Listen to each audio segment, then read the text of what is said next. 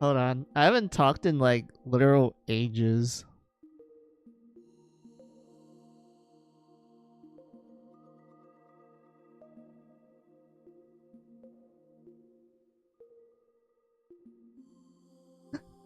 Let's see. Hey, it's me, Final Musu. I'm back. It's been like literal ages since I last streamed. Let's see, I work right now, but me and my squad will definitely pull up in your next stream. If you want, we can connect in Discord. My user is. Oh, I'm fine. Thank you, but I'm not interested in adding anyone in Discord. But I do appreciate the offer. But yeah, how are you? Welcome, welcome. I hope work goes well for you. I don't know what to say because mostly because it's been, like I said, it's been a while since I last streamed. And even then, I'm not really sure what to say at this point other than like, yeah, we're just going to do a testing stream for the Wii U since I have been doing a lot of experimentations lately for like some consoles I have on me. Like my 3DS, I've been experimenting with that. And then for Wii U, that one's a little recent because how would I word it? Basically, I don't own this Wii U. It's like owned by one of my siblings, but they don't really play anymore. So I had to ask them permission, like, oh hey, like, since you don't really play it, is it alright for me to like to jailbreak it and such? Like, you know, we can like do funny stuff with it. And the siblings like, yeah, sure, I don't mind. Yeah, my permission and such. And because of that, I've been like experimenting with it and everything. So far, most of the things are working a-okay from what I was testing out. But there are some games that I do want to like play on stream that I'm hoping that it works. Some of them being like DS games because the last time I did like a couple DS streams, the how I word it, some of the DS streams they were kind of wacky. Like there was like maybe one or two DS games that worked properly, like that being Luminous Arc. That one actually works perfectly. I didn't have issues with that. But if it's something like Seven Dragons and like Final Fantasy IV Heroes of Light, though, it just runs like fucking garbage for some reason. And those games aren't even like demanding in terms of like performance, but yet they just ran like shit when I was like, you know, trying to stream those ones. So yeah, I've been like kind of testing out like the Wii U's like virtual console things where I noticed that they were able to play DS games in it. So I was like, I wonder if we can make like custom ones where we can play like a specific type that I was thinking of. So yeah, I just been like messing around with that.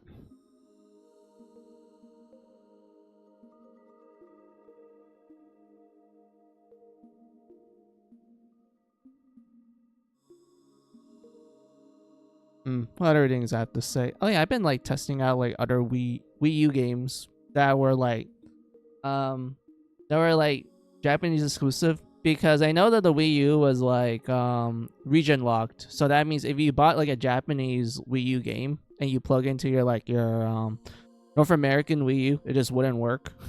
It was region locked for some reason. And whatnot. Like it came out during a time when a lot of consoles were like region locked, and because of that, the only way for you to play like games from another region to like the region console that you have to like do some, you know, the rinky dink shit. You had to like do some experimentation and whatnot. So because of that, there were more incentives for some people to go like, is this better to jailbreak the older systems? Because I'll be able to play like the other region games, especially since like other countries do have like interesting games going for them, or sometimes their version of the game has like a unique feature to it that's like cool and neat and whatnot. But like I guess for my case is that a lot of the Japanese exclusive like Wii U games, they tend to be like the original version of those games, because normally when they sometimes like give it an English release, they will often make alterations to it for some reason. I don't know why they have to do it. It sometimes they even like take out some features of the said game because they're like, oh, uh, but it's for like the like think of the kids sort of mentality, you know, to kind of justify their alterations or censorship, if you want to use it in that sense. But to me, I think it's like kind of dumb.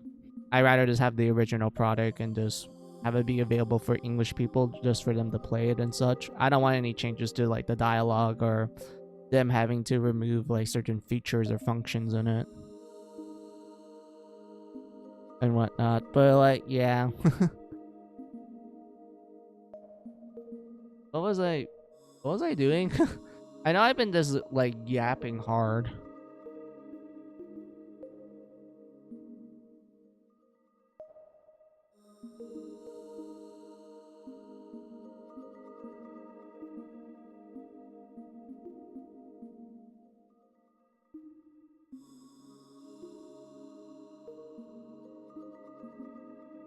I guess we can try like the virtual console stuff that I've been like experimenting with. So let me pull it out. Why is it not working? Wait, do I need a different controller for this? Hold on. Oh yeah, I do. Okay. Try this.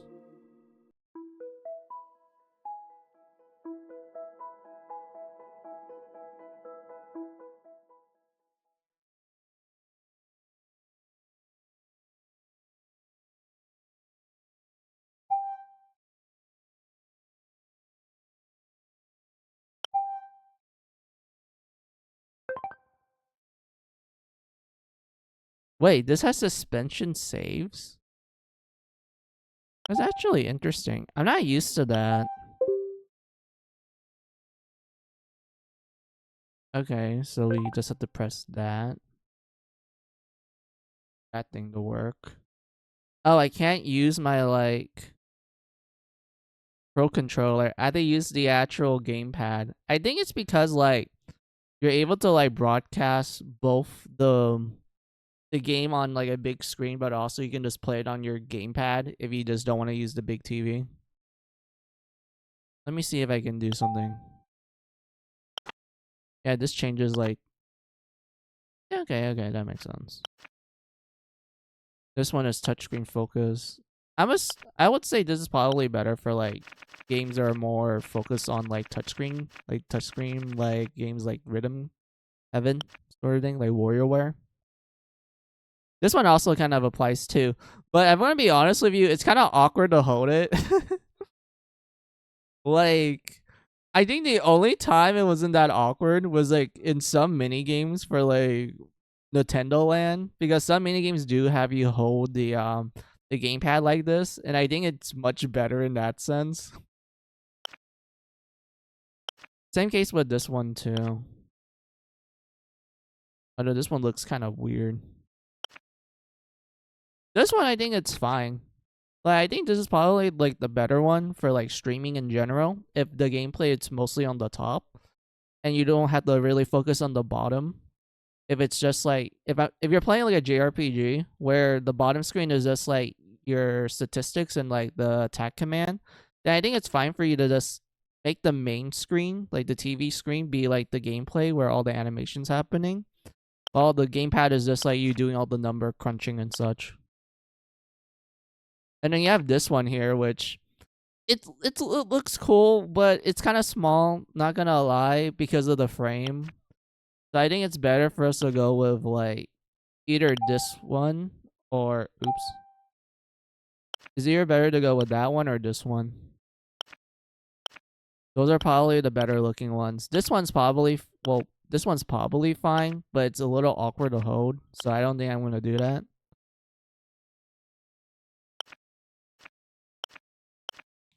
Oh yeah, I think this one's a-okay.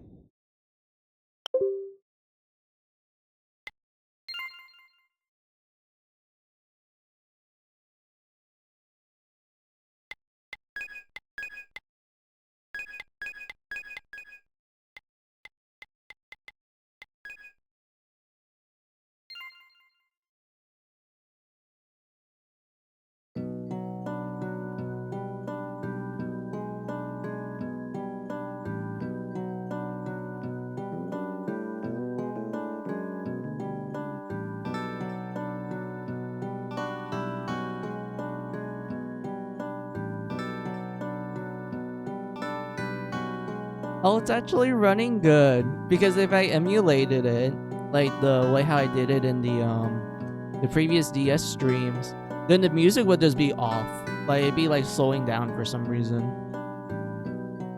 But this one actually sounds perfectly fine. Like this is actually accurate to the game if you were to run it on a natural DS.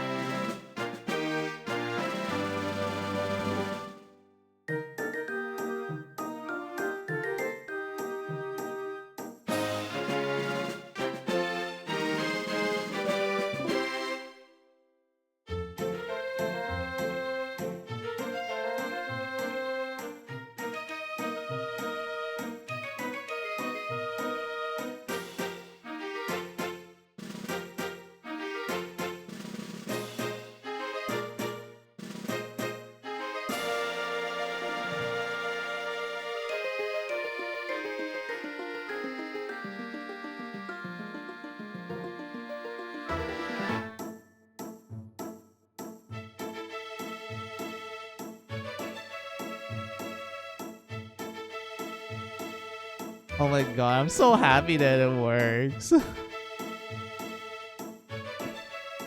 Wait, that means I need to recreate all the characters I did with like chat long time ago. I think that's fine. I think I kind of remember.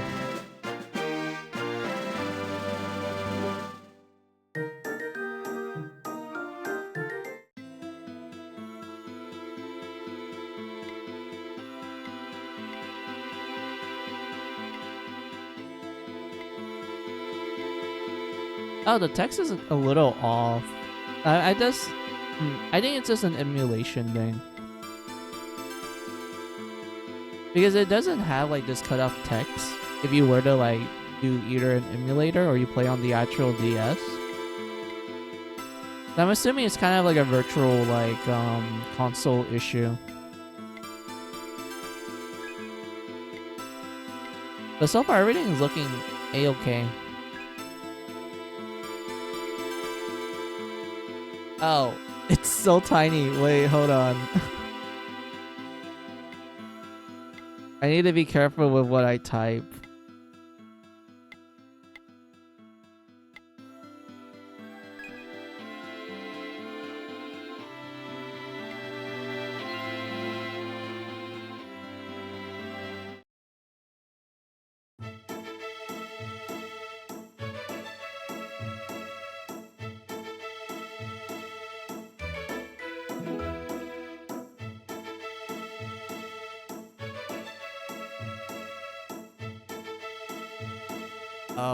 Hold on. It's like really tiny. Gray.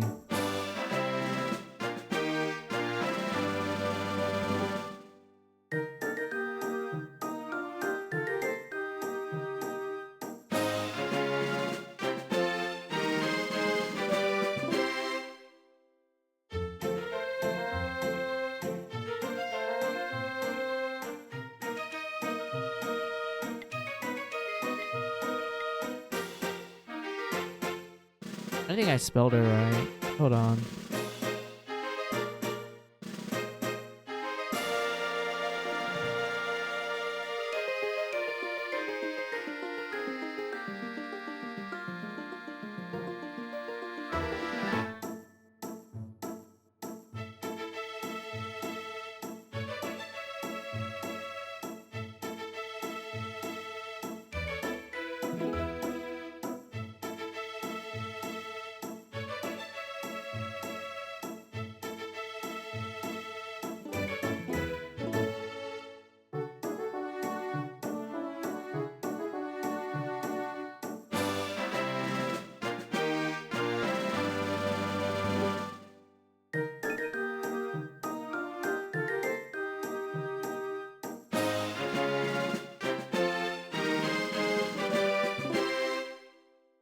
Alright, there we go.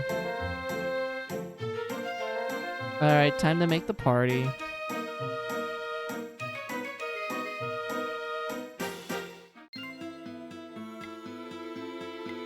Register.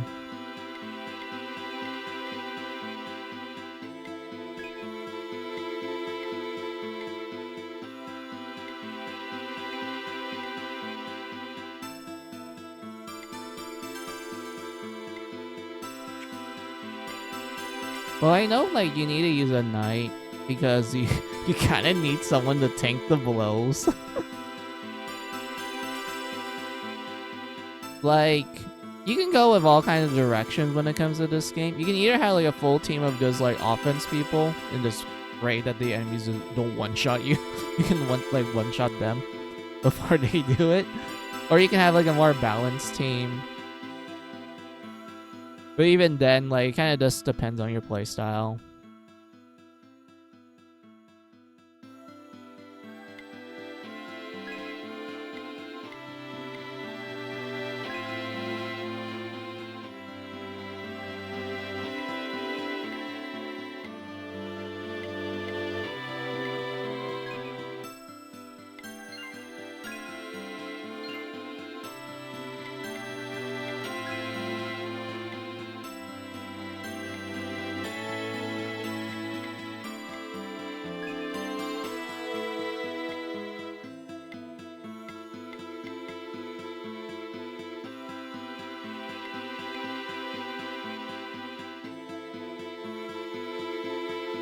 Yeah, I think that's how... I think that's how you spelled Gwen, if I were to shorten it.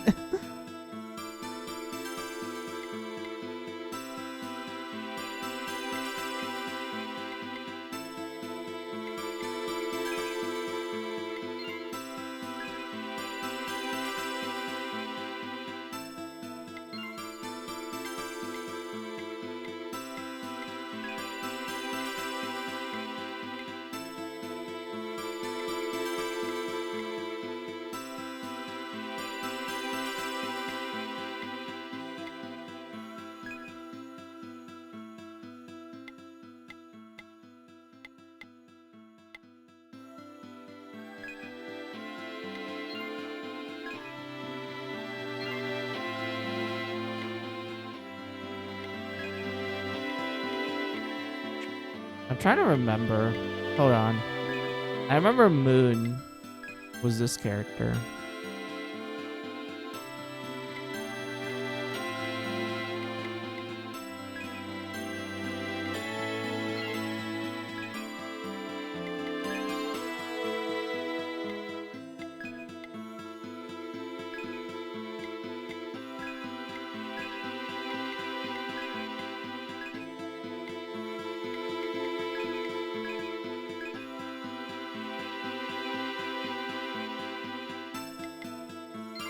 Yeah, that works.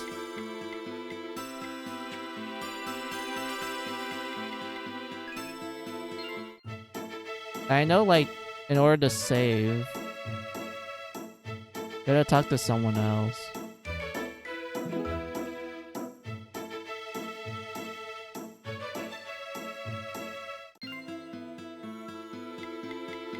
Yeah, you have to talk to someone else. It's like... Hold on.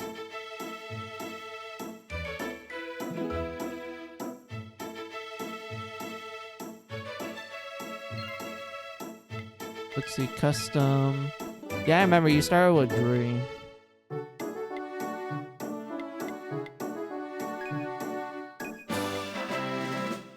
When it comes to mages, it depends on how you want to build them. You can either go with like fire for like the early game, but it kind of like loses its purpose later on. Because a lot of enemies in the later parts of the game, they're more resistant to flames compared to the ones early on. Ice is like good for the middle and also decent for the end. Electricity is good for like just the entire portion of the second half of the game. And the reason why is because a lot of enemies, including the dragon bosses, they don't have like the best resistance to electricity. Or you can just focus on like non-elemental, which is pretty good regardless. So normally what most people would do is that you can either build a mage that can do like all 3 elements and just never focus on like non-elemental, or you can have someone that focuses on one particular element and also has a focus on non-elemental as well. Mostly because you want to have this skill here, which is really important. And for like a lot of magic dealing damage. So yeah, that's like some plans you can do. For my case, I'm gonna go with electricity. And then you have this one here. So you can like build your knight in 2 different ways.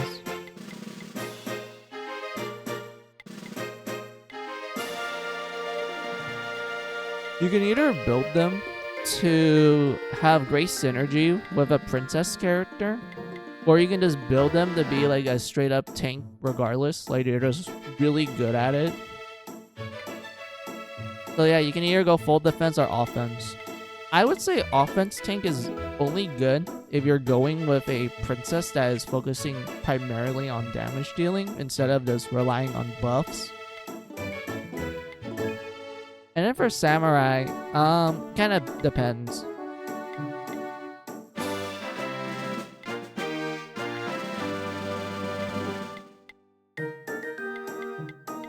Yeah, it really depends on how you want to build them.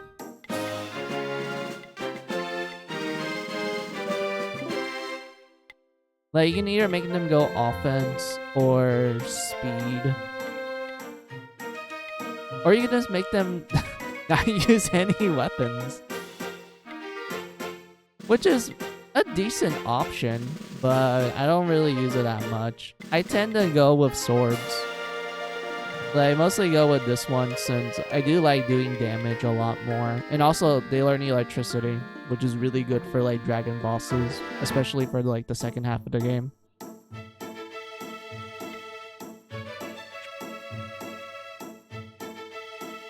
But yeah, I guess we can just save it for now. We don't have to deal with it.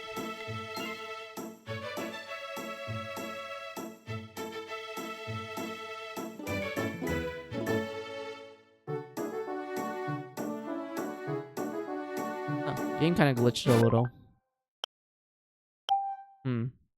I wonder. Would these be better for you guys? Yeah, definitely.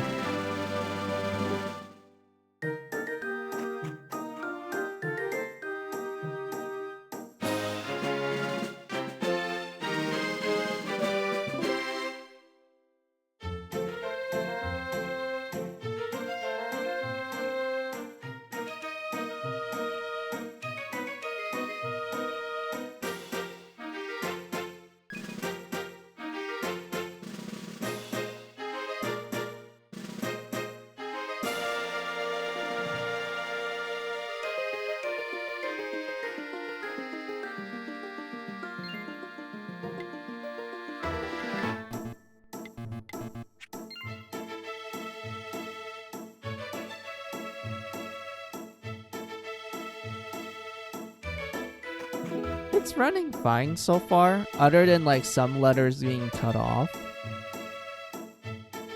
Like, this one looks fine. Same with here. Like, the letters are fine. They're not cut off.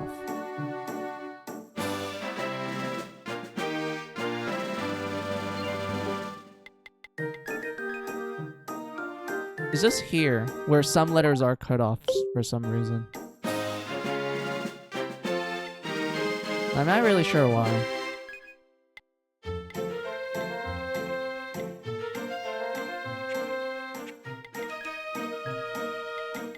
Like, see how it's like a little glitchy to an extent? I wonder, is this for this game? Because I did test it out like another game, like Fire Emblem Shadow Dragon, and it didn't really have this issue. I think it's mostly because that one had an official like virtual console release, so it didn't have any like, I guess, graphical problems. But this one is like, you know, it's a custom one, so because of that, it might have some issues here or there.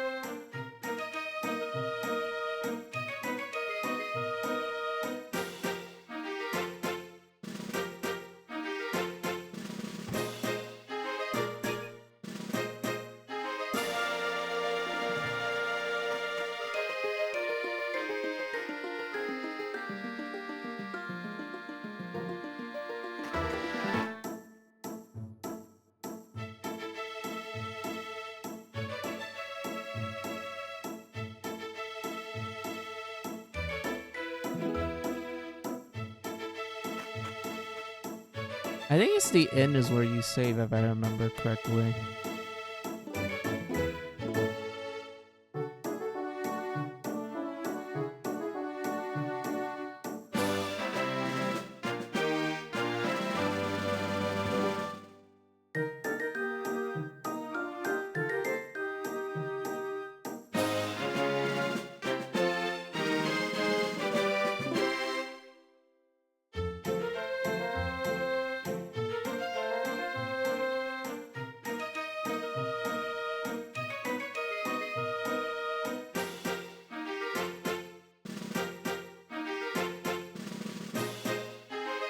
The inn is down here.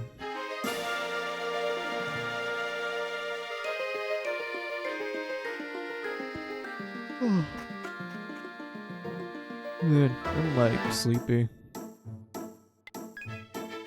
Save the game? Yeah. Let's test to see if it works.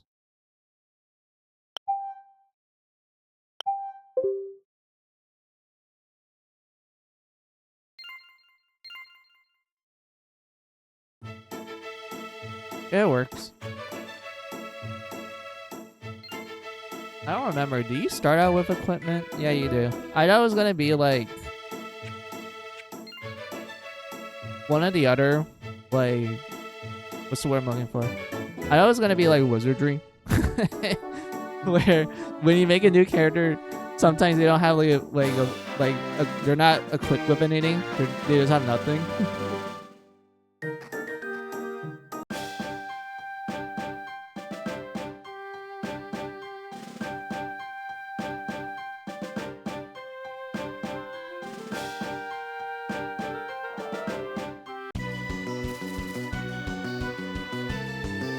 Alright, let's see if the battles work. Okay, so the letters aren't bad here. They're normal.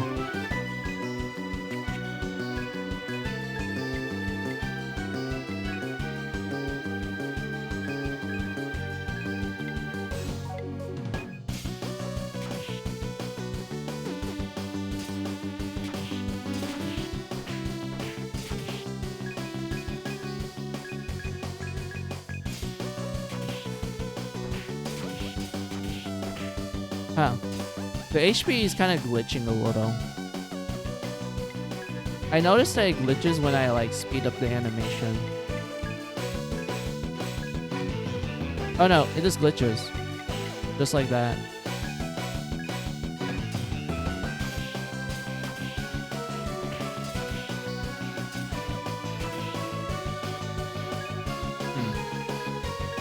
I wonder why. But hey, a little bit of graphical glitches is fine. It's better than like the game does running slow or bad. Like what happened before. I'd rather take that than the game just running like shit. Like, I'd rather just have that, to be honest.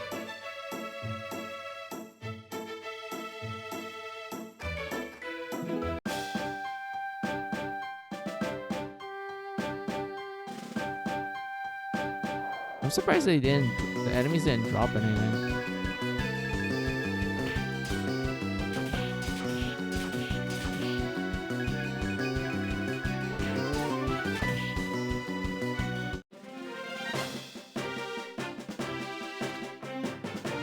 Yeah, is this experience only? No, items. So that means we can't really get a lot of, like, money.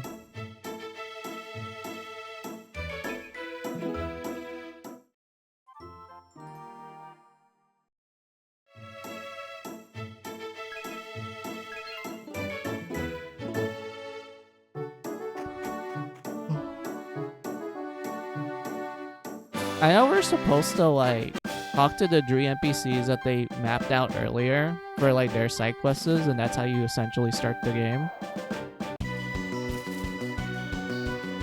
But given my stubborn ass, I just want to, like, fight and grind.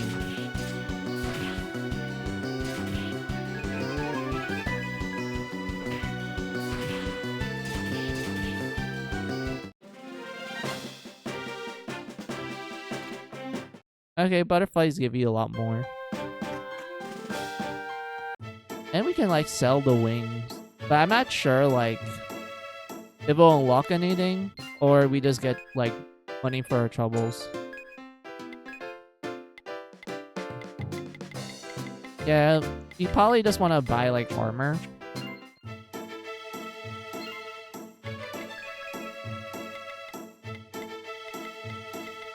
Yeah, it's something around here. Because they all have, like, their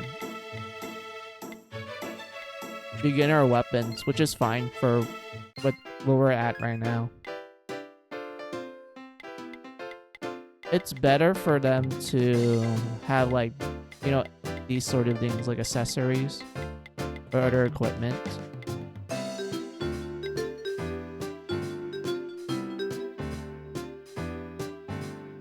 God, actually hearing the music work, it's like, it's really great.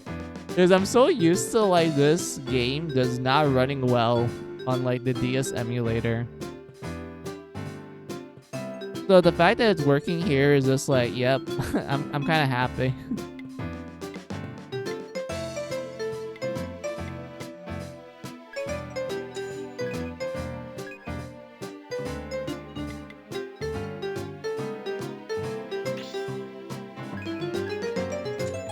Yeah, let's buy one for 2 mages. For this, let's just buy it for our 2 offense people. I'll probably buy this for Ruto, and I'll buy this for Gwen.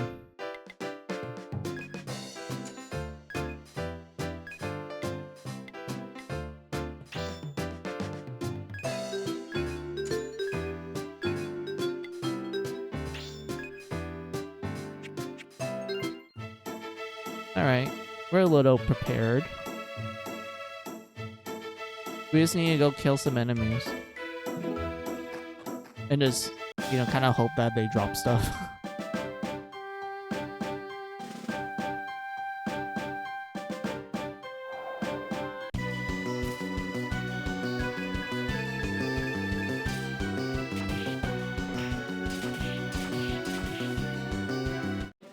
Bro, why did they do why does it do so much damage?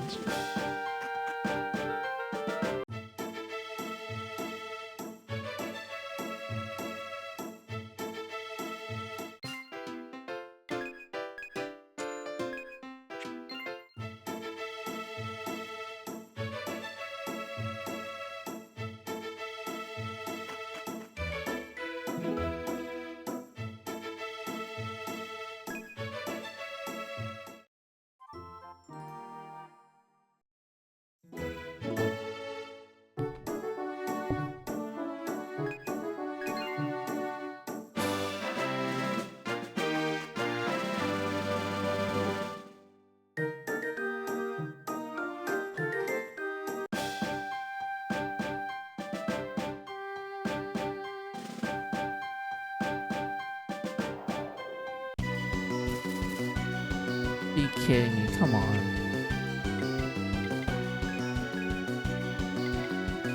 I mean, we can do this. And then just, like, kind of one-shot one of these enemies.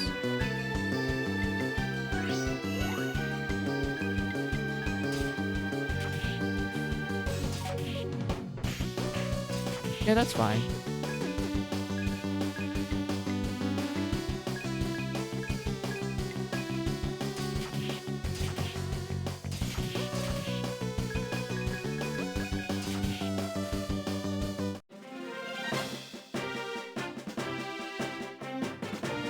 Oh, we got a lot of items. We got lucky this time.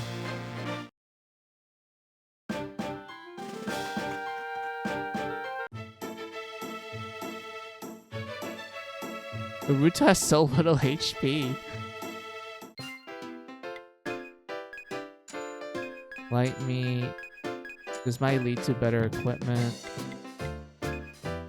You need 4 more of these. 2 more beast fangs. Okay, that's fine.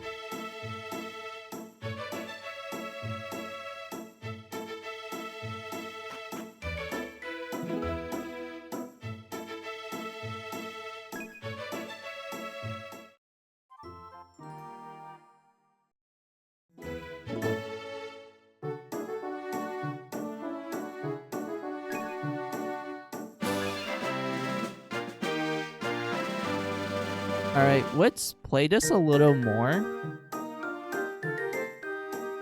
Like, let's finish at least like one of the quests. And then once we do that, I'll just swap games.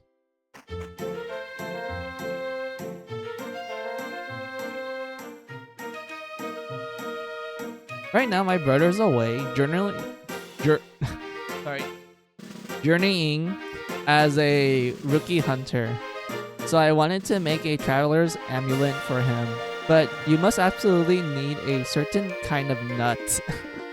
He's leaving Kazan soon though. What do I do? A quest is available. Stop by the quest office and accept it. Yeah, that's kind of the funny thing about this. Is that you need to talk to these NPCs in order to unlock the quests. And then you need to literally walk all the way to the quest office to accept it. Instead of just like making you accept it right there, they're like, no, we need to do the standard procedure. You need to do everything by the rules.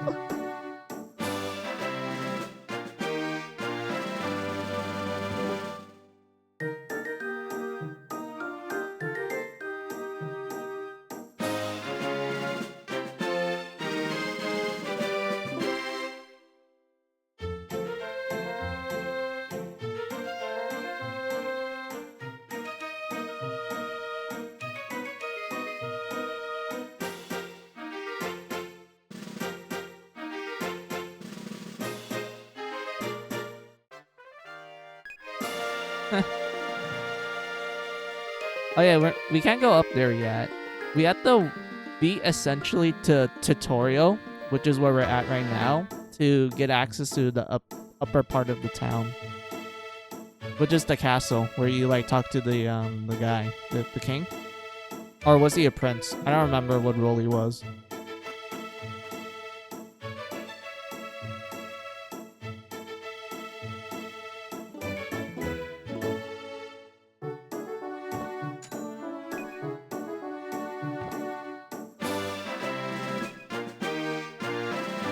You put it back. You don't need a pantlet.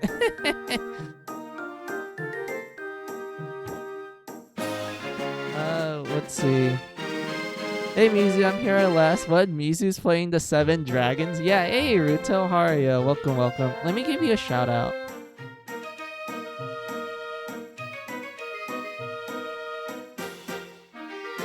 Yeah, I'm playing 7 Dragon right now.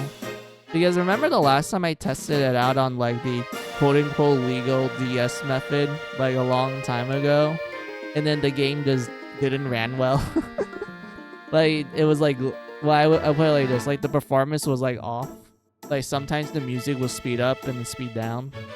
Sometimes the frames will just be inconsistent and whatnot. So yeah, remember that.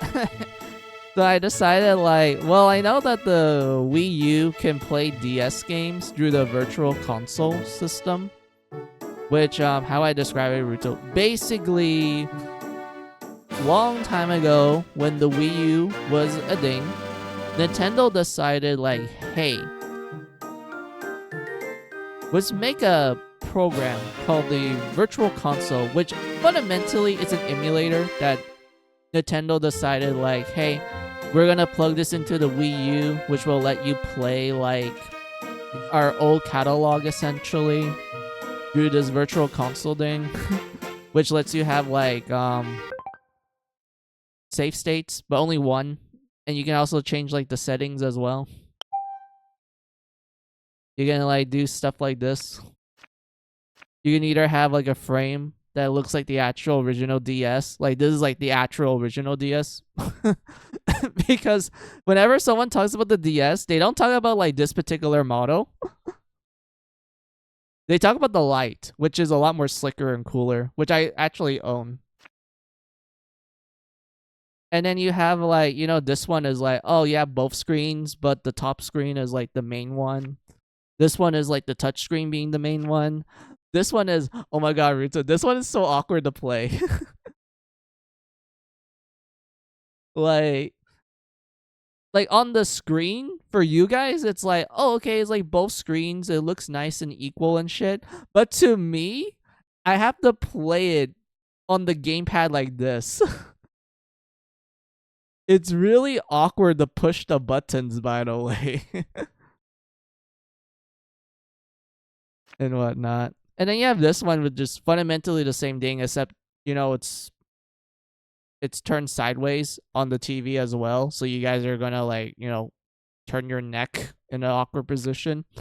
I decided to go with this one since it's like, okay, you guys are gonna focus on the TV. This is what's being broadcast to you guys. While I'm just looking down on the the gamepad, just using the touchscreen for the map and such. So like, yeah. So yeah, I decided to go with that one. That's more reasonable.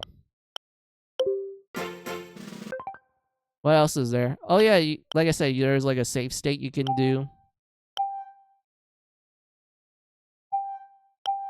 There you go. I don't think this game has a manual, does it? Oh. Okay, it does. Oh yeah, okay. I doubt the team is supports Tate mode, yeah. Oh, Ruto. So the reason why I'm able to play Seven Dragons is because the way how they did it was that they took the what's the best way I would describe it so it makes sense to you? So they took the setup for like one of the official virtual console games that they actually did for the Wii U. For this case, it was like Legend of Zelda Spirit Tracks. So what they did is that they took that framework and then they just took out Spirit Tracks and just plug in Seven Dragons. And what will happen is that the console will like look at the package and they're like, oh, okay, this is a Zelda game. But when you actually, click onto it and play it, it's actually Seven Dragons. So you're basically tricking the Wii U into thinking that you're playing this game, but in actuality you're playing a different game. That's a good one. Yeah, pretty much.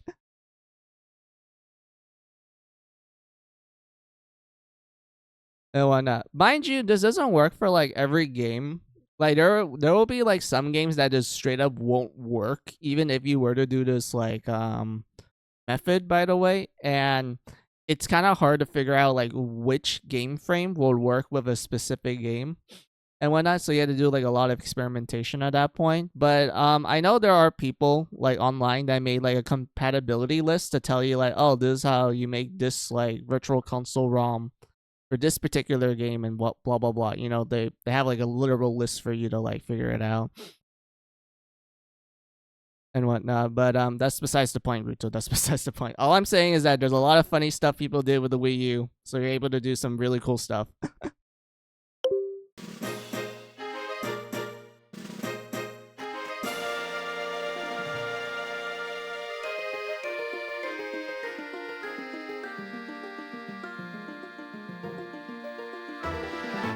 Where was the other quest? Hold on. I know this guy just like heals you or revives you if your party dies. I remember there has to be like another NPC you have to talk to for like the dirt quest.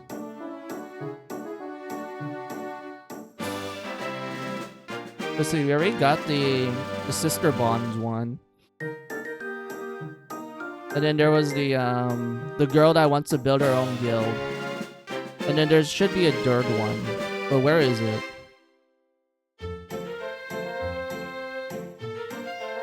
Oh, this is probably it.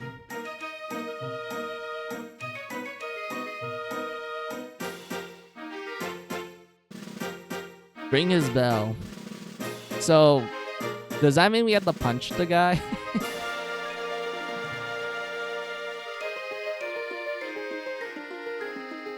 Oh, never mind.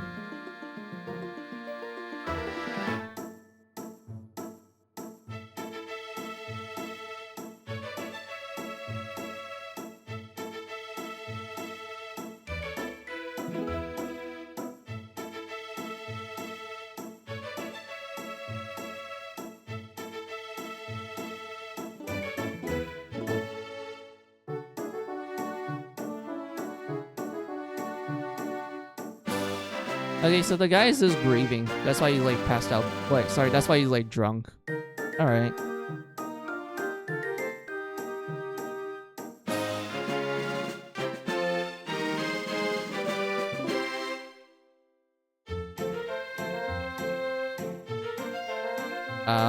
Where's the other quest?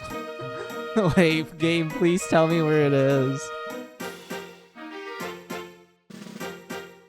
Oh wait, we have money from that treasure chest that we opened. Hey, we can give you like a equipment, Ruto. Hold on. We can buy you this. I'm not gonna buy you armor.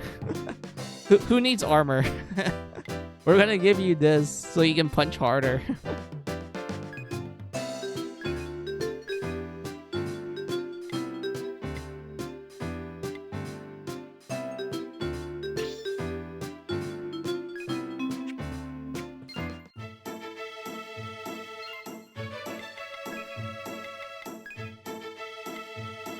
Yeah, see, you have boots to be faster, and then you can punch harder, but your defense is kind of low.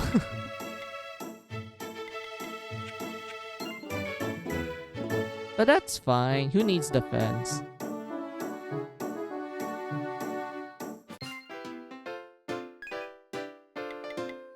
Oh wait, can we? No, we can't sell it. That's a healing item.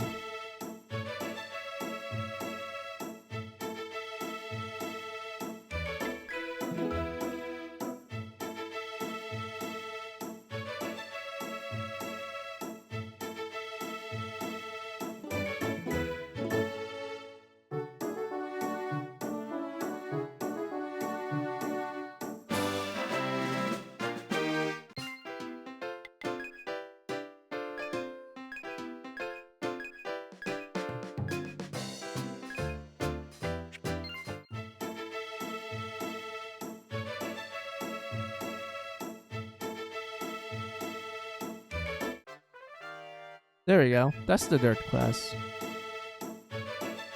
Also, I'm gonna be right back. I need to charge the gamepad.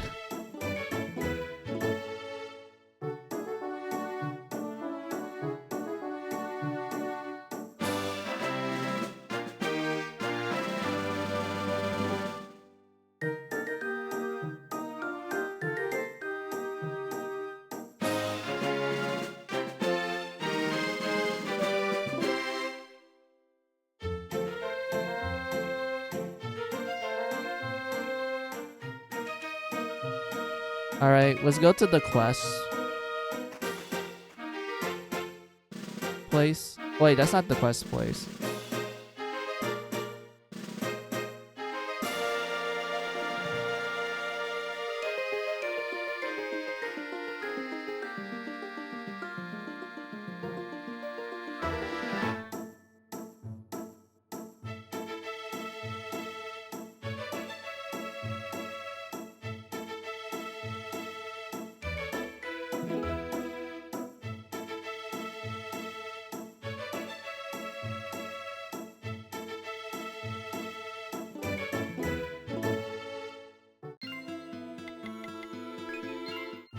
Yeah, this one's fine. It was over here.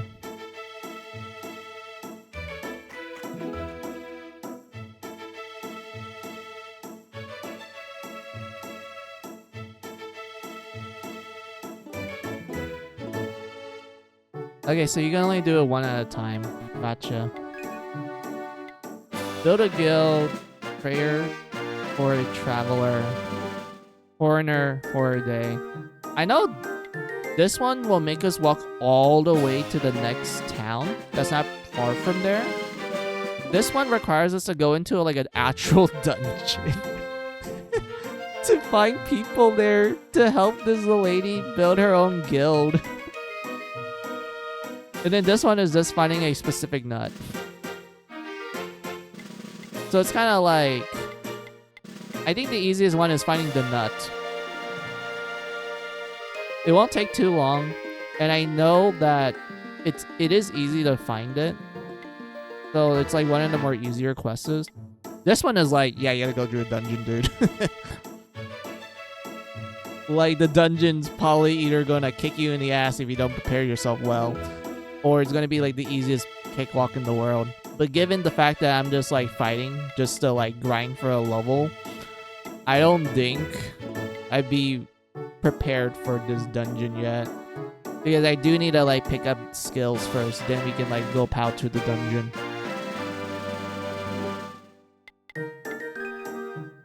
So yeah, this one we can do. We just had to kill like a bunch of the tree enemies that are in the world map, which are pretty easy to do.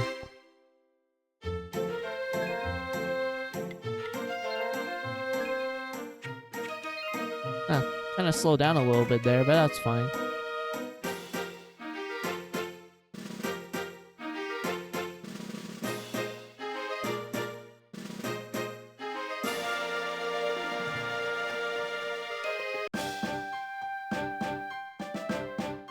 Alright, so we just had to walk in a circle, just waiting for the enemy. These are not it. Let's see, thanks for the shout out. Yeah, no problem. I always give shout outs to anyone that streams.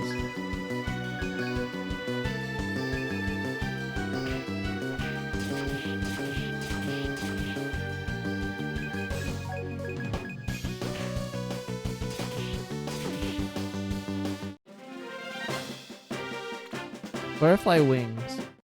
Yeah, we can sell that for money. But we need to kill the tree enemies. We need their nut. But the butterfly enemies do give you a good amount of experience, so that's fine.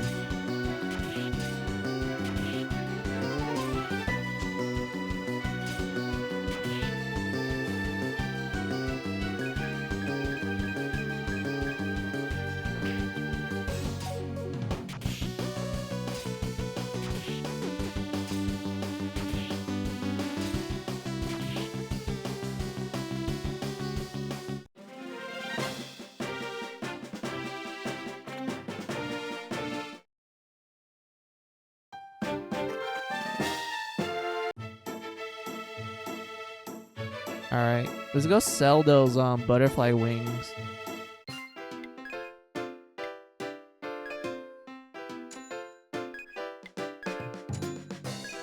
There we go. And then we're gonna rest in the inn.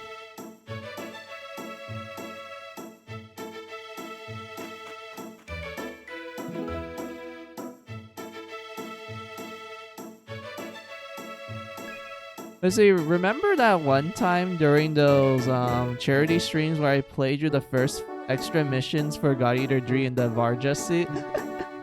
Yeah, I saw it. I just didn't like comment.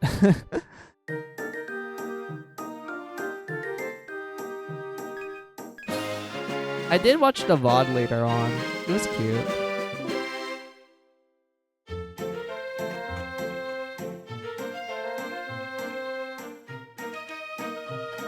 Alright. We need the nut.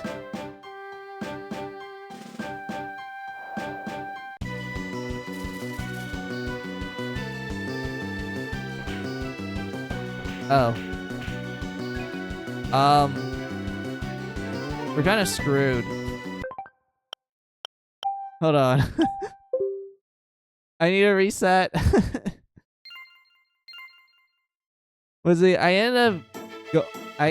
I ended up going. I can't take it anymore and took out the suit in the end though. Yeah. Like, dude, those mascot suits in real life, they are like, they get hot so easily. Like, it's a literal oven. Oh, it's the nuts. We need to kill them. We need to get their nut.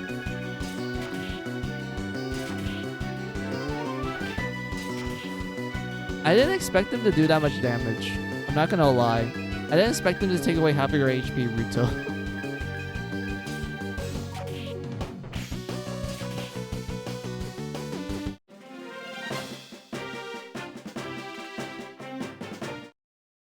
Okay, so they only give us one nut. We need 3 of them.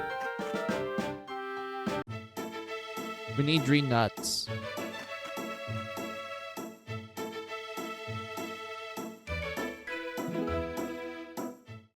I know I said I want to wear for the kids, but how can I fight origami in this suit in this summer heat? Yeah, like, you're just gonna die from dehydration and, like, heat stroke.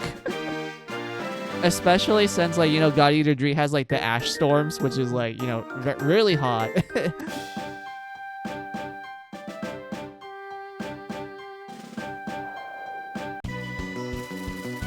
Let's see, a group of monsters appear. Oh, these are fine. They will probably give us a lot of experience. So that means everyone's gonna get, like, a level up.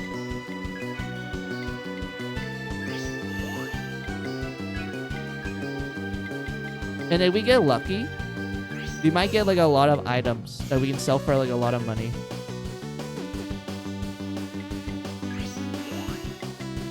Alright, Ruto, please one-shot the butterfly. Please.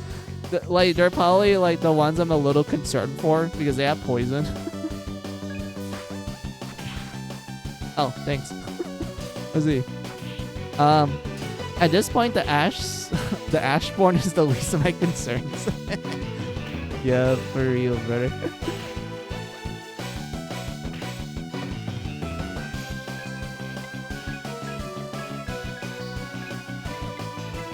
Yeah, focus on that one.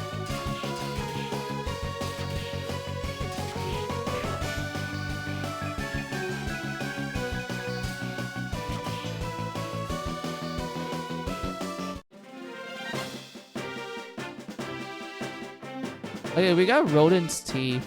That's fine. And everyone got a level up, so that's good.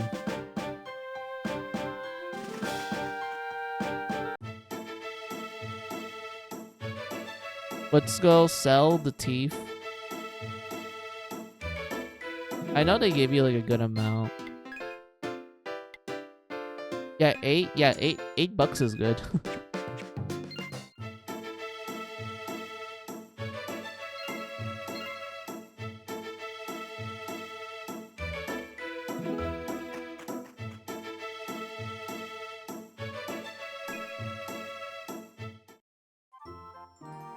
I'm surprised that the tree enemies haven't been dropping their nuts.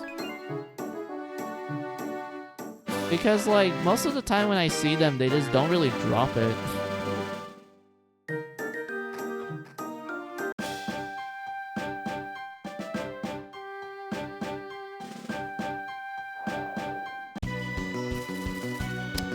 It's not even them. Come on.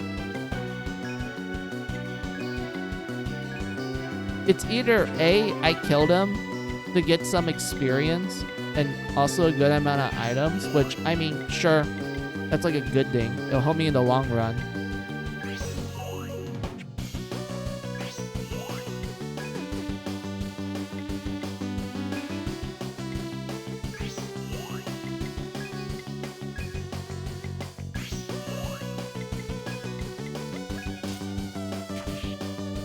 Oh, I didn't one-shot them.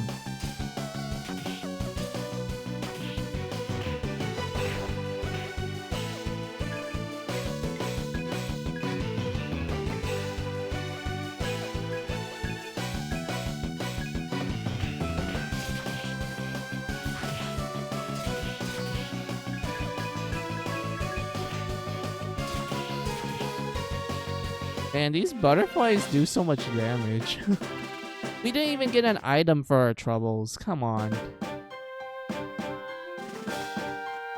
Well, at least we get experience, but that's fine, I guess.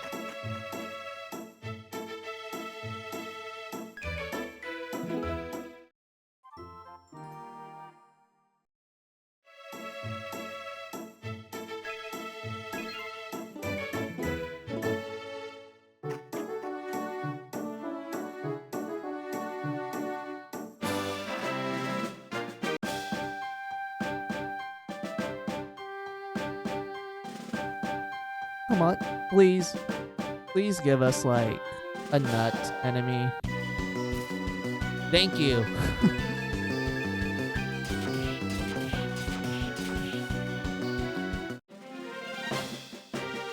Oh my god, we got a nut. Oh my god, we just need to get one more. There's one more nut.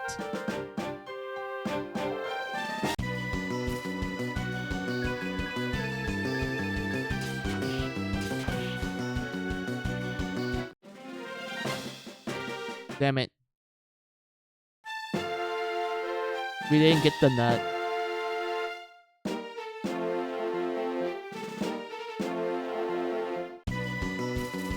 A group of monsters. It's fine. There's a chance that we can get the nut, so it's like even Steven.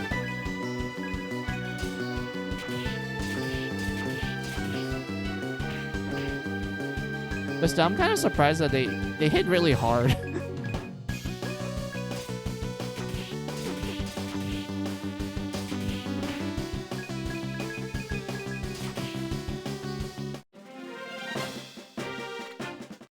Oh my god, please.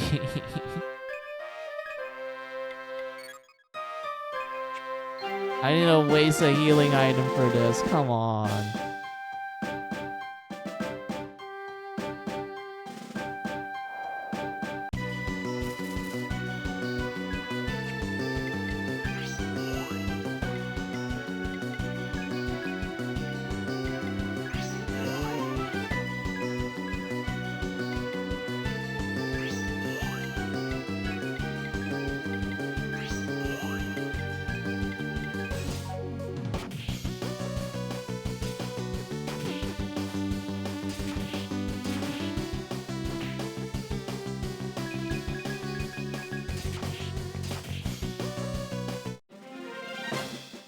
Oh.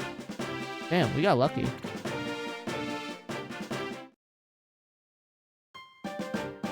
We got what we need for the quest, and we also got like a bunch of bonus stuff too. So this is actually really good.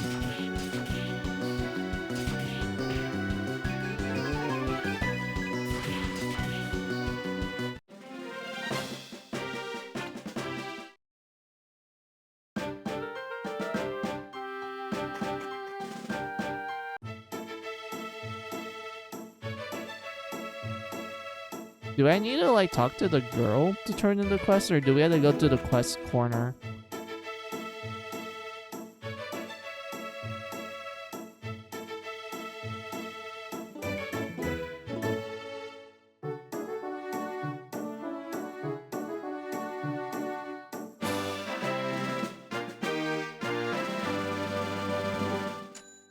Oh, thanks.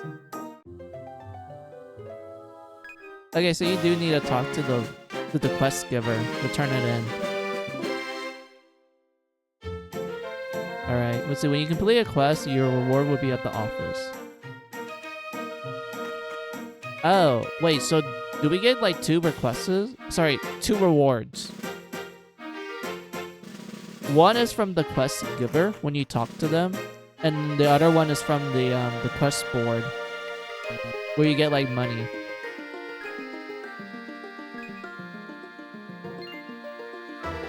Okay, so yeah, you do get money for your troubles. Okay.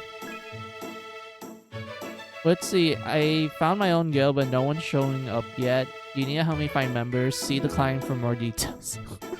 You get medicine for your troubles. Oh, okay.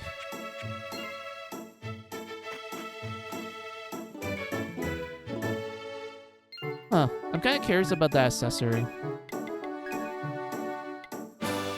Was he 5 points in there? Wait, what?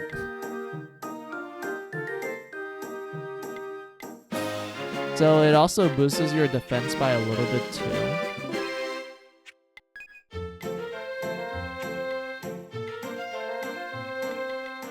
Naruto, you already have a good setup. But it gives you more damage. And you don't really, like, our knight doesn't really need mana, technically.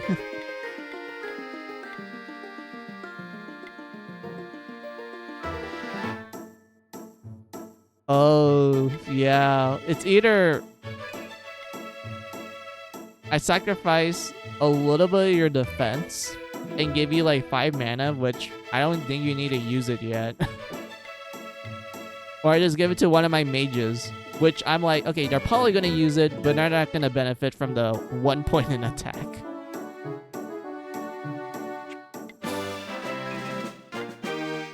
So it's kind of like, what do I do at that point?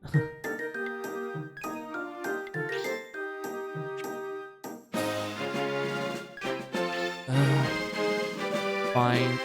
Let's just do this.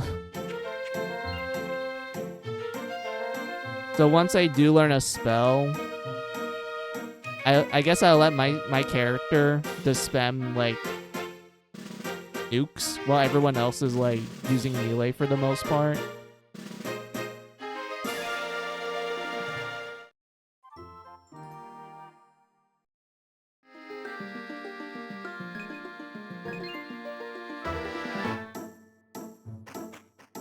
Alright, let's like sell the items.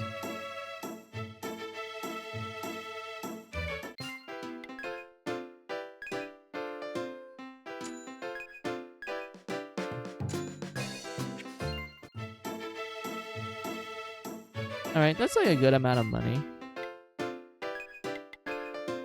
Because you need 2 more and 2 more beast fangs. I know the beast fangs are from the enemies in the dungeon that I mentioned earlier, which I'll show where. Hold on.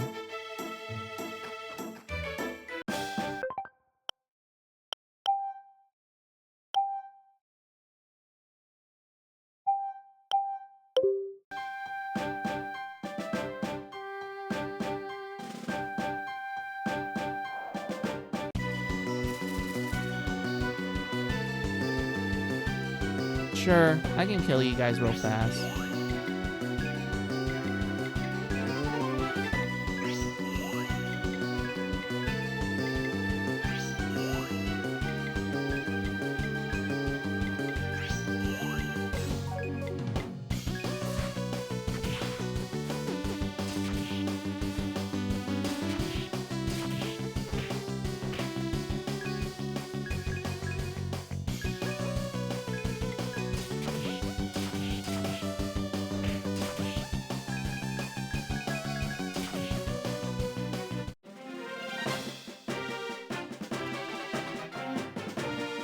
Yay, another level up. Alright.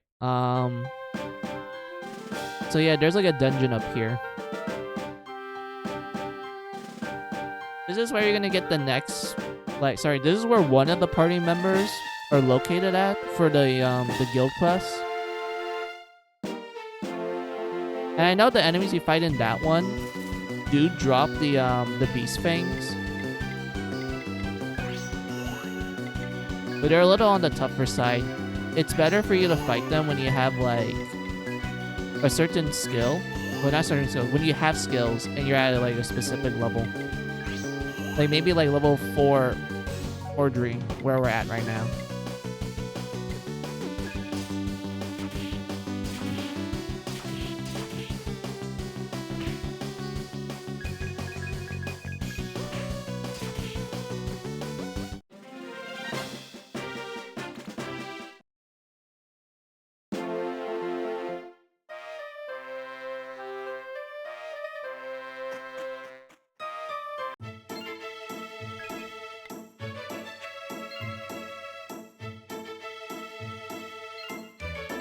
What's our stats right now? Oh, it's like pretty decent, pretty good.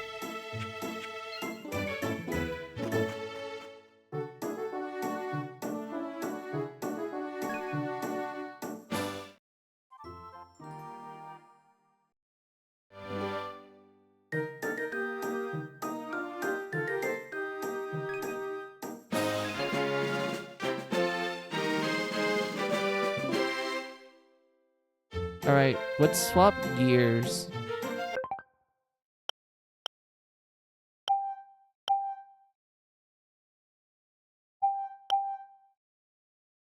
I have to press this button. Close the software.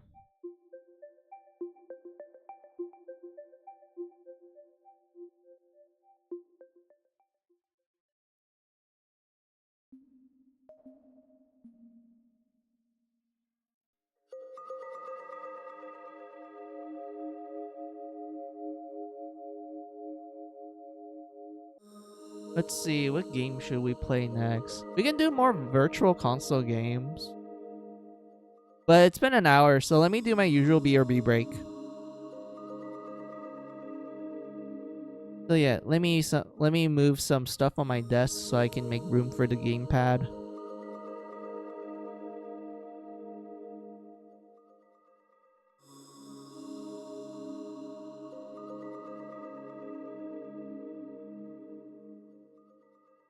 Alright. Base has been made.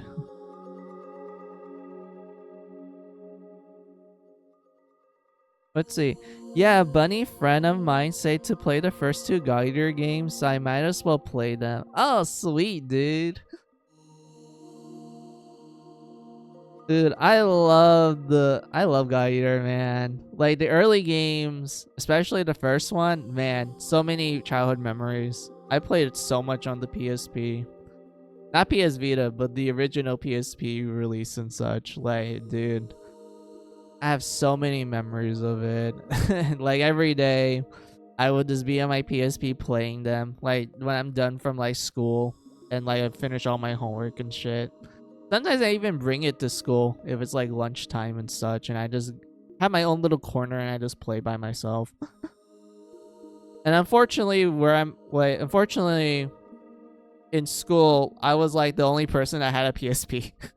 No one else had it, so the only people I played God Eater was with my uncles and aunts and my siblings because they had PSPs. Those were like literally the only people I played it with. And I mean it was it was great, not gonna lie. But yeah, I hope you'll enjoy the first two God Eater games because I loved them quite a lot, Ruto. I think you will find enjoyment in them as well. But yeah, enough of my jibber jabber. Like I said, I'm gonna do like a BRB break. I won't take too long, maybe like a couple of minutes and such. So take this as you guys' opportunity for your own BRB break. Get a snack, get a drink, use the restroom. I'll be right back.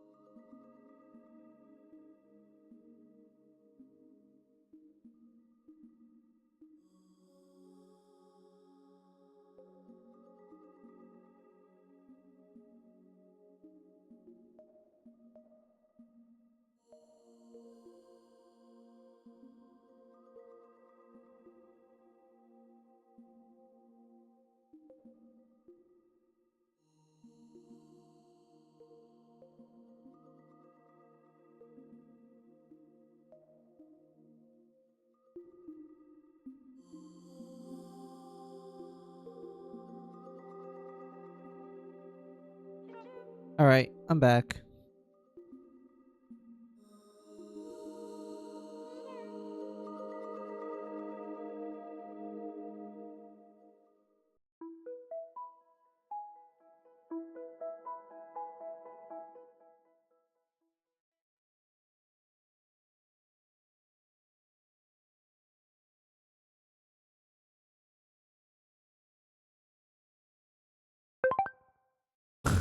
Wait, it's in pure Japanese.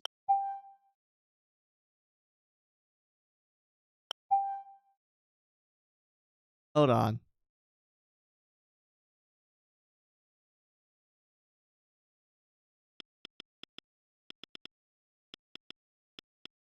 Ah, 残念ですね.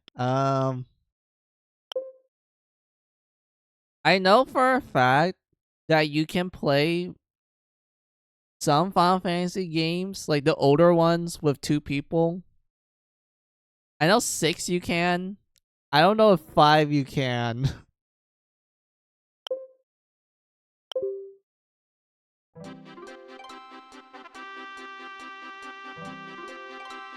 But to be honest with you, I'd rather play this when I actually go back to like my Final Fantasy streams, because I was in the middle of 2. I was just grinding for a specific thing.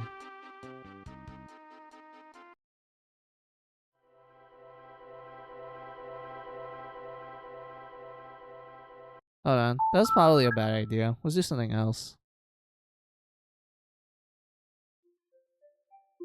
I wonder if I can like change that to like an English patch version.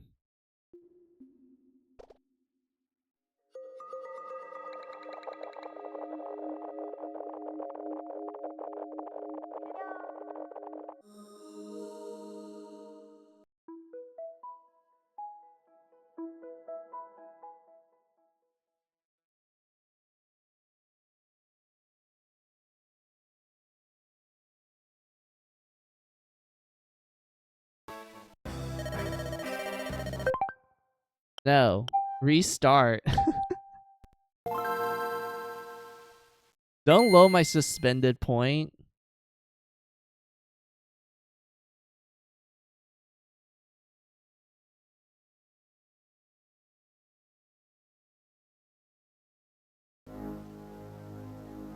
I'm gonna let this play out. This is like one of my favorite Fire Emblem games. Like, if you ask me if I were to rank like my favorite games for Fire Emblem, it'd be Genealogy be number 1. Second place would be Radiant Dawn. And then third place would be Sacred Stones. And then fourth place would be like Guidance slash Shadows of Valentia. So yeah, this is like my third favorite Fire Emblem game.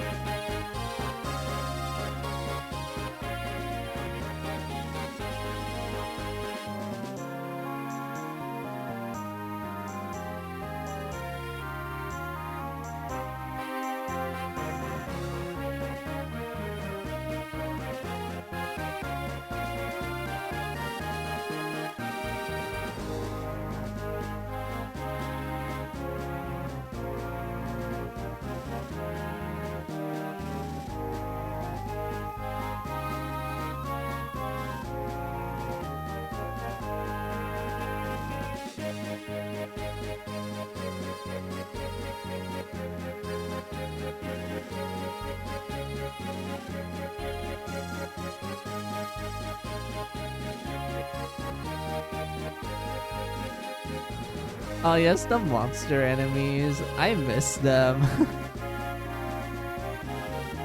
Like, they were first introduced in Guidance slash Echoes. And they were so fun to fight in those games. And then they were just absent for a while until Sacred Stones. And then they kind of made a comeback in Awakening, but it's only like a handful of them. And then Fates was kind of the same case as well, where there was a handful of monster enemies. But then you get to Echoes, like I said. Echoes was like, yeah, hey, they're back again. Although the variety is the same as Gaiden, where there was a lot of them, but not like super a lot like here you see in Sacred Stones. Because Sacred Stones, in my opinion, has like the most monster variety compared to like the other Fire Emblem games.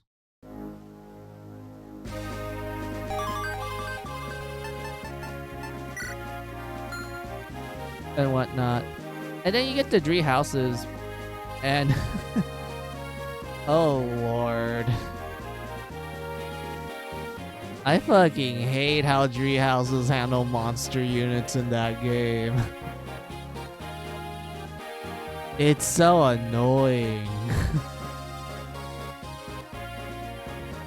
Like, god damn, I don't know what they were smoking when they were doing Three Houses monster units. Because like monster units aren't that complicated in the previous games. Like, they're really straightforward, but there was so much cool variety with them. And then you get to Three Houses where all the monster units play the same. There's only like a couple of them that I would argue that they were unique.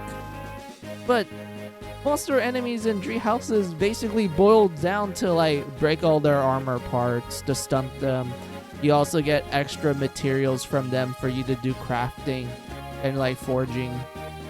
And then you do damage to them. Turns out, oh, they have multiple HP bars. So you have to repeat the process over again. And this applies to every single monster unit. And it's so annoying. Like, sure, you can like speedrun them by breaking like one body part and then just focus on that body part and that's it. But at the same time, it's like you're missing out with all the materials. So you're stuck between like the speed running the enemy, but you don't get a lot of rewards from it, so they're just like an annoying convenience. Sorry, annoying obstacle. Or you spend your time breaking all the body parts to get the materials, which in turn will like decrease the durability of your weapons and whatnot. So it results in you having to go back. You have to like, you know, spend the materials you got from the monster unit to like repair your stuff and whatnot. And I don't know, like, the more I think about Tree Houses with some of its gameplay stuff, the more I'm like, bruh, they could have handled it better. Like, legitimately. I don't know. Like, I remember I used to like Tree Houses back when it came out, but I think because of me revisiting the game after replaying some of the older Fire Emblem games, I kind of noticed that I don't like Tree Houses that much. I hate a lot of, like, its gameplay stuff. The only thing I like about Tree Houses was, like, the lore. And that was it. There was so many things about Tree Houses in a gameplay point of view that I just straight up didn't like at all. But, like, yeah, that's enough of my, like, literal rambles. Oh, wait. So they save where you end the chapter.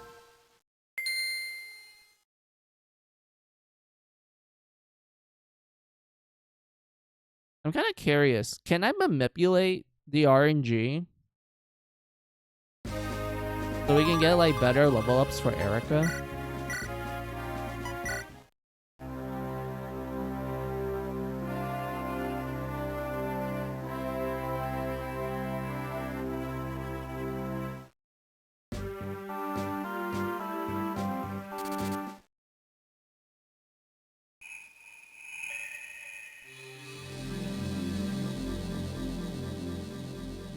Oh god, I remember this. Like the sound effects, the way how the models look and shit. Oh my god.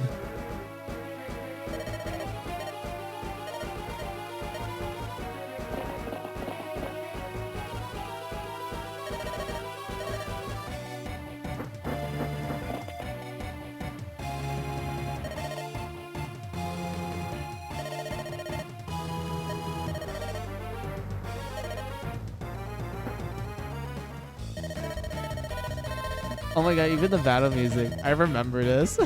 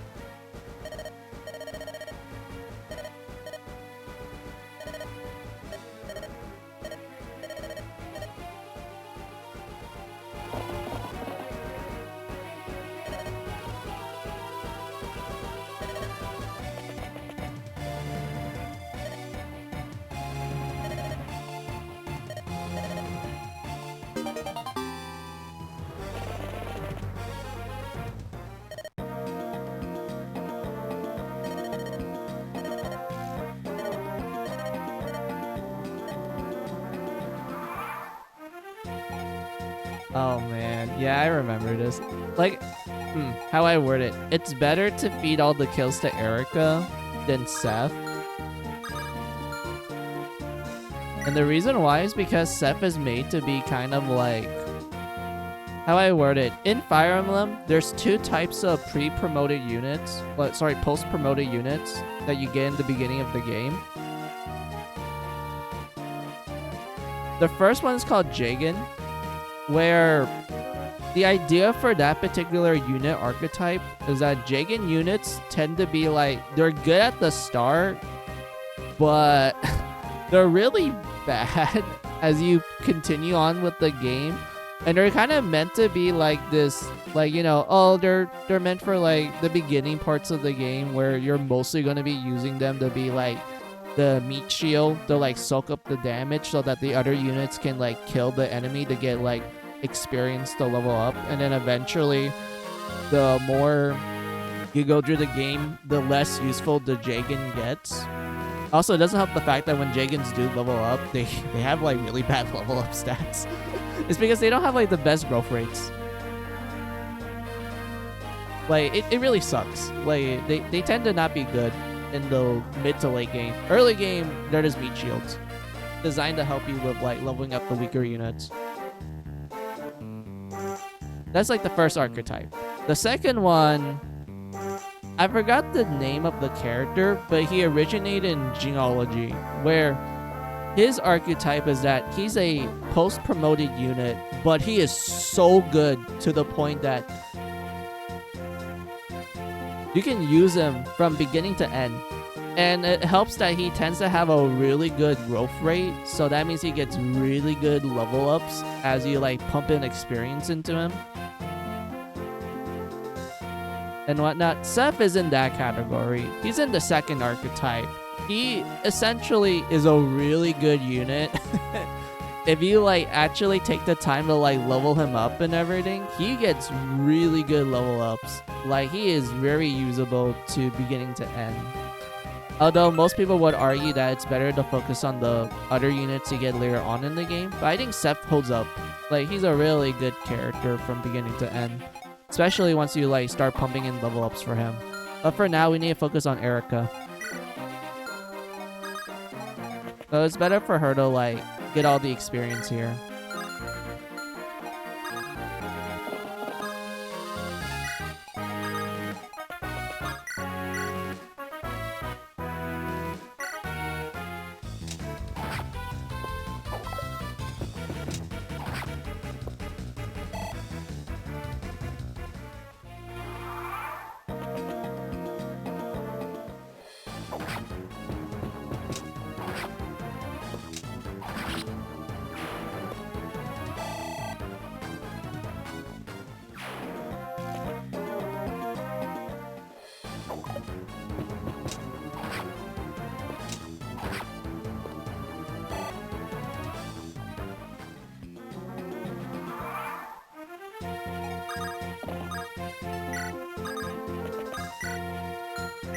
Oh yeah, you have a healing item. That's fine.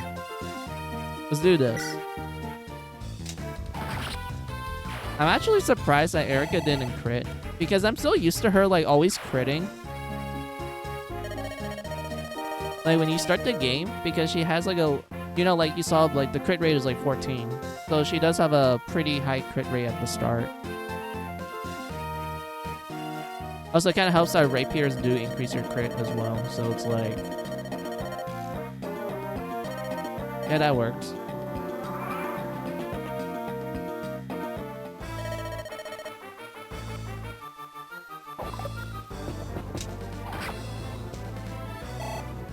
Oh, she didn't level up.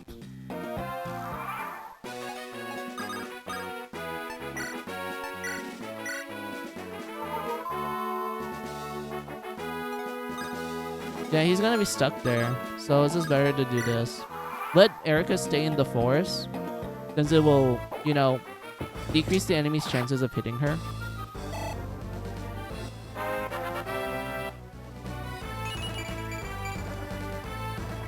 Aww. I was kind of hoping she'd get a better level up, because the last time I played, she got a level up in HP. It's skill, speed, and defense. But I guess they only increased HP, speed, and... Sorry, skill and speed for this time. Kinda sucks in my opinion. I would love if she, like, get a better level up.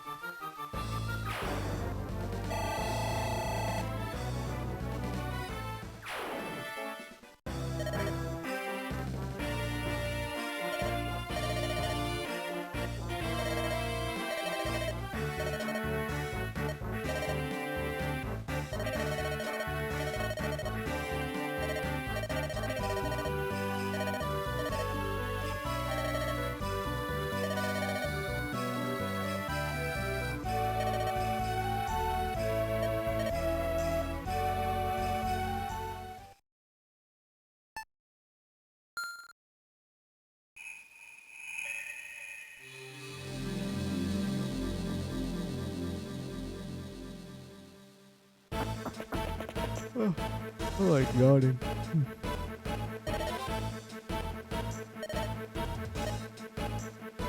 Now we can just skip it. I already know what's happening.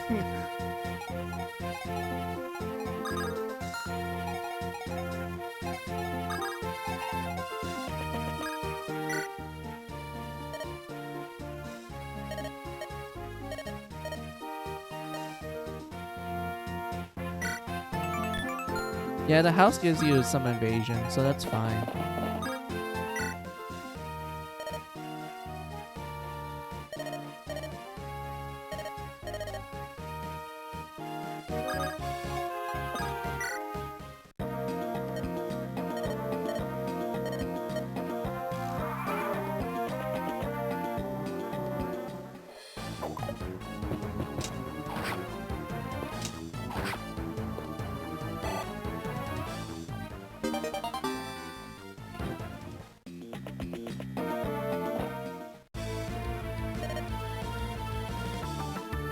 Oh, it's the recruitment team. I remember this.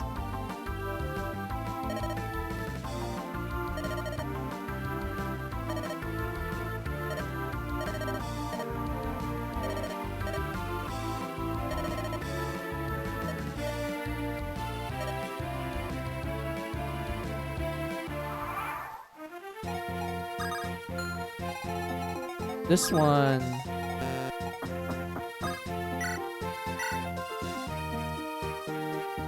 Yeah, that's probably a better option. Let me think this. Because we don't want to get hit. That's the thing. We don't want to get hit. So it's better to do this. And then we get the horse unit. To attack him with a sword. Oh, you dodged it? How do you dodge it? The hit rate is 85. Come on. There's no way you can dodge that. I'm calling bullcrap.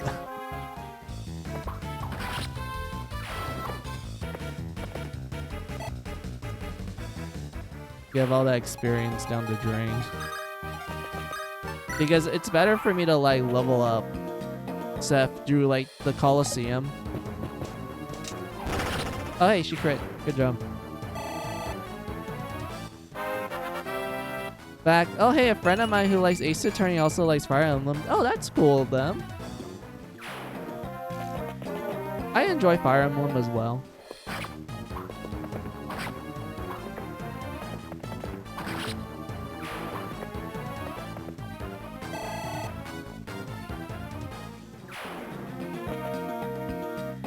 Is it gonna hit him? Oh, it didn't.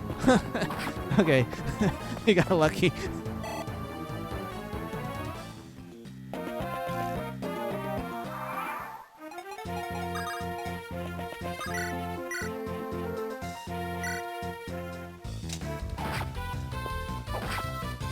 How the fuck do you get hit? Come on, girl. Alright, come, Seth, can you rescue her?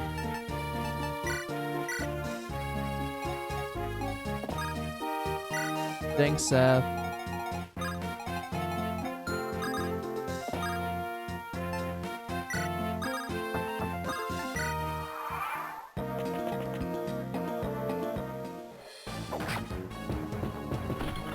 Yeah, Ruta, I do enjoy my Fire Emblem and such. I tend to play the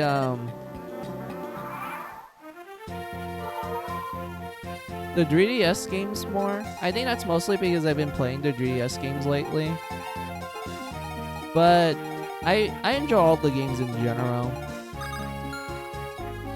I find them to be fun.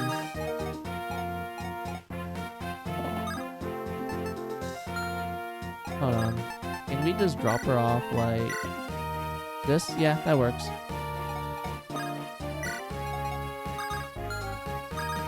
And then we're going to kill him for the experience. We're putting you up here so you can heal up a bit.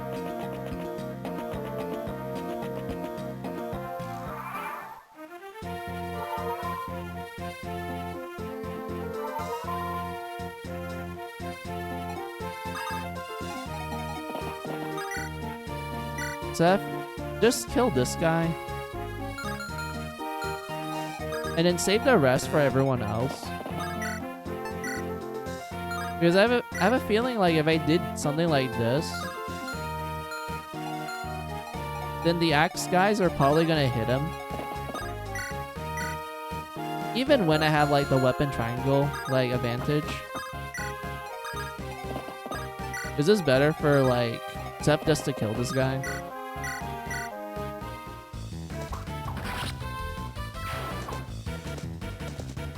Then Erica will like soften up these ones here. Is either that or she will kill them. And she will get like a bunch of experience.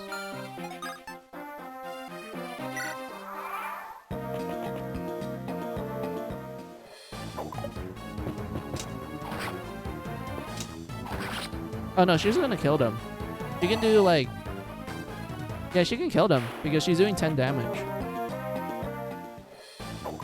Oh, this one she can't. Unless she crits.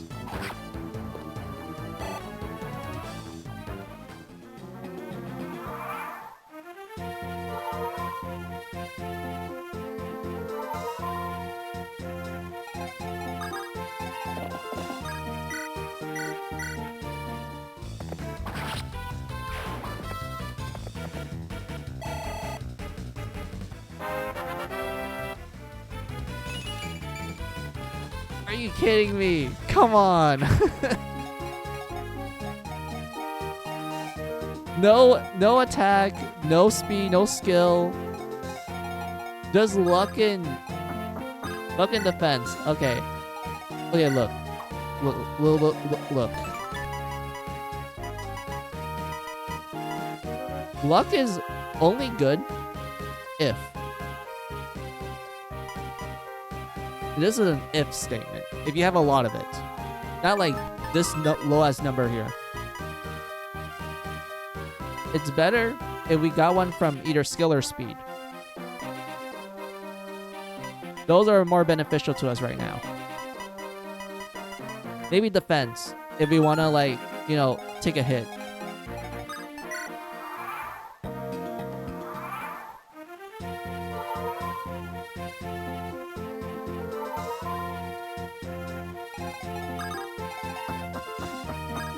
You go here. You heal up here. Erica should be fine. So we can just place her here. And then Seth can be over here.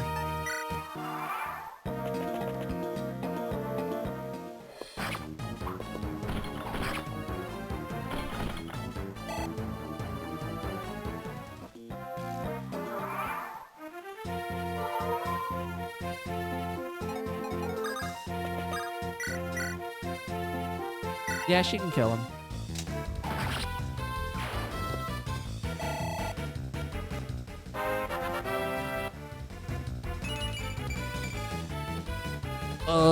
No attack, really? Come on, Erica. Please, my girl. I know speed is good. And I'm happy that you got a point in defense. But please have more points in strength, for God's sakes. Come on.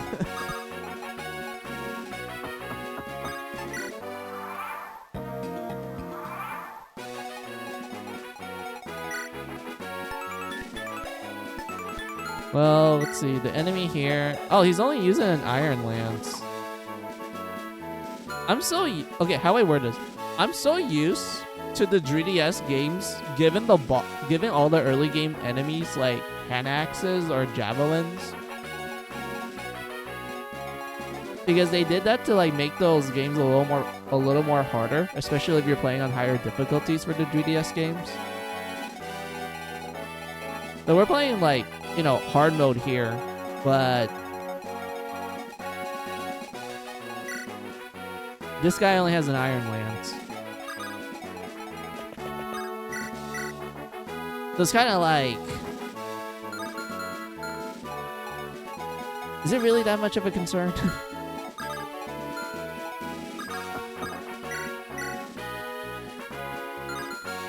Hold on.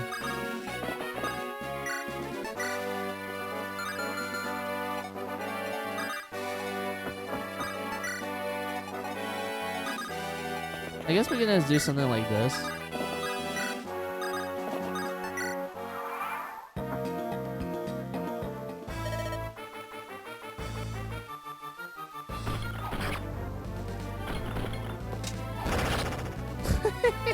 She crit him.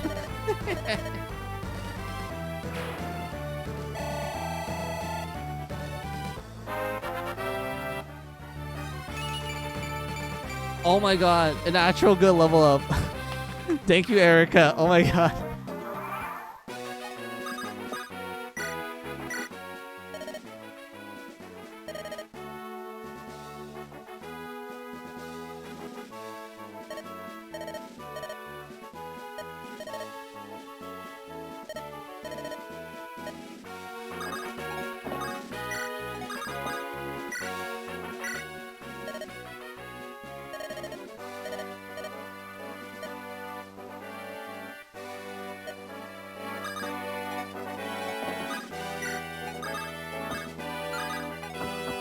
Is there anyone that you can talk to? Oh, no one. Okay.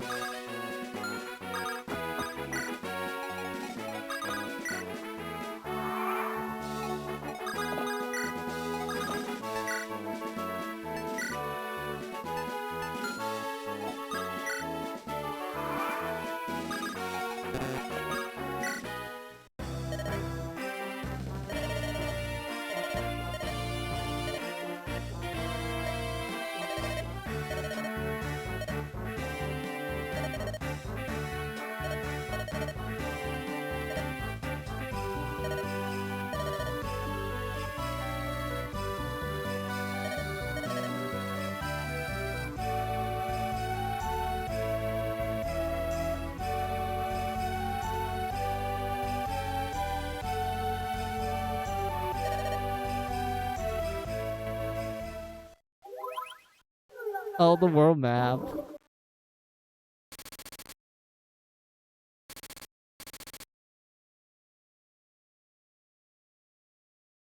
Oh, I remember this.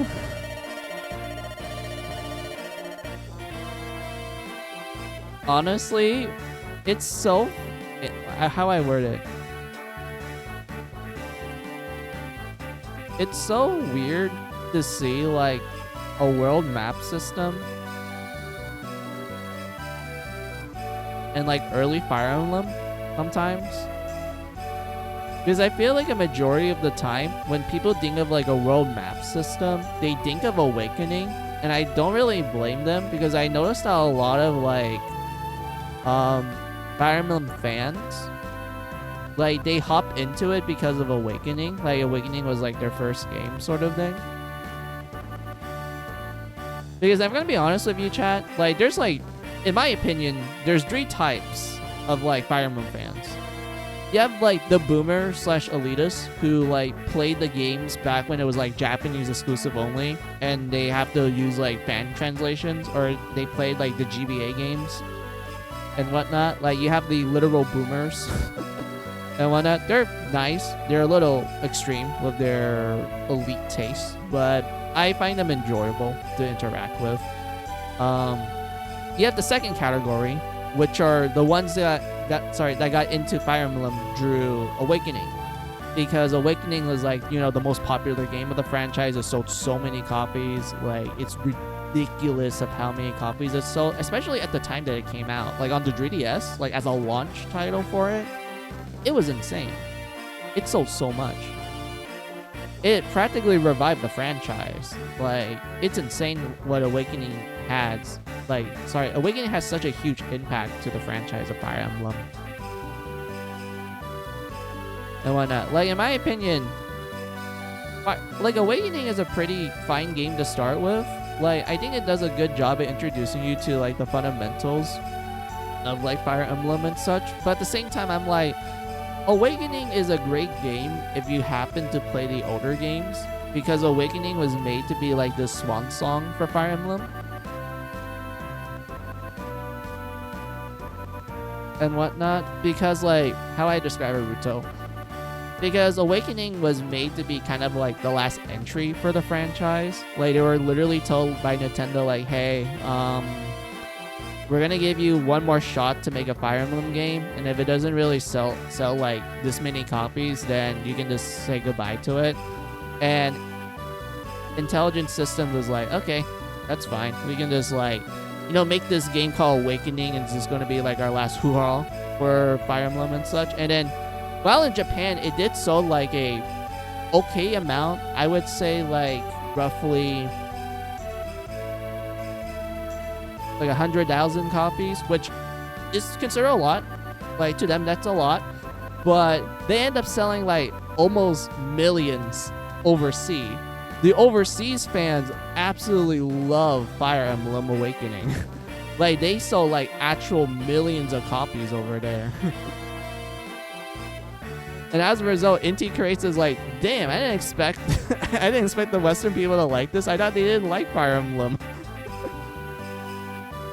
But apparently Awakening was like the game that, you know, sold the most to the West people.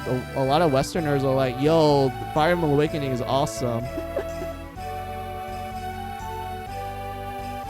Inti Creates, I said Intelligent Systems. I didn't say Inti Creates. Unless I actually accidentally said that. And if that's the case, my bad. Also pioneering the franchise to Fire Emblem to Waifu Emblem. Yeah, kind of. You say Inti by accident. Oh, okay, I see. Well, my bad. What was I saying, Ruto? Oh, yeah. So, yeah, Awakening was a huge success, especially in the sense of they sold so many copies in the West. So because of that, they're like, oh, damn, I guess the franchise is alive again. So they end up like doing a lot more experimentation with the 3DS games. Like, if I'm gonna be honest with you, Ruto, I feel like the 3DS Fire Emblem games were practically the experimental period for like modern Fire Emblem. Because like the last time they had like an experimental period for the franchise was all the way back in the Super Nintendo with Genealogy and Dicia. I would argue that those two games were the experimental titles like back then, because there were so many ideas and concepts that like were introduced in those two games that would become kind of like the main focus for like the GBA games, and then eventually like the Path of Radiant games and whatnot. And then, you know, Awakening comes in and just borrows like a lot of ideas and concepts from Genealogy and Dicia as well. So because of that, it's kind of like, yeah, like it really was an experimental time. And when we interrupt this Fire Emblem stream to bring you word that apparently someone isekai Byleth and got her to be an employee for Sumeragi.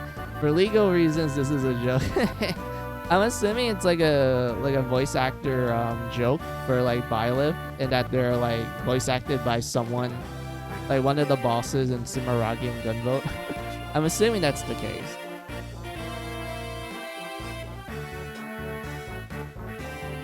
But yeah, what was I, Ruto? Oh yeah, so yeah, after Awakening, you got to Fates slash If. If you ask me, I'd rather play that game in Japanese. I can't really stomach the English translation anymore, unfortunately. Like the English localization. Like I honestly can only play like Fate slash If in like the Japanese. Like I don't know. It's really hard for me to like stomach the English localization for Fates. Like it's not good. I mean, I already know Fates is already the more polarizing games of the franchise in terms of like how the story plays out and everything. But I honestly feel like the Japanese script makes more sense to me compared to the English script because they made so many changes. Like it's literal nonsense in English in my opinion. But there was also let me see where you wrote that. No, it's because you say inti earlier when you meant to say intelligent systems. Yeah. Yeah. Let's see. Oh yeah, you have you have Echo Shadow of Valentia, which is the remake of the second Fire Emblem game, Fire Emblem Gaiden. That one I love. I love Echoes. Echoes is so good. If you ask me, that's like my favorite like 3DS Fire Emblem game. Like out of the 3 Fire Emblem games on the 3DS, so Awakening, Fates, and Echoes is hands down my favorite. I love the art direction in that one. I love the plot. I love the gameplay. It's such a faithful remake to the point where I'm just like, dude, they pretty much looked at the original Gaiden and went like, yo, this game has some really good ideas. And just kind of like go more into it. And that was it. That's all they did. Like it was such a faithful remake to the point where it's like, yeah, you can easily just play this version instead of playing the original.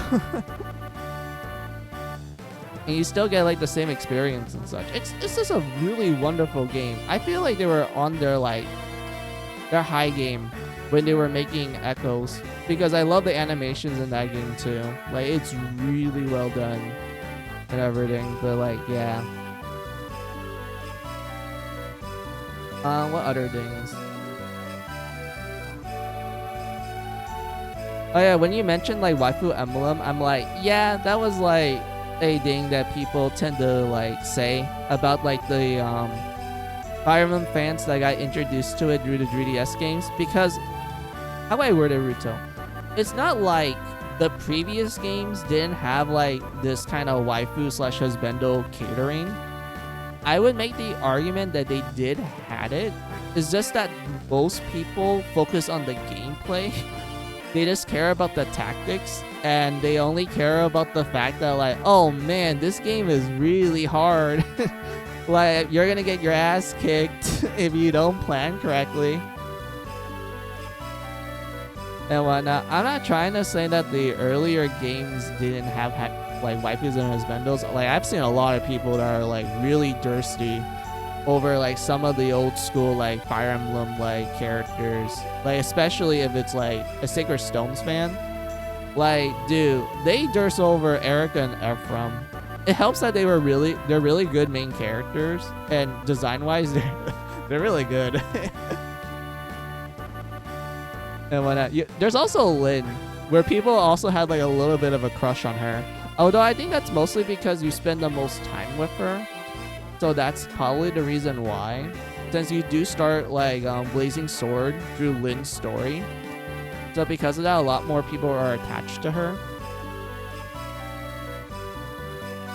And whatnot. But what I'm trying to say is that back then there was like people focusing on like waifu and husbandos. It's just that most of the time they were focusing on the gameplay.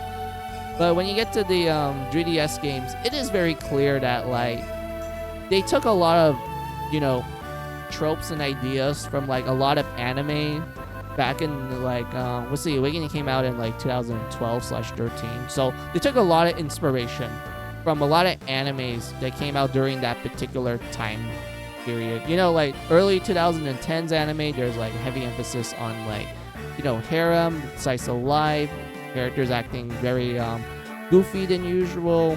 There's a much heavier focus on like, you know, a story where it's like, you know, oh, the story's neat, but man, the husbando and waifus, they're like, you know, top tier. That's like probably the only reason why people would play those games sort of mentality, you know, that kind of thing. I'm not saying that early 2010s anime was just like, you know, a bunch of like fluff and only people care about was like the character, like the how hot the guy or girl characters were. I'm just trying to say that during that time there was a heavier emphasis on people going like, oh yes, this is my waifu, or oh yes, this is my husbando. And whatnot. And I would say like because of how heavy the 3DS games were in that particular aesthetic, it is partially the reason why people call it like, you know, waifu emblem and whatnot. And I don't really blame people for saying that, but at the same time, I don't think it's a bad thing. I enjoyed it. It was fun. Like, it was so fun talking to like the 3DS fans because like they were so hyper fixated with like their shipping, like Ruto, because of Awakening and Fates essentially having a more heavy emphasis on like, you know, oh yes, you pair these units together to make like a broken child unit that you use later on in the game to like, you know, destroy any form of difficulty that the game gives you and shit. Because of it having stuff like that, there was so much shipping in that particular time period. Like, so many Fire Emblem fans that got into the 3DS games, they just shipped everything. They're like, yo, my ship is better than yours, or sometimes they're like, yo, this ship is the best because of blah blah blah reasons and whatnot. But like, yeah, you have stuff like that, Ruto. And then you get to the third category for Fire Emblem fans, and this is probably the category that I don't really get along with.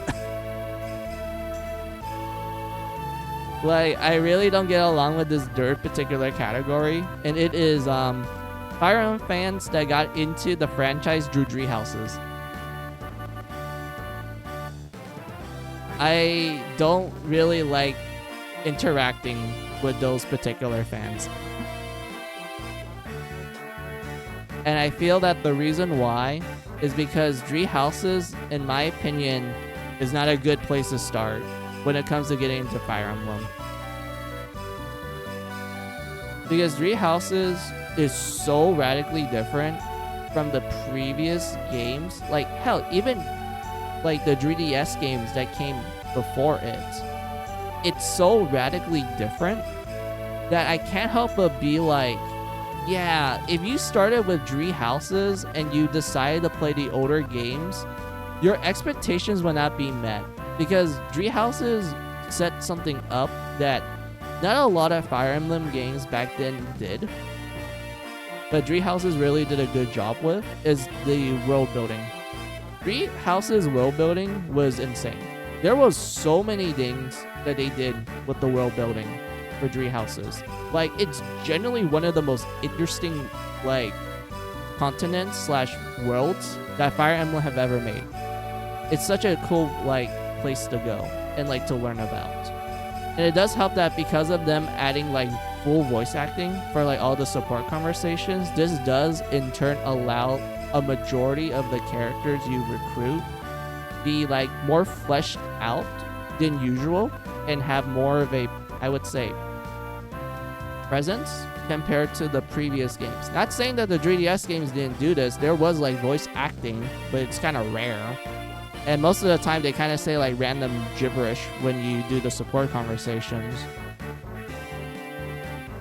But with Tree Houses is doing full-on voice acting, it does allow like their particular cast of characters to have a much more unique presence, I would say. So because of all these factors that I'm like listing right now, also I need to put a heavy emphasis on the world building. Like, it is insane with the world building. So because of that, a lot of people who started with Tree Houses, they're under the impression that like, oh my god, Fire Emblem is this franchise that has like this in-depth character writing, like the world building is like super crazy and insane, along with like this I would say somewhat free gameplay system with how they handle like the classes and skills and shit, even though in my opinion I fucking hate how Tree Houses handles its gameplay. I really hate hate the skill system. I fucking hate how they handle most of the classes in that game. It's generally one of the worst things I ever played in a Fire Emblem game. But anyway, hey, that's enough of my literal rambles. All I'm trying to say is that when it comes to Tree Houses, it makes a very not so good impression. Because of it having so many things that, like I mentioned, is radically different from the previous entries, a lot of people who started with Tree Houses would be like, oh my god, the previous games has to be similar to Tree Houses if Tree Houses has this, like, you know, insane world building and characters and such. And then you go to the previous games where all of that is barely there. There's only like a handful of the games that have, like, you know, in-depth world building, but it's not in the same length as Tree Houses. Those fans end up being so disappointed that they only play Tree Houses and that's it. And because at least with the 3DS Fire Emblem game fans, they do experiment outside of the 3DS games, and whether or not they like the older games or not is really up to them. But most of the ones I met, they're a lot more open, they're a lot more nicer about it. But Tree Houses fans, not so much. They don't like the idea that the older games didn't have like this insane story writing, this insane amount of like characters going to huge lengths into like their stories and such. Like, no, the older games did not have that. And it even got worse with like Engage, where Engage was made to be more in tune with what Fire Emblem is. Like Engage, in my opinion, literally plays like an old school Fire Emblem game. In terms of like the story and how they handle the character writing and such, it's very old school. And it helps that Engage was made to be an anniversary game, so it made sense why it had a much heavier emphasis on, like, you know, oh yeah, it's more like old school writing sort of thing. And I remember that when Engage came out, so many Treehouse fans, they just trashed on it. Like, outside of like the character design, which is like, I mean, that's subjective. I am fine with the character designs of Engage. But in terms of like everything else about Engage, they were complaining about like, why is the story so simplistic? Why isn't it go into huge depths like in Tree Houses? And whatnot. Why is it very like over the top anime and whatnot? I'm like, that's literally what Fire Emblem is. It's not like Tree Houses where they, you know, treat it more seriously and shit. Like, Tree Houses is the outliner. Engage is actually what Fire Emblem is. And when I also Engage had like some localization issues that I'd rather not get into, because I'd rather play that game in Japanese, to be honest. But anyway. Hey, outside of my ramble things, yeah, I don't really like engaging with like the fans that got into Fire Emblem with Tree Houses. It's mostly because of them having like this this attitude where they think like, oh, all the games in the franchise has to be like Tree Houses, because that's literally how they got into it, and it gave them like not, in my opinion, not such a good like impression of Fire Emblem because of how radically different Tree Houses is compared to the previous games. And when I'm not saying that I hate Tree Houses, it's more like I like the game despite my many gripes with the gameplay. I just find the fans that got into it. I find the Fire Emblem fans that got into the franchise Tree Houses to be the most annoying, and I'd rather not interact with because of them, like acting the way that I mentioned earlier.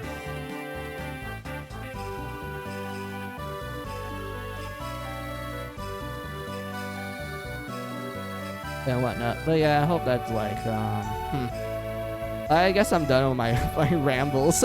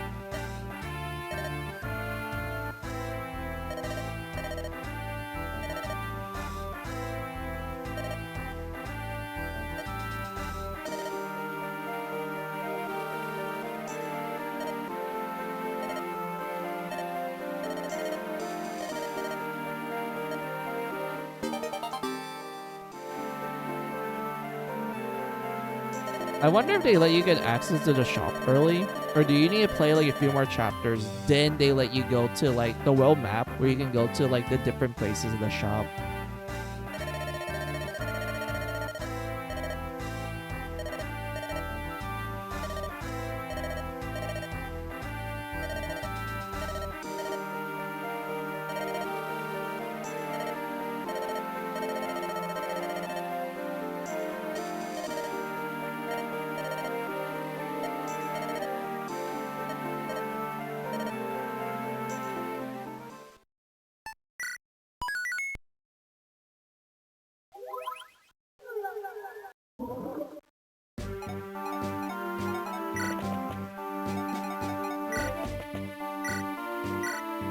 Oh, yeah, you can only manage the items, fortunately.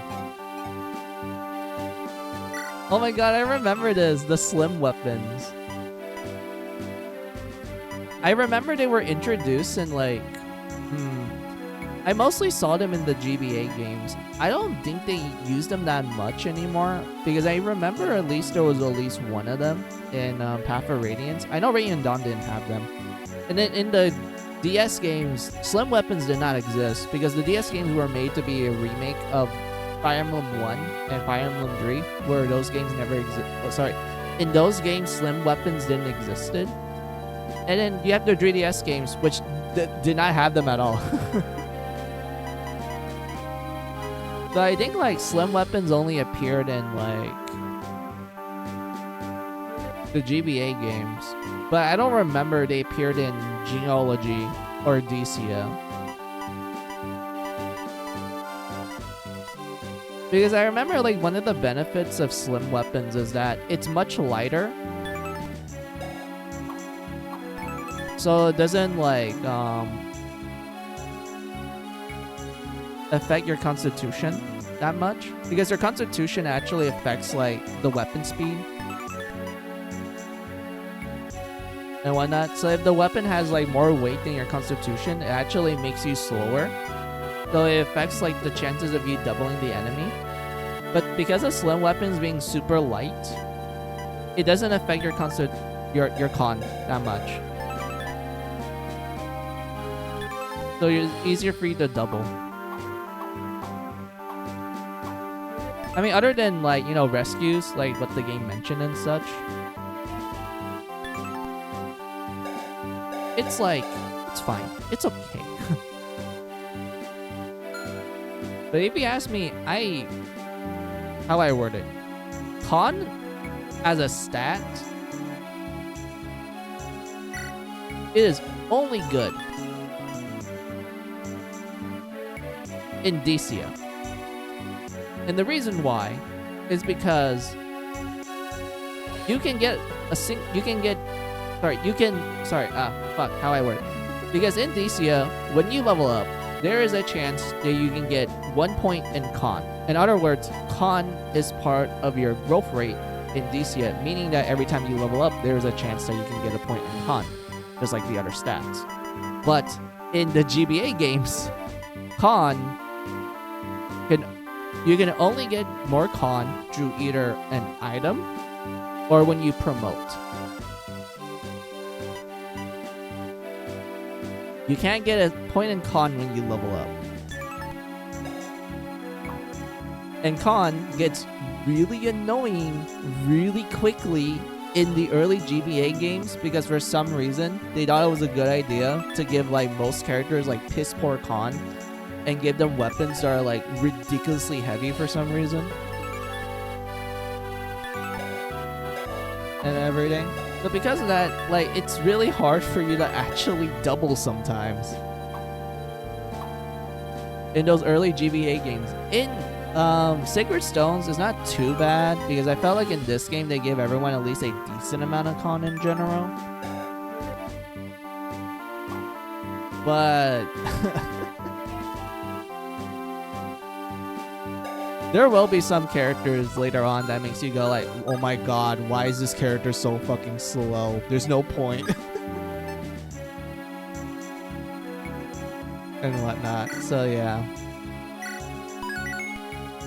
Because of their piss poor con and shit. But yeah, I guess I'm done with my rambles. We can like swap gears.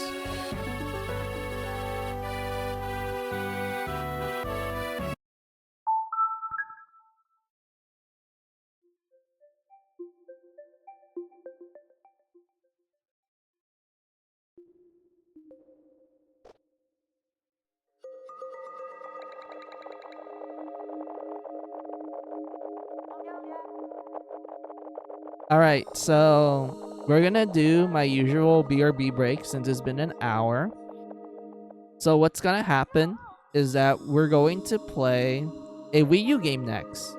Like an actual Wii U game instead of like this virtual console stuff that I've been like, showing you guys and like experimenting with.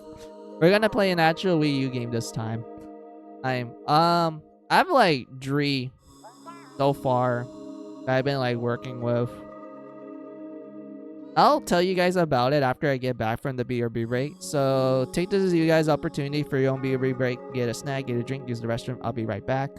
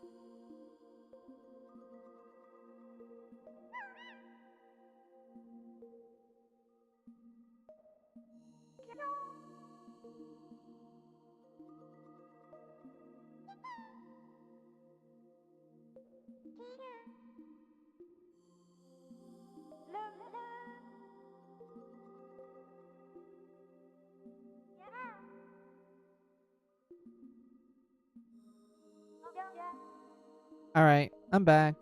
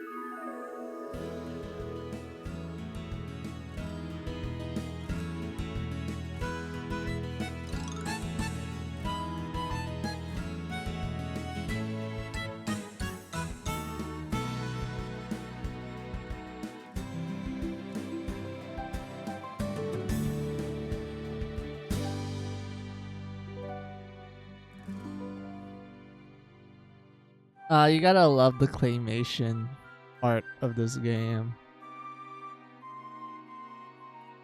It is kind of sad that this game is stuck in the Wii U. It's not ported to Switch at all. I wonder if it's because of the whole touchscreen thing. But I feel like you can easily translate this to like a Wii remote. Or like a Joy-Con, if you ask me.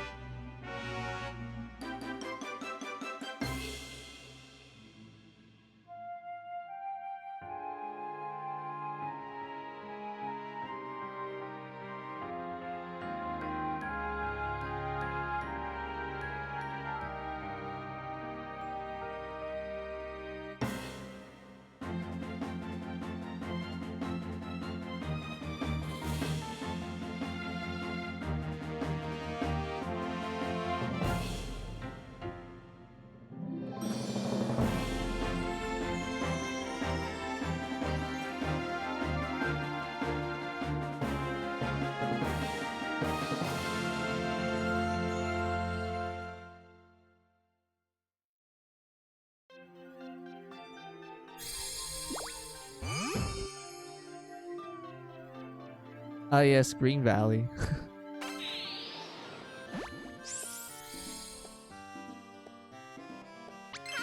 Oh yeah, you can play this with friends with the controller. Like Kirby is through the gamepad while your friend is through the controller. Hold on. God, the game. I need to position myself. Hold on.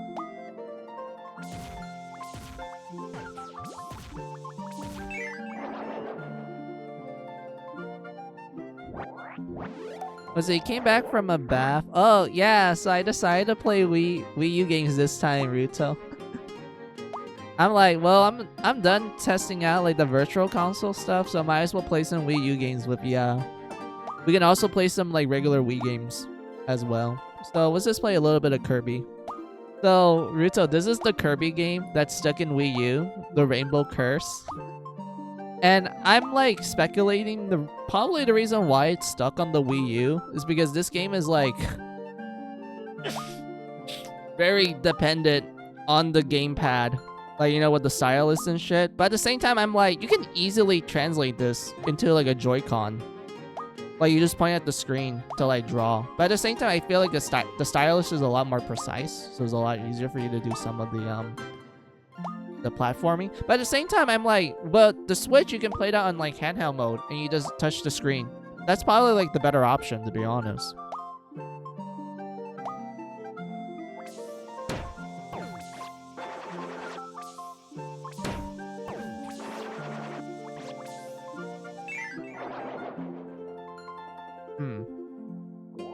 Yeah, like that's what I think.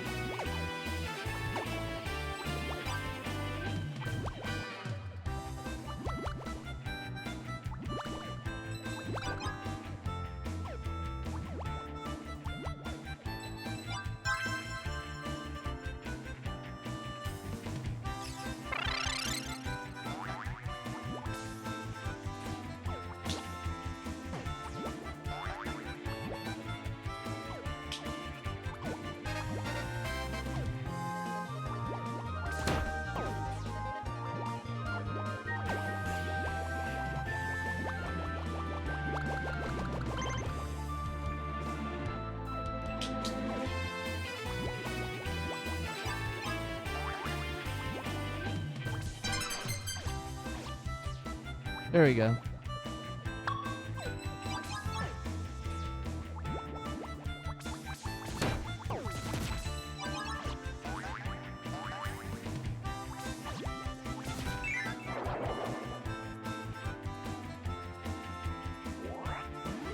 Man.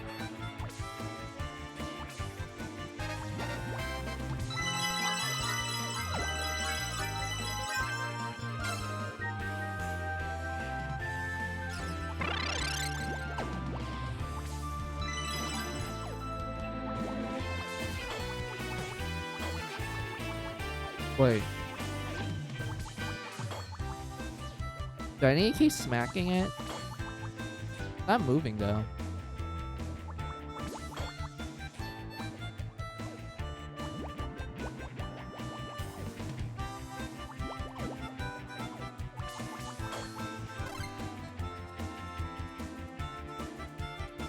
Oh, you have to hold it. I thought you had to like press it. My bad.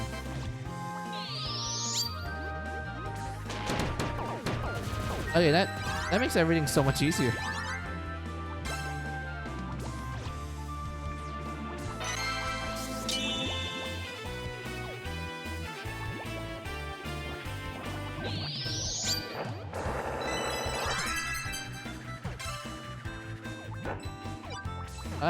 I love this claymation. Pop up, Ben. How are thou? Hey, Ben. Welcome, welcome. I'm doing fine.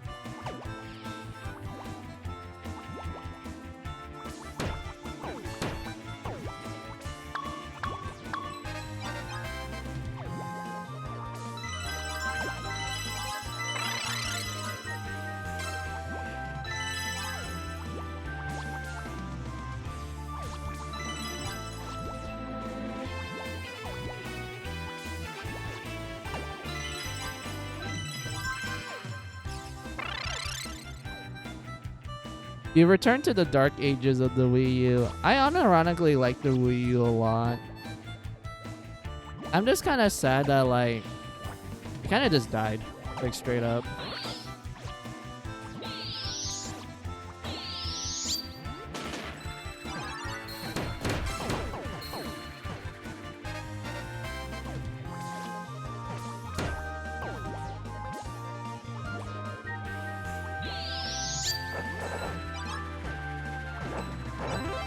Oh, there we go. Just need to light up.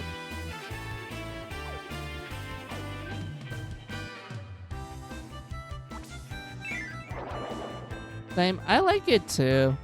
But I think it's about... Wait, sorry. I can't... I think being younger than was part of it. True. Like, if you're like a young kid and you play like a bit of the Wii U, you'd be like, oh wow, the gamepad's so cool. It's like an interesting concept and such. It's like this game style is stuck in the 2000s. I like it. Yeah, like back when, you know, people are like, oh my god, it has like touchscreen stuff like the DS, and then, you know, they start making like these games that have like touchscreen part in it and everything. Like, man, I unironically miss games that had like a specific niche because of the console having that particular niche, and they just kind of go like, yeah, let's just do that. Like, I know like most of the time they're not well made, and that the only time that they are well made is usually because of like, you know Nintendo is like, oh yeah, we actually need to make sure it works sort of thing.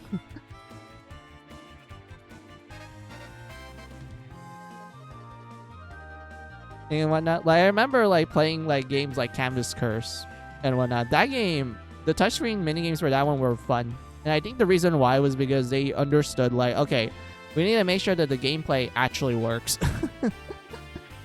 And whatnot. And there's like other cases too with like the whole touchscreen stuff. Like, there was like the Red Riding Hood zombie barbecue game on the DS.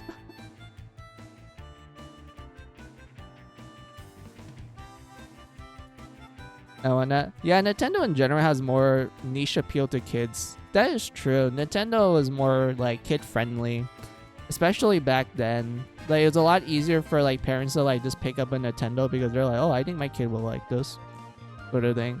Like, I don't think the Steam Deck has any is any competition to the Switch because it's a niche appeal. People understand how good it is. True. Yeah, I'm sure that Canvas Curse was cool. I just find this... sorry, I find it that strange that the story perspective Kirby just felt like roll. In this game, Rainbow Curse, yes, Kirby just felt like rolling. In Canvas Curse, he was cursed. That's why in that game, he was cursed.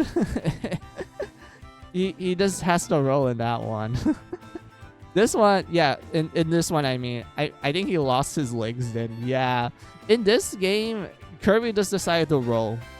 Like, he just felt lazy. He didn't want to walk anymore, so he's just gonna roll around and whatnot. Which, I mean, given Kirby's personality, I wouldn't really blame the guy. Like, he just wants to be a little lazy this time. He's like, I'll just roll it out. Like in Mass Effect when he split into 10 Kirbys. True. Like 10 Kirbys, each of them actually being weak by themselves, but all together, it's like, you know, oh, he's super strong and shit. Like, it's literally like a single person is weak, a group is strong. But see, that was my first Kirby game, and it got rid of his iconic suck ability, so I didn't know about it for a long time. Oh, okay, that makes sense. Like, if you started with Mass Attack, then you just assume, like, oh, okay, Kirby is, like, he can split himself into multiple copies, even though the plot in that one is literally that the villain split him to multiple weak copies and killed them one by one until he got saved by his literal heart. But, but yeah, I get what you mean. You're just under the impression of like, okay, Kirby has like this particular ability in Mass Attack, but when you actually play the older games or games after, you're like, oh, he actually sucks his opponents, and like he eats them to like get their powers. Well, swallows them. I wouldn't call it eat. He doesn't chew. He just swallows. Actually, the more I think about it, the only time you actually see Kirby, like, chew something or bite something is with food. But he doesn't do that to the enemies. He just swallows them. But that's besides the point. But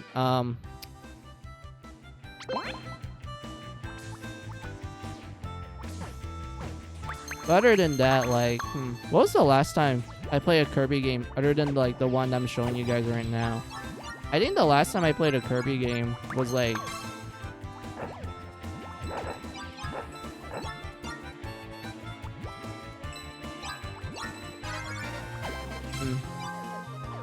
It's probably that one Kirby game where you play with like 4 people. It's like a free game. I think it's called Kirby Crash? Yeah, Kirby Crash Deluxe. Or was it Team Kirby Crash Deluxe? I think that was the last time I played a Kirby game. Because I didn't buy, like, Return to Dreamland Deluxe Edition because I didn't have the time to buy it. And I didn't play Forgotten Lands. I do want to play that one. I just didn't have the time. What anime do you like? There's a lot of animes that I like.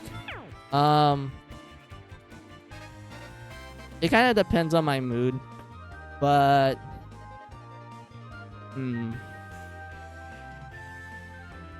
I would say I have a particular fondness to like a lot of old school anime from like the late 90s to early 2010s. That's like my particular niche. So stuff like High School DxD, Fairy Tail, Digimon Tamers, Golden Time. What other ones do I enjoy? I like Yu Yu Hakusho. That one's like my favorite classic boomer one. What's like another like anime that I enjoy quite a lot? I like The Wallflower. That's like literally a shoujo. It's literally like my first anime. It's literally a shoujo anime that has such a funny ass ridiculous premise. And whatnot. But yeah, what other ones that I like to watch?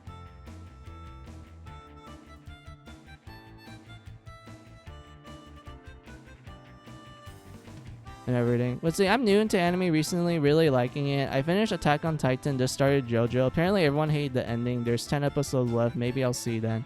And I never heard of most of those. Yeah, like the stuff I'm listening to you, Ben, is literally like old school stuff. Like I said, it's literally anime from the 90s all the way up to the early 2010s. Like, you kind of need to be like an actual like old school otaku. And I do mean like the type that you see that tend to be stereotyped as like, you know, fat, wears glasses, carries like a anime body pillow.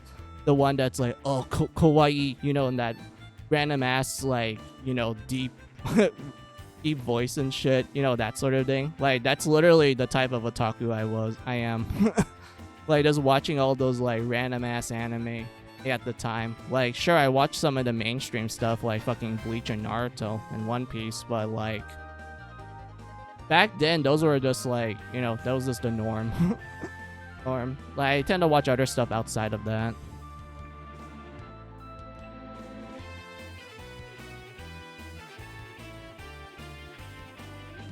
Let's see, next month I'll be seeing the end of Evangelion in the cinema. Can't wait. Oh, yes, the end of Evangelion. Oh, man, I remember that movie. God Lord. There were so many things about that.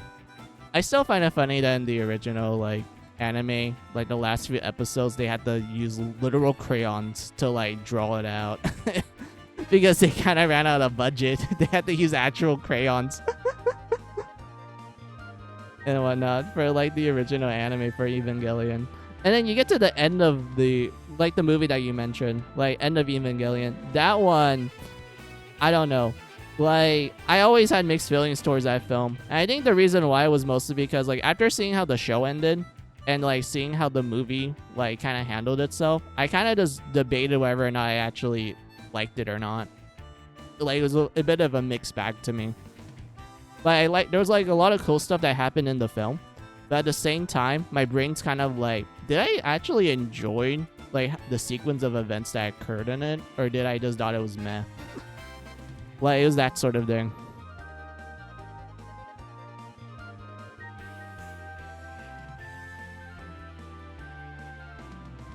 Ooh, yeah, I'm like yawning too hard. But say, due to my taste in games, music, and J music, I sometimes call myself a grandpa. Yeah, that is true. Like, I do feel like when it comes to my taste, Ruto, I really am the embodiment of like the old generation. I can't really relate to like the new gen anime fans, like at all. Like it's very tricky for me to understand a lick of what the hell they're saying. I like the background. The creator got a horrible response to sending the fans a positive message. So instead horrifying apocalypse. Yeah, the creator of Evangelion, he's a very funny lad. Like I enjoy him. He has the most interesting like ideas, and I do enjoy a lot of the things that he does for his shows and like projects. I just find it funny that like fans tend to like debate hard about it because like they try to act really pseudo intellectual for it.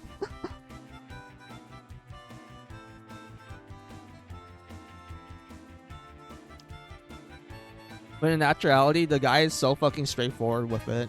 Like it's just so funny to me.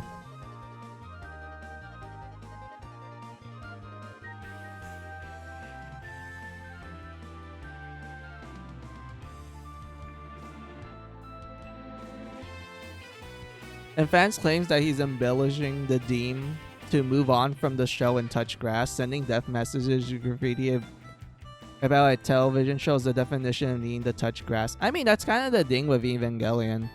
Like, it's one of those like projects where it has so many ideas and concepts and themes going on in it, to the point that anyone that tries to dissect the themes think like they're a intellectual of sorts, only for the creator to be like, no, it's very straightforward. I don't know why you guys think there's like some kind of deep ass message.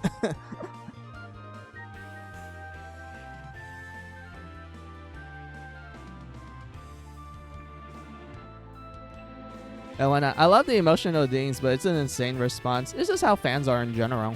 Like you can apply that to just any kind of fandom, from like video game fans to like sports fans to like racing fans, etc. Like it applies to anyone, to be honest. But it is weird. Like I will say, like you should never really resort to like death threats and shit. But like at the same time, I think because of me just living in this godforsaken earth for such a long time, interacting with all kinds of fandoms, I kind of just treat it as like, unfortunately, it is just the norm, and it's kind of sad that it is.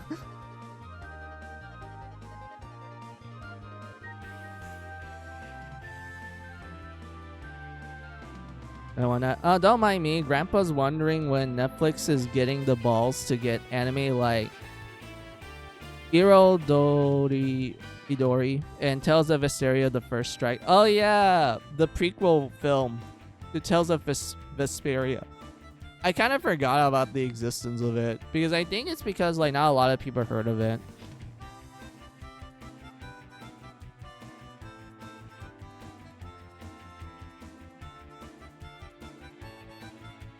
My friends keep telling me to see One Piece. I can't imagine sitting through all of that. I'd rather just read it, to be honest with you, Ben.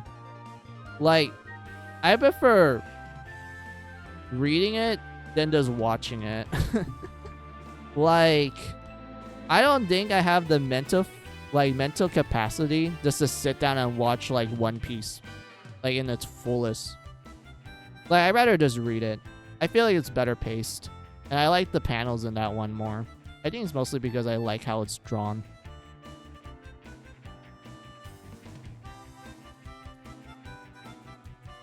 And whatnot. What else is there to like? Let's see. I am going to read it and might someday, but it's happening this February. Oh yeah, true. I remember that. But yeah, when it comes to One Piece, I don't know. I only enjoyed it for like the first half, and then you get to the post time skip, and I kind of found it boring, to be honest.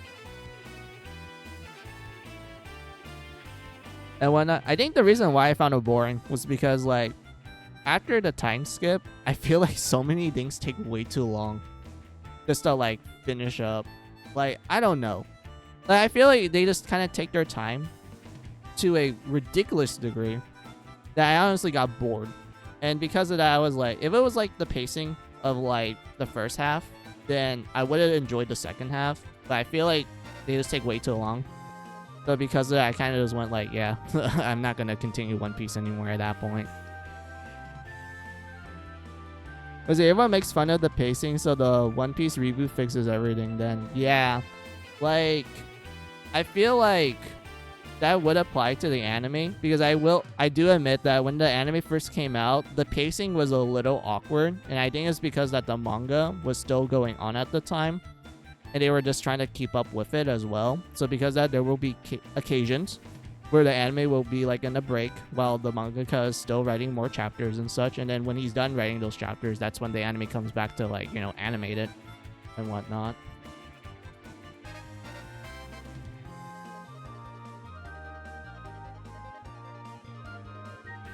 And everything. But like, yeah. I know they are keeping up with the manga and wanting the show to come out often. Yeah. So this show has better pacing and production quality. Yeah, the reboot, yeah, most likely, definitely, because like, if they're just rebooting from like the first half, then that means they already have all the materials available. They just have to like, just iron it out, just fix it, like compared to the original anime production and such. So yeah, I don't think it's gonna be too bad. I think it will be fine. We'll see. They released a teaser. The animation looks great. Well, I'm glad for that. For like One Piece fans. Me personally, I don't think I'm gonna be ever returning to it.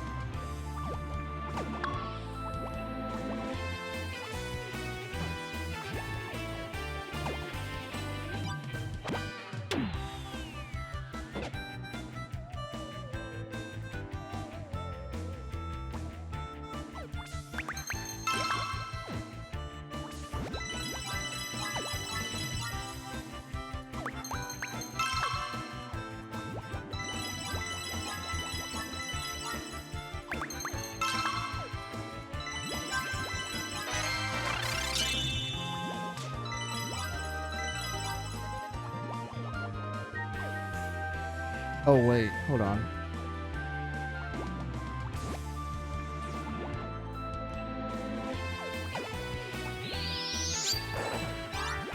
Oh.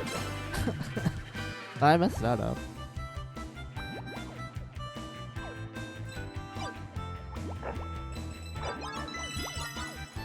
Oh, you can get rid of it by just like drawing around it. I thought you actually need Kirby to like touch it for it to get rid of it.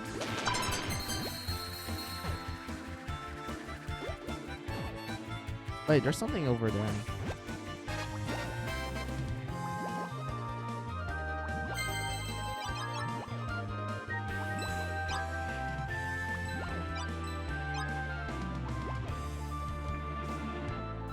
Huh.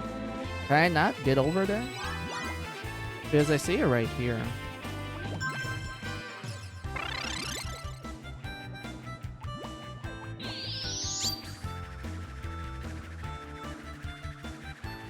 Oh. Am I not supposed to be up here?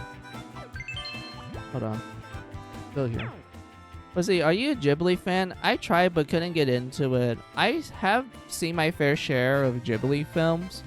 But I wouldn't say like I'm a huge fan of the whole like, I guess, studio. There's only like a handful that I enjoy from them, which is like Howl's Moving Castle. I like that one. Princess Mononoke. That one's a classic. I like it. There was Grave of the Fireflies. That one's depressing, but I enjoyed it. There was Ponyo, but I think the reason why I saw that one was because my siblings enjoyed that one, so I ended up watching it with them. I thought it was fine. It was like okay. And there was like the Secret World of Ariete. That one, I'm not really sure how I feel about that one, to be honest. But I did saw Spirited Away.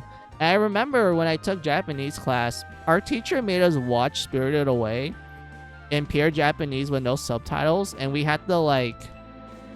So we were given an assignment where we had to figure out what the plot is. To like test out our like Japanese skills. And I remember like only maybe like 5 of us out of a class filled of like dirty people. Only 5 of us were able to like figure out what was going on. The rest were like kind of struggling a bit because the characters kind of talked a little too fast in terms of like, you know, us trying to listen to the Japanese and trying to translate it on the fly.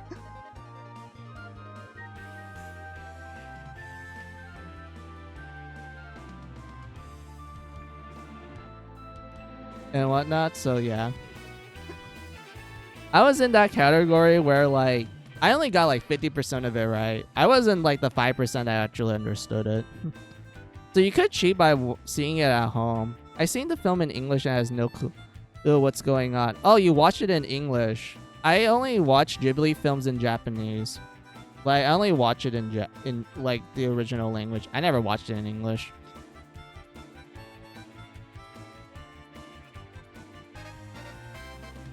I didn't like Spirited Away or Howl's Moving Castle. I'm actually disappointed that I didn't like them. I believe they're excellent, like people said. I mean, it's just a case of personal taste. I don't think it's like terrible that you are disappointed in yourself for not enjoying it. Like that could apply to anyone in general when it comes to all kinds of like games and medias that people like, you know, seeing that, oh, this has been praised a lot, but because of like you actually experiencing it after seeing the praise, you kind of went like, oh, I didn't really like it compared to like how other people praised it and such. Like me personally, I think that's fine. That's okay. That's good.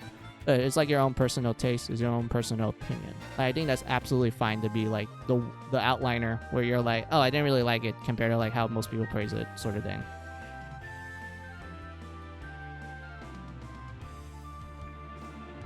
Let's see. Back in my day, people Madoka Magica, Lands of the Luxurious, and Made in Abyss as art worthy of being in a museum. That is true. I remember when people praised those three so much back when they came out, like especially Madoka. Like, oh my god. I started to like Sub. Yeah, it's just a film. It's not a big deal, but I only heard amazing things, and I believe it's good. Yeah, like I said, it's just basically boiled down to personal taste and like your own opinions. Like I think that's fine and whatnot. For like the whole subs thing, to be honest with you, I feel like when it comes to anime, I only watched it in like dub and like fan translations. I never watched dub It's like really rare for me to watch an anime dub. I think the only time I watched an anime dub was like Pokemon and like Dragon Ball and a little bit of Digimon, and that was it. Like those are like the only times I watched like dubbed anime and whatnot. And I think the reason why was because like growing up, I had like relatives who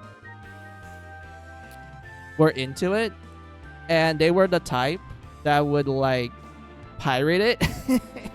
They would go on like an anime website and like pirate it and shit. Sometimes their anime pirate site will have like a fan translation that's like, you know, back in the early 2000s, where it's literally just a guy who picked up like Japanese on a dictionary and just trying his best to translate the shit out of it. But you can tell it's a kind of like spotty and whatnot. Like, that was the fan translations I fucking grew up with. And I remember watching those things, and I can't help but just have such a huge fondness towards it, like a huge nostalgia. I guess that's kind of like what makes me a little different from like other like anime fans, especially the ones that like kind of got into it in like recent years, like in, you know, late 2010s to like early 2020s and whatnot. Like,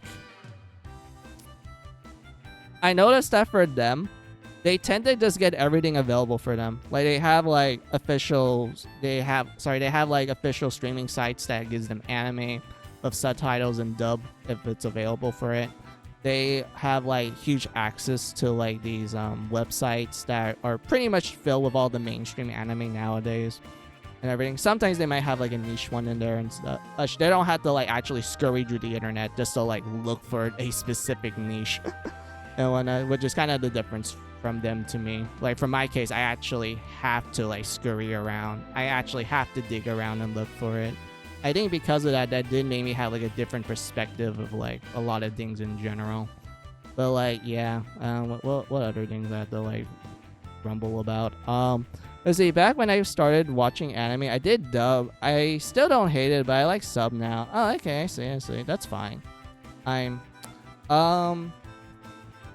Yeah, like I said, I don't really watch dub that much. For sub, that's just the norm to me. That's what I'm used to doing everything. What other things I remember about like my anime stuff? Man,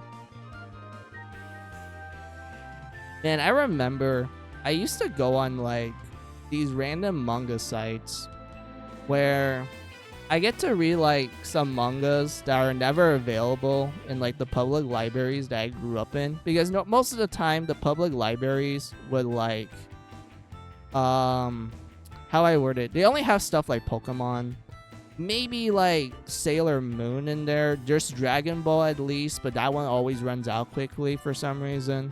There's some Naruto, maybe a One Piece, etc., etc. Like, what I'm trying to say is that it's very limited. You don't really get a huge selection back then.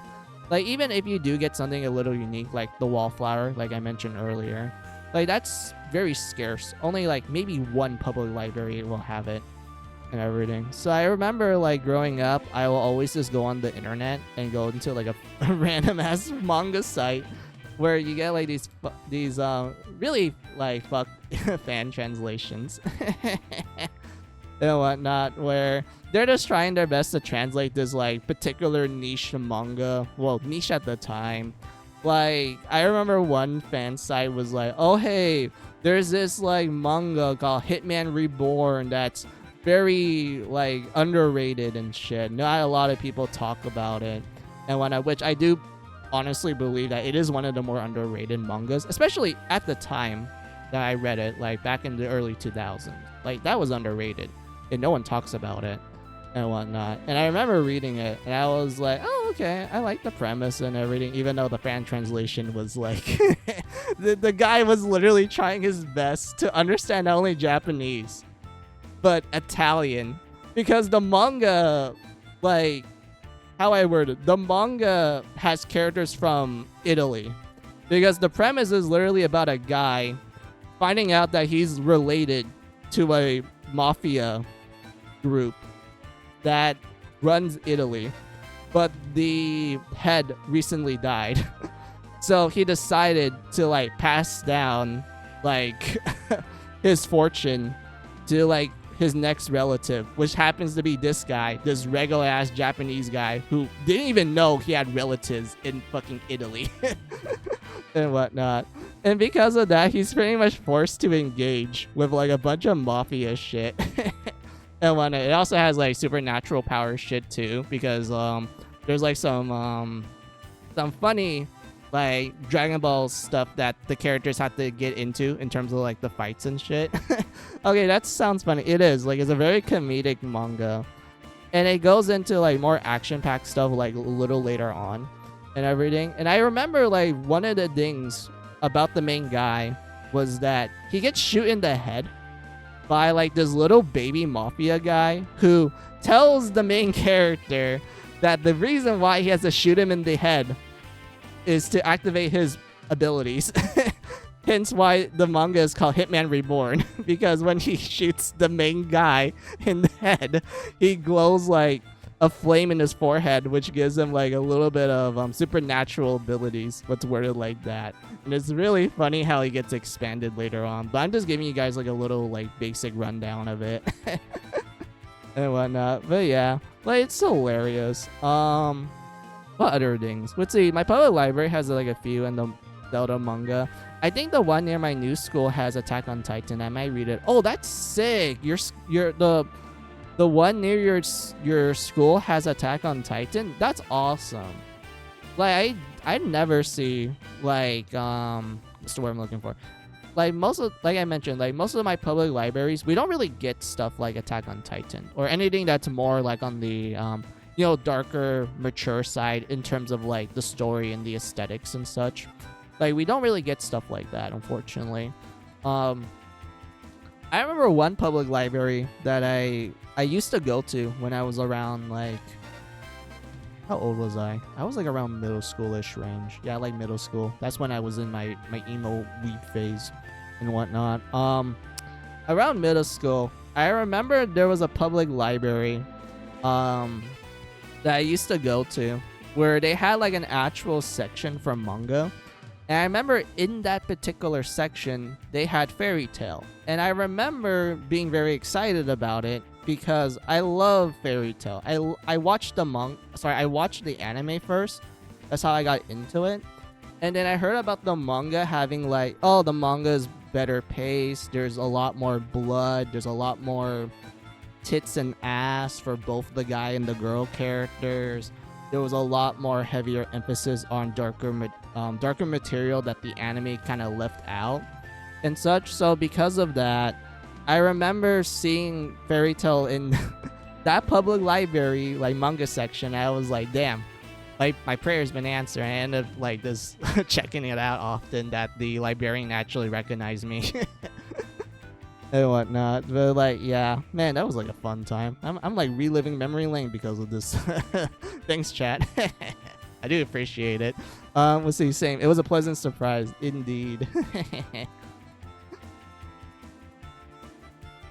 And whatnot. But yeah, what was like other random stuff about like anime and manga?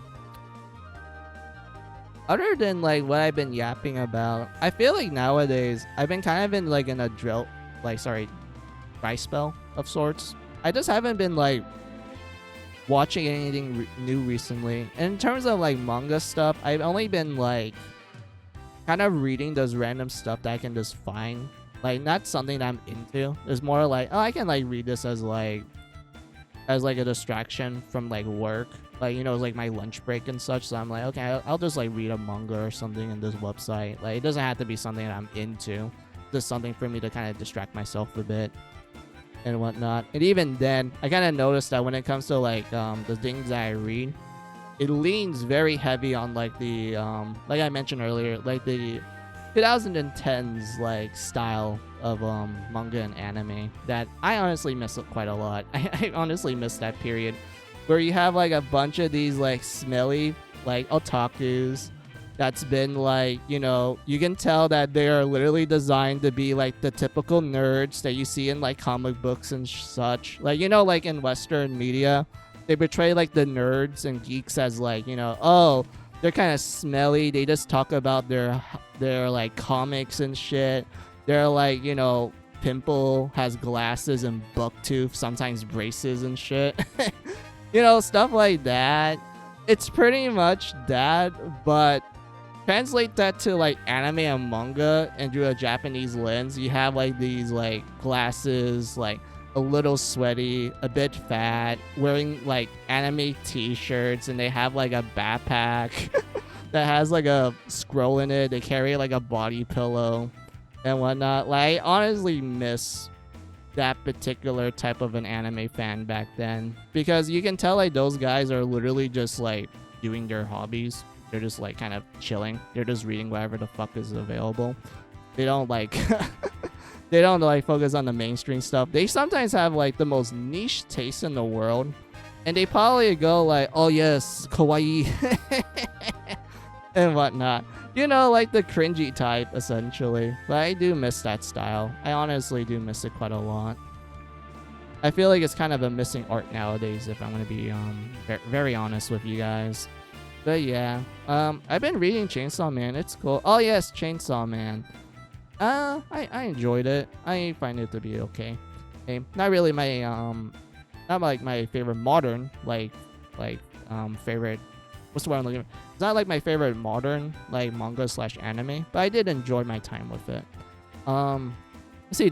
There's this comic I wish got adapted. It's a companion piece to Screamer that dives into one of the characters' backstory. Hey, Mistletoe, when is Lost a Screamer story getting an anime / OV adaptation? Oh, that's cool. Oh yeah, Screamer. It's that anime racing game that you stream, Ruto, and then you like I jump into one of your streams and I like watch the ending with you and everything. Yeah, I remember that.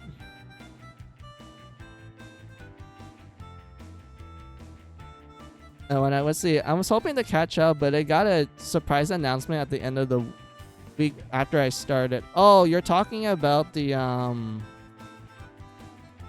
was it the Chainsaw Man like anime or was it like movie? Because I know like it ended recently, and people were like talking about the ending and such, but I don't remember much of like any new news for it.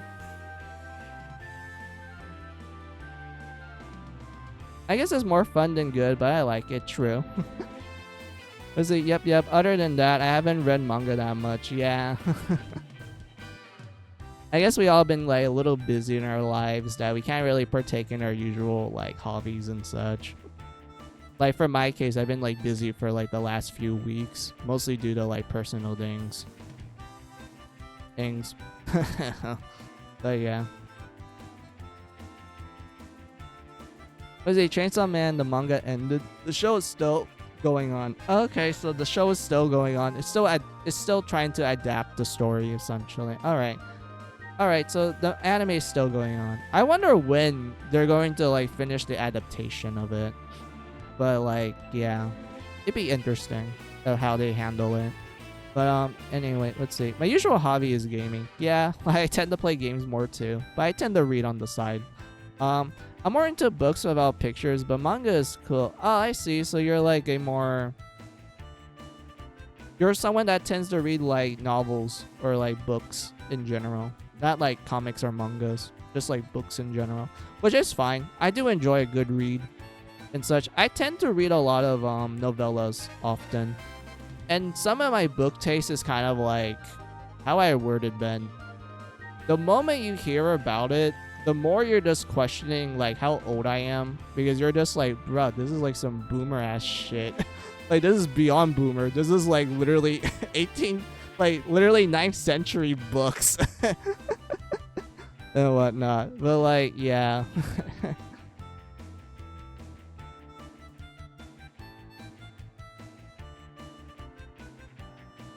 And whatnot. Let's see. I find comics boring, but I'm liking manga. Honestly, I don't blame you, Ben, because of given how manga is like nowadays.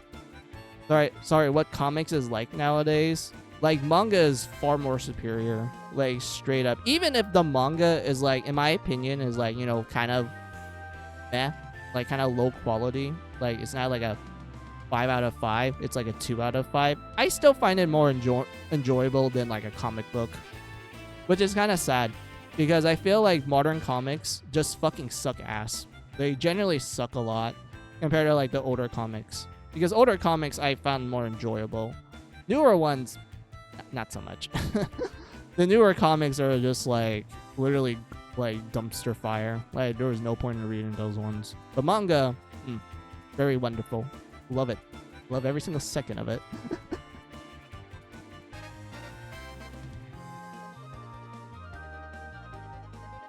And whatnot. I tried reading Invincible. The show is cool, but I wasn't super into it. Oh, that's perfectly fine.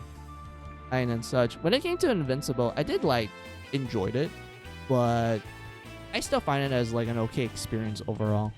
Oh, let's see. I skimmed through it and seen a lot of videos on it. I respect it. True. Like it's one of those cases where I find more respectable things about it.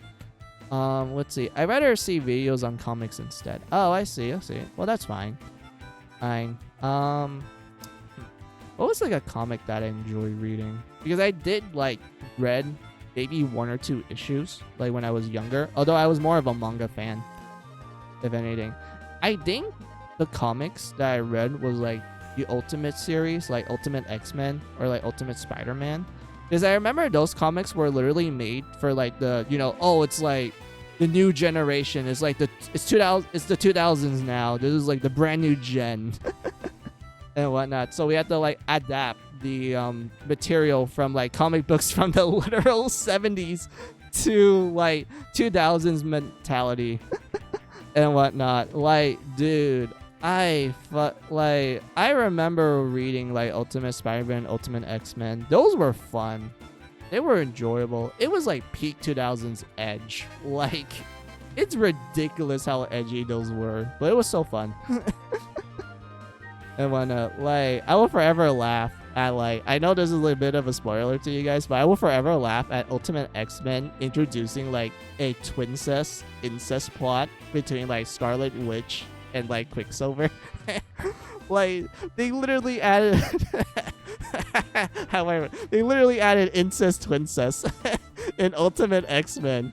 And it was the most hilarious shit in the world. Because of how they handled it. But yeah, let's see what else you guys wrote down. I think I enjoyed the older Sam and Max comics and the Max Payne 3 tie-in comics. Yeah, those were great. I like X-Men, but that's the anti-comic a bit. Basically, that is true.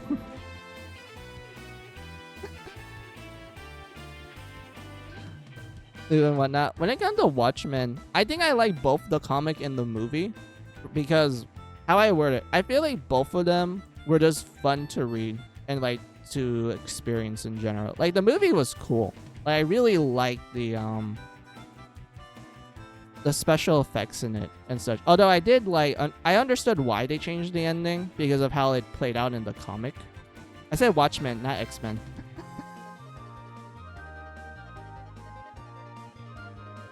And that. Like when it came to the Watchmen, like it was fun.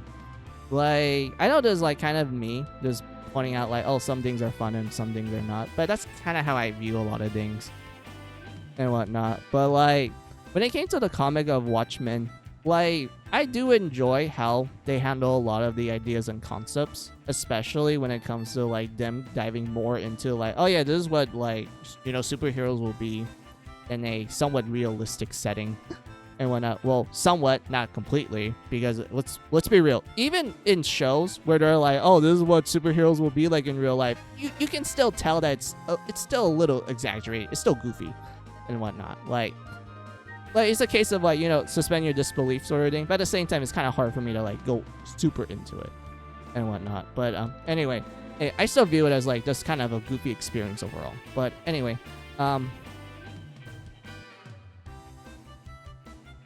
as a fan-facey stuff like that scares me off of comics too. Yeah.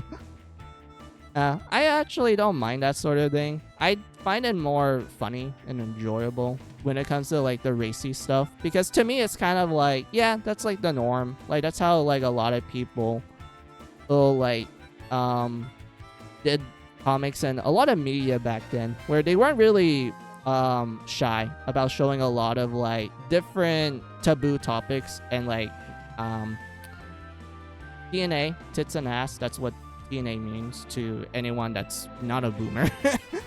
A lot of tits and ass and shit. Like, to me, that was like the norm. And I was like, yeah, that's pretty normal. I kind of miss it nowadays, to be honest with you, because I feel like we got a little too scared of it to the point where it's how do I word it? I feel like if you do show it nowadays, there will be like a minority in the internet that will just bitch and moan about it versus the majority who just don't give a shit. But for some reason, the media people just focus on the minority that bitch and moan about it than the people who just don't really care. I guess that's the best way I would describe it. But anyway, was the grumpy old ex-cop introspection at the bar to me holds more weight than someone saying, with great power comes great responsibility. I like the movie too. It's a fall adaptation, but very entertaining. I like the HBO show too. The only problem is that it's the implication that it's a sequel to the original, and the show is literally called Watchmen. So it claims to be the definitive Watchmen experience. Yeah, like that's weird. To me that is weird. Where you have like these scenarios. I think this is pretty common in comic books and whatnot, where they often claim like, oh, this is going to be like the best adaptation of this one particular comic book story, only for you to kind of figure out like, wait a minute, it's actually a prequel, or maybe it's like a reboot that's actually a sequel in disguise, you know, that sort of thing. I feel like they do that a lot with comic books, and I think that's partially the reason why a lot of people just don't really partake in comic books anymore, because a majority of the time, I feel like comic books go a little too hammy with the whole like multiverse shit, or them just repeating the same story over and over again and just constantly rebooting themselves to the point where it's kind of just like a convoluted mess. And I think that's partially the reason why a lot of comics, like especially nowadays, is kind of like, yeah, I ain't touching this. At least with manga, there's a beginning and end. Like, it's very obvious that there's a beginning to end. And when it ends, it just ends. It doesn't go like, oh yes, we're gonna make a reboot or a sequel, unless the creator wants to make a sequel. But even then, that's really rare and whatnot. But yeah. Let's see, Watchmen. Wasn't that the one with Rorschach? Yeah, that's Watchmen. The Rorschach. I know I like pronounced it weird, but this is how my accent is. But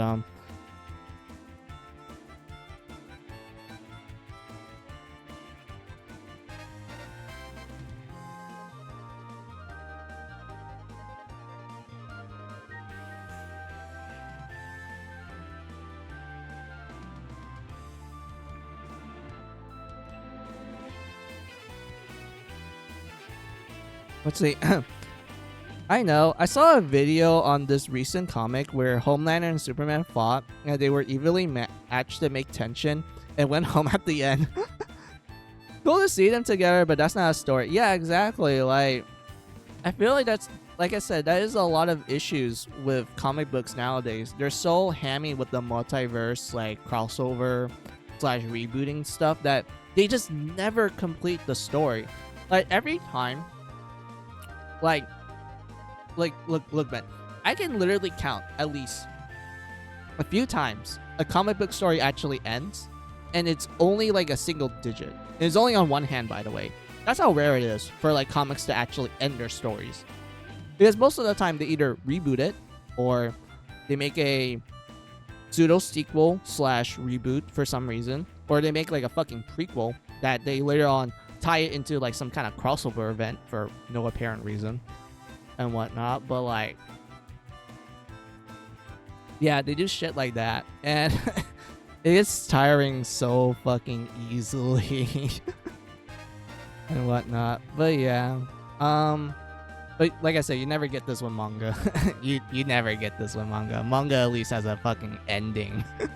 they never fucking, like, you know, beat the dead horse, essentially. They never like continue to milk the cow, well, unless it's like a specific manga, but I'm not gonna label it right now. But anyway,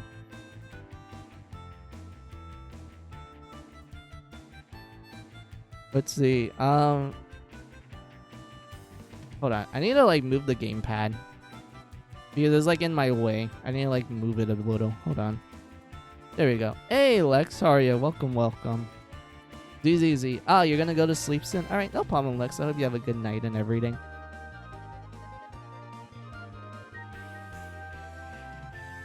Oh, excuse me. I had a burp.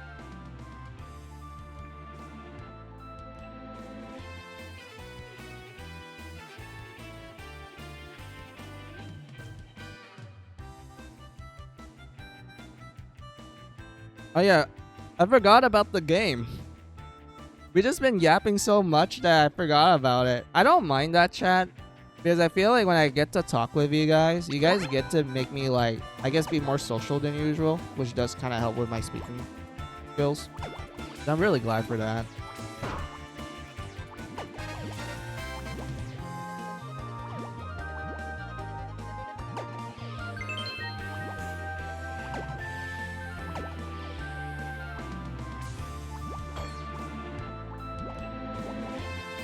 Wait, am I supposed to, like... Hold on. Am I supposed to hold it? Wait.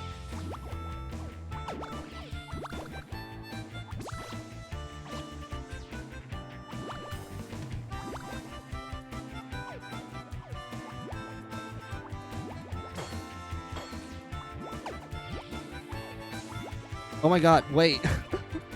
I'm trying to get this to work. Hold on. Let's see. Let me see what you guys wrote down. Yeah, I've been drinking with my ex and now it's 3 a.m. Damn. Well, I hope it went well with you and your ex. Same. I don't speak outside of Twitch. Yeah, like, I don't really talk that much, to be honest. I feel like the only time I talk is with, like, either a group of friends or I'm, like you said, like, on Twitch. And when I think it's mostly due to, like, the fact that, you know, I'm literally a face on the internet, so it's a lot easier for me just to, like, say, like, the most random stuff in the world.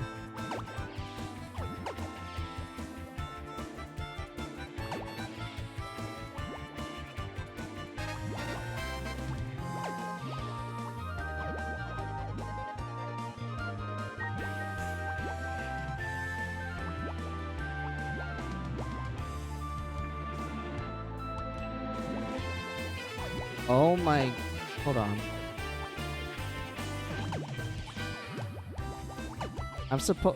I'm trying to, like, do what they told me, which was to hold fucking Kirby. Hold on.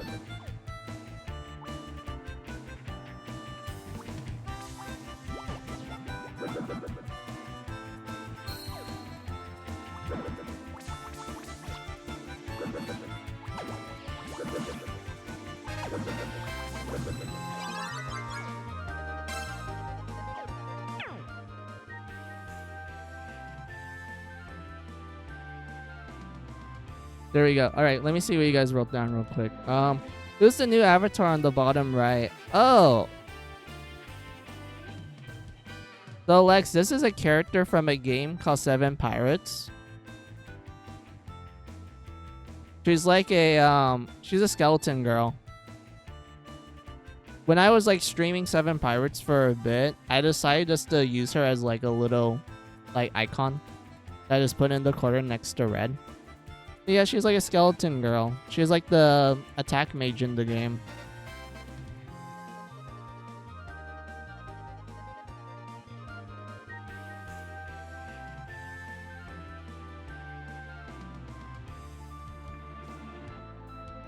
And whatnot. Let's see, are you into novels? Yeah, I enjoy novels. I read a lot of novellas. Like The Hunchback of Notre Dame, The Phantom of the Opera. I do read, like, a good amount of, like, random books, like the Planet of the Apes, the original Planet of the Apes, not like some, you know, random movie adaptation of, sorry, not some, like, novelization of the movie franchise of Planet of the Apes. No, I saw the original book. Or novel. Well, technically it's a novel. The original novel that inspired the film franchise. And whatnot. I read... I don't think you call this a novel. At all. But it's in a written form. The Romance of the Three Kingdoms. Which... It's literally a historical fiction story.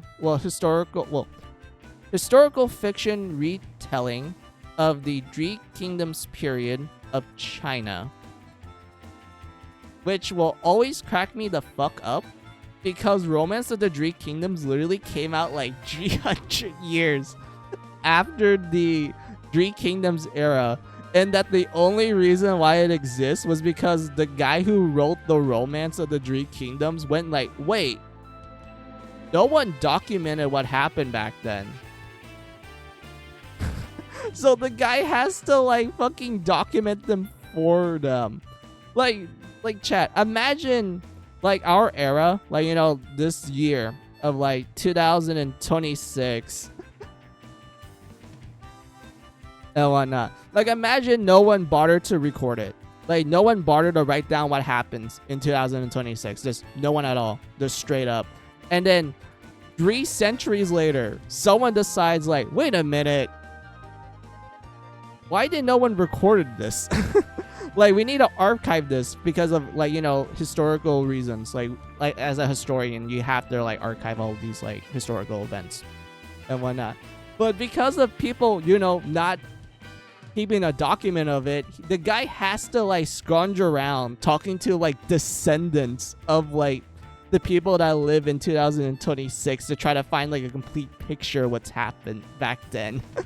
And he has to like fucking go through so many people just to like archive it properly. And even then, the guy fucking admits that like, hey, there's still gonna be some parts that are made up because I just can't find the information for it. So this is the best way you have to do.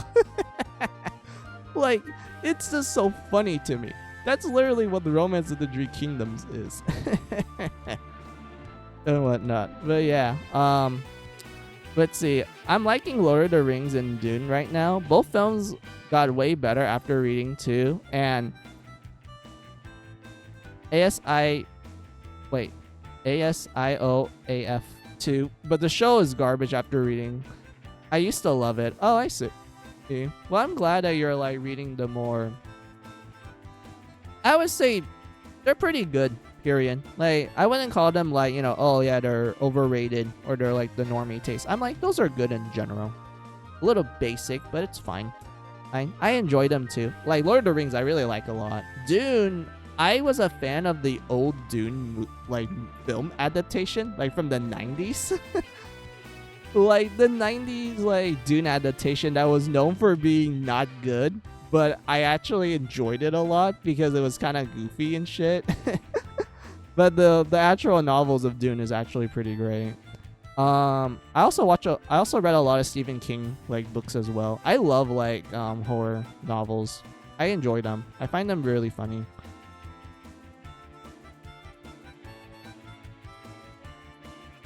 So essentially the Romance of the Three Kingdoms is we had to make up shit because we just can't get the info on this. Yeah, pretty much. Like, Ruta, just think about it. Like, the guy was forced to make up some things. Not all of it, by the way. Just make up some of it because, you know, the information for it just didn't exist. So the guy has to make an educated guess. And whatnot. Like, it's just so funny. It's a Game of Thrones. Oh, wait. A Song of... Fuck. I forgot the original title for Game of Thrones, but I know what you mean. But yeah, I know what you're talking about. When it comes to Game of Thrones, I think, like, I only watched the first few seasons of it. I don't think I ever read the novels.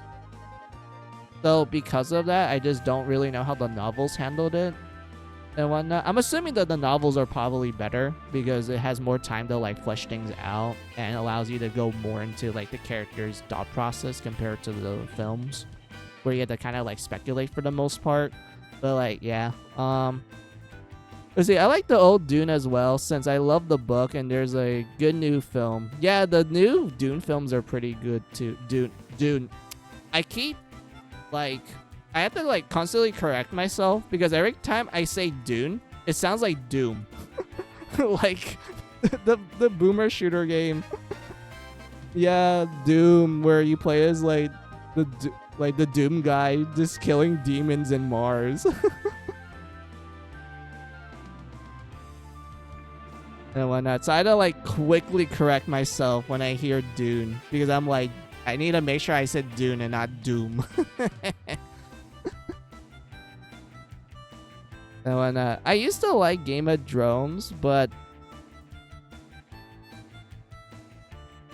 let's say I used to love Game of Thrones. I saw it 3 times, but the show is very simplified and generic after reading the book. I feel like that's kind of the case with a lot of novel adaptations and whatnot, especially if it's like a novel that's really long, like ridiculously long. Sure, there will be like exceptions to this rule where the adaptation does its best to like, you know, adapt the main points and also trying their best to be as faithful as possible and whatnot. But I do feel like that does happen a lot with a lot of adaptations of novels in general, where they do have this, they had to like, you know, cut things out essentially in order for it to like play in a certain like media film or media way.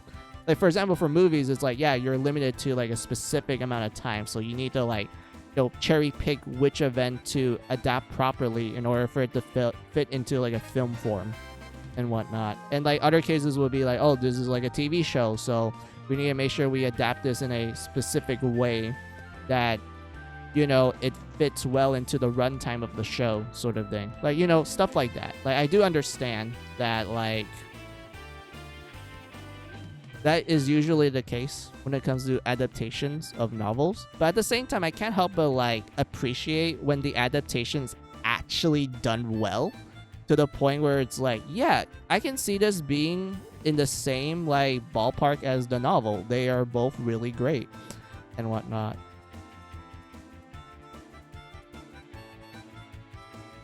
Saying before the Doom movie came out, I thought people were saying was talking about Doom. Yeah, as the Lord of the Rings and Dune director understands a book and film are different, so they make a new story, and I love both the book and film. But with Game of Thrones, they replicated exactly getting rid of what doesn't work in film. It will be the best part that they could get rid of. Yeah, true. You're not wrong with that statement.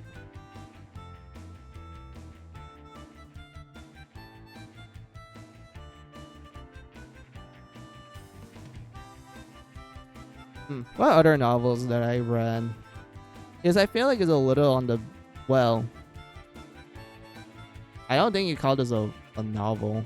It's kind of like basic classic literature, but I read the Divine Comedy and whatnot. I enjoyed it. I will forever laugh at the fact that the Divine Comedy is literally just a guy named Dante, just like kind of just venting his frustrations about like what was happening in like in the world at the time. But also like him going through this like fucking like pilgrimage through like the 3 afterlives, and how most of our depiction of the afterlife is actually from this guy. Well, in terms of like us modernizing it and such. Like it literally comes from the Divine Comedy for some reason. Like it's just hilarious. Like, I find it so funny and enjoyable. But like, yeah, I probably would read Dune at some point. I think you will enjoy Ruto. It's a fun read. I liked it. I liked it a lot. And whatnot. What other things I tend to like read? Well, I wouldn't call this novels, Ben, but I tend to read a lot of like fairy tales and folk tales. I think the reason why is because like I did study those in university and whatnot for like my degree. So because of that, I got really super into it. Also, it kind of helps me like connect well into like different cultures and how they kind of like try to explain how the world worked back then, when, you know, science wasn't really a thing, or that they view science as like fucking heresy and whatnot. So because of that, a lot of like these fairy tales and folk tales are just very fascinating like time capsules to kind of let you see what humans thought of at the time, especially for their respectable like culture and region and everything. So because of that, I can't help but find myself like constantly reading them a lot. And I remember, like I said, I did study it for like for college, and it was for my degree as well, and I really enjoyed it a lot, to the point where I noticed that a lot of games that I tend to play leaned very heavy on like using a lot of like folktales and mythology as like a main like what's the word I'm looking for? Kind of a main influence for their aesthetic or like theming in terms of their story. I wanna. Then again, I remember the absurdity that is Naruto and Brian winning the Triple Crown Triple Crown is why genealogy of the Holy War has child inheritance in the romance system. Maybe I should have watched Twin Peaks first because it's influential to Japan. Yeah, Japan loves Twin Peaks. Like, they straight up love it a lot. Like, Japan, in my opinion, as much as, like, you know, they like their own culture and shit, like with their yokais and everything, and their, like, their Shinto religion, Japan is so in love with, like, foreign, like, stuff. Like, foreign stories, foreign fairy tales, foreign religions, even though they don't really, you know, adapt into said religion. They just find it fascinating, sort of thing. Like Western shows, Western cartoons, etc., etc. Like, Japan has, like, a huge love for it. And you can tell by a lot of their works. Like, you have, like, the creator of the Xeno games, from Xenogears to Xenosaga to Xenoblade, how the creator is in love with Abrahamic mythology. For those who are curious, Abrahamic mythology is like a umbrella term for Judaism, Christianity, and Islam, because those three religions have a connection to a guy named Abraham. Like, all three religions have stories with a guy named Abraham, and they all agree that he was a pretty cool guy. And that's why they tend to use the term Abraham mythology as like a umbrella term for it and whatnot. But there's also other terms like Judo, Christian mythology, and then they count like Islam as like a separate thing. But I'm talking about this in like a scholar point of view. Like, that's how they kind of categorize it. I don't know how most people would do it, but that's how I would. But anyway, like, the creator for the Xeno games, he loves, and to extension his wife, because they worked on the games together, like, they love Abrahamic mythology to the point that it is a major influence in not only their writing style, but also the themes that their stories contain. Like, Xenogears is literally filled with so many, like, religious themes. It's insane. Same case with Xenosaga. Xenosaga, like, Ruto, I need to specify this. In Xenosaga, Jesus Christ is real, and he plays a major role in the story.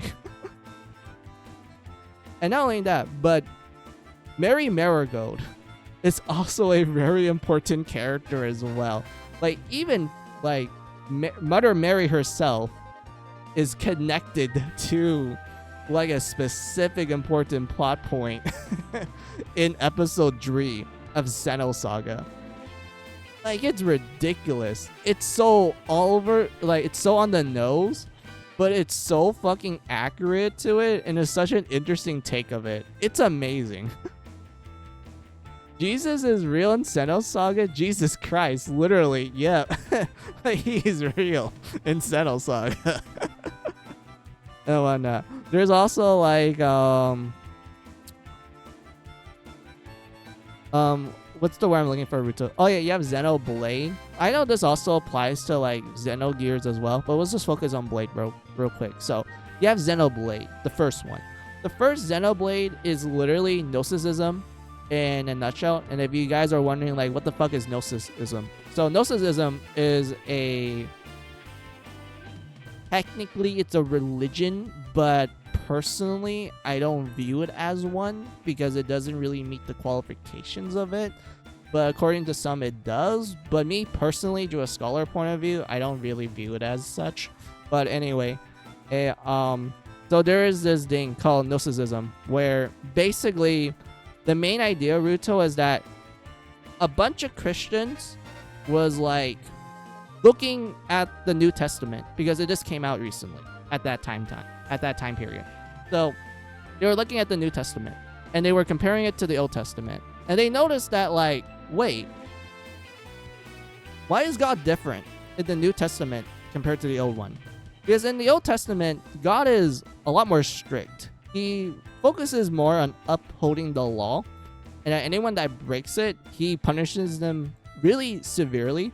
Like, it's really harsh with his punishments. But then you have New Testament God, who's really nice.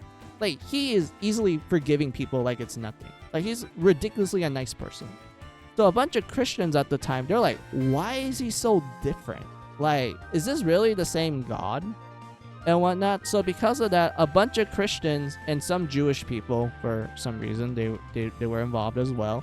They decided to make a fan fiction to explain why God is different from the Old to the New Testament. And their explanation, Ruto, is that the God in the Old Testament is not actually God. It's a being called Deus Magus, or God's servant, where it is this fake physical God that created the physical world. This includes angels and us humans and the earth. And there's the real God who lives in the spiritual universe. That's the God in the New Testament. And his name is Bernard. And if you remember Xenoblade, there is a particular weapon in the game called the Monardo, which is essentially the Japanese trying to, pronounce the word Menard. And whatnot. And not only that, Ruto, but like the naming of the two titans that the game takes place in, because like the whole world, like the whole continent is literally you living on top of these titans, by the way. The titans are called the Great Spirit and the Great Body to represent like, to represent the true God who's in the spiritual universe, and then the fake God who's in the physical universe. And whatnot. Like, that's what they were called in Japanese, by the way. In English, for some reason, we decided to change the name of the two titans into the Bionics. So in other words, bio people, and the Mechanists, in other words, mechanical people. And then for some reason, we decided to translate that name to like, oh yes, the bio people, the organic people really hate the mechanical people, and the mechanical people really hate the organic people. So they end up having like a race war. And whatnot. That's literally how I would describe like how the English translation handles Xenoblade 1 compared to the Japanese, where it's more like, oh, I get the symbolic nature. It's like, spirit versus body. Like the spirit people view themselves as like the better ones because, they have the soul, while the physical people don't have souls at all. They're just a mechanical body. And whatnot, that sort of shit. But like, yeah. What other funny things about Gnosticism that I can like talk about with you guys? Oh yeah, like the reason why the physical God exists was because one of the spiritual gods, angel, her name is Sophia, by the way, and also they're not called angels, they're called aeons, which to some people they're like, oh, I heard of that term. That was in Final Fantasy X with the name of their summons and shit, which I'm like, yeah, that's where it originated from. But anyway, so one of the aeons, her name is Sophia. She didn't really like the idea that, you need a guy and a girl to like make kids and such. So she decided to go against that by trying to give birth to her own kid.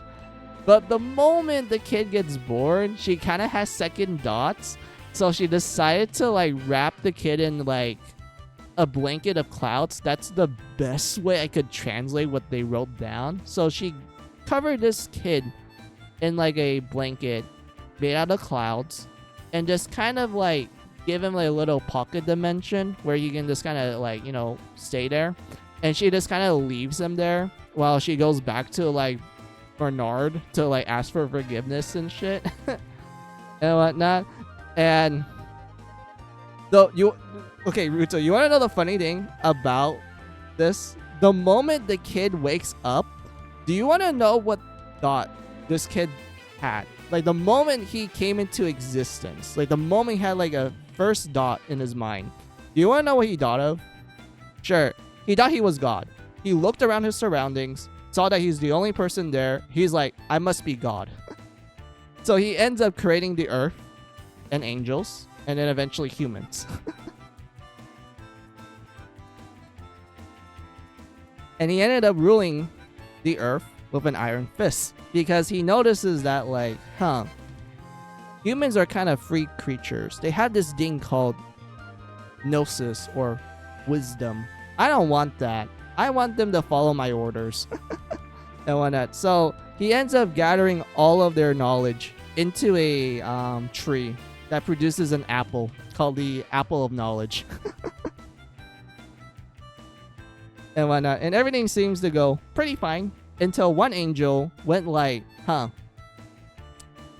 I have this weird feeling that God isn't God. He's actually a fake God. And upon like kind of finding out that the spiritual universe exists and that, you know, the true God is in that spiritual universe, he's like, oh my God, I've been following a fake God this entire time.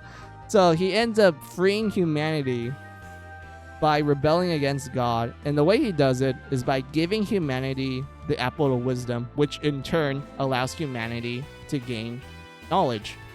And this angel's name was Sataniel. And whatnot. Like, you can't make this shit up. It's so funny. It's great. The fact that it's literally a fan fiction that Christians made back then to kind of explain the difference between like God's behavior from Old Testament to New Testament will just forever crack me up. And the thing about this, Ruto, is that they never intended this to be a religion. This was just like a fan fiction that they made. So imagine their surprise that after they make this fan fiction, a bunch of people are like, oh my God, this must be the new holy text and shit. And then they ended up making it into religion.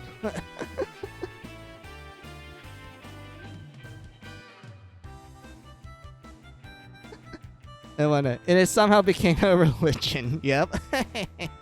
Like, that's the funny thing about it. And there's like other funny things about it too, Ruto. Like, after humanity ate the apple of knowledge, this allows them to have the ability to gain gnosis, in other words, wisdom. And the way how it works, Ruto, is that when you gain gnosis, you essentially are able to leave your physical body after death, so your soul can go to the spiritual universe where God is. So in other words, gaining gnosis is the equivalent of, you know, gaining enlightenment in like Hindu/Buddhist like teachings. You know, the idea for those two religions is that, oh, you need to gain enlightenment to, you know, break the cycle of reincarnation. That's the reason why we reincarnate and such, is to eventually for our soul to reach enlightenment so we can become one with like everything and whatnot. That's the whole point of it. But for Gnosticism case is that you gain Gnosis in order for your soul to enter the spiritual universe after you die and whatnot. So in other words, it's similar to enlightenment, but it's not at the same time. It has similar ideas and concepts. But anyway. And whatnot. But like, yeah, you have that, Ruto. When it came to like Gnosticism and how like Xenoblade 1, it's literally that, but I feel like they kind of like they didn't really explore it too much, unfortunately. They didn't really go into too much depth, which sucks in my opinion. And whatnot. Also, let me see what you guys wrote down real quick, because I noticed I've been like yapping really hard.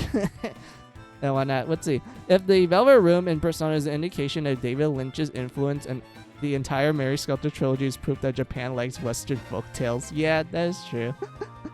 And whatnot. But oh, Ruto. Before I like continue on with the Kirby game, I need to tell you about Xenoblade 2. How much I love that game with its like religious themes and like concepts and shit, and how much it gets fucking removed in the English script, the English localization. They fucked it up. I will never forgive the English for this. I'd rather play Xenoblade 2 in Japanese because of that. And I'm glad that people made a fan translation patch that actually restores the Japanese stuff. And when oh wait, I'll BRB for a bit. Okay, no problem. I'll just save that when you come back. Let's just continue on with the game then.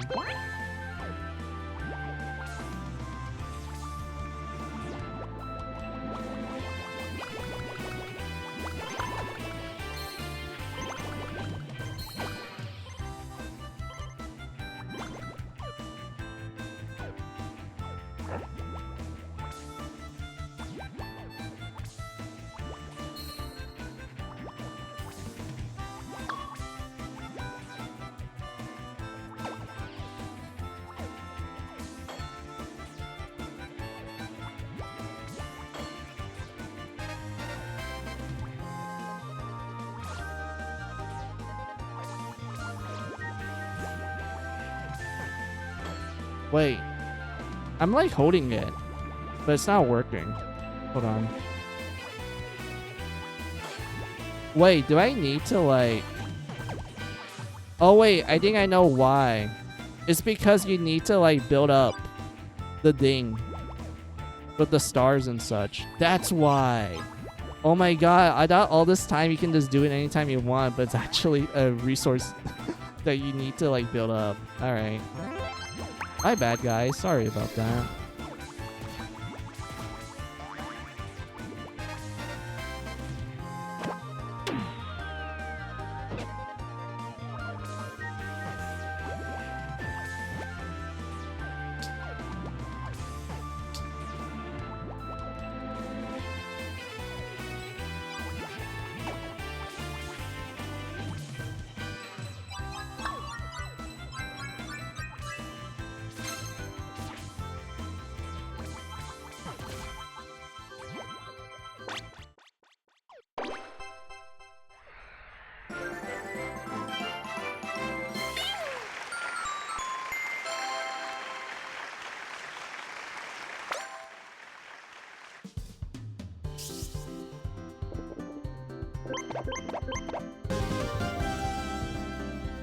Okay.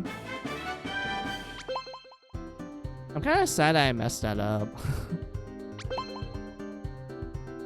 So that means I need to go back and... Yeah, that means I had to go back to like get the other treasures. You can use amiibos now. There's a new challenge. Oh, that's fine.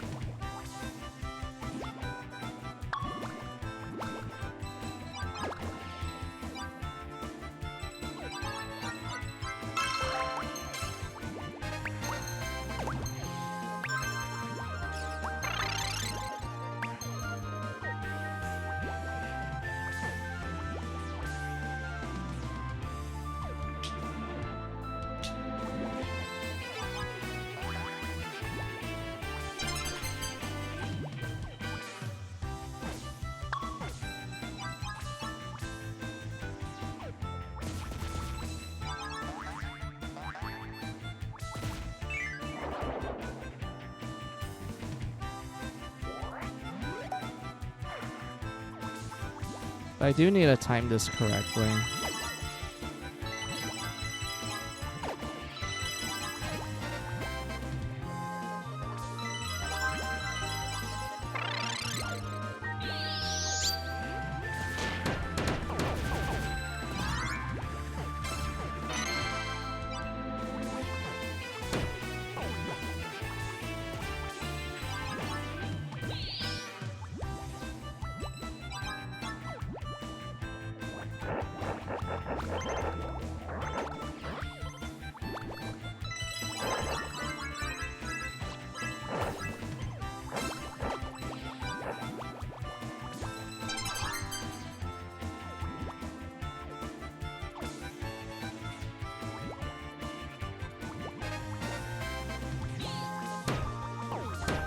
There we go.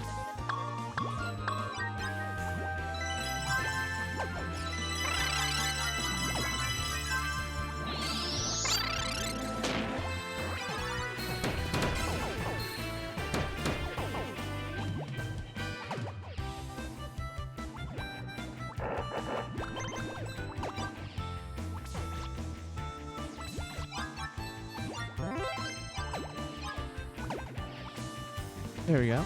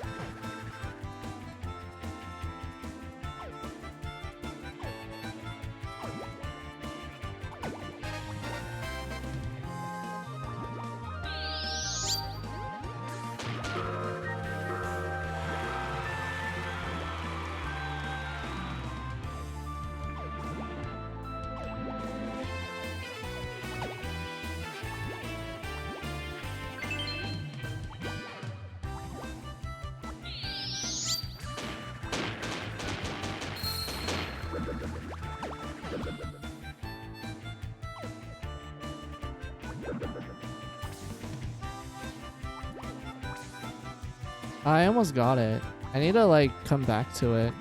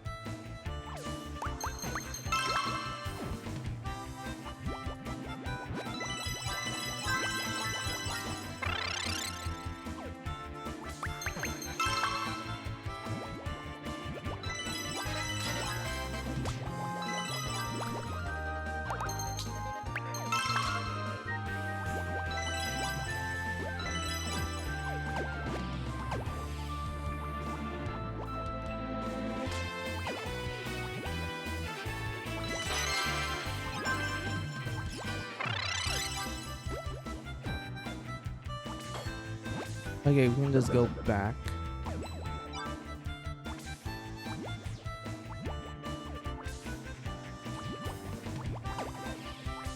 Yeah, we can just go back to the top part for the treasure up there.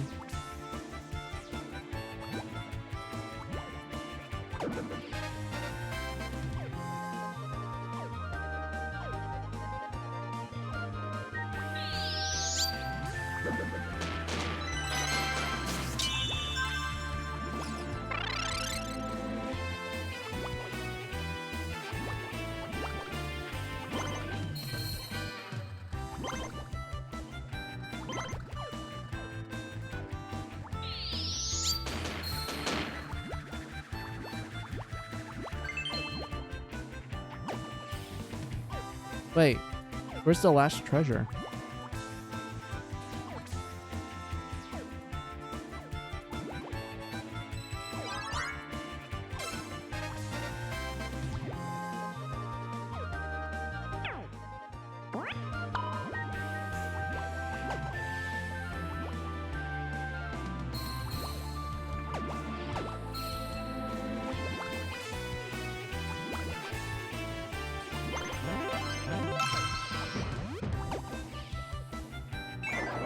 Oh, is this where the last one is? It's like a challenge room?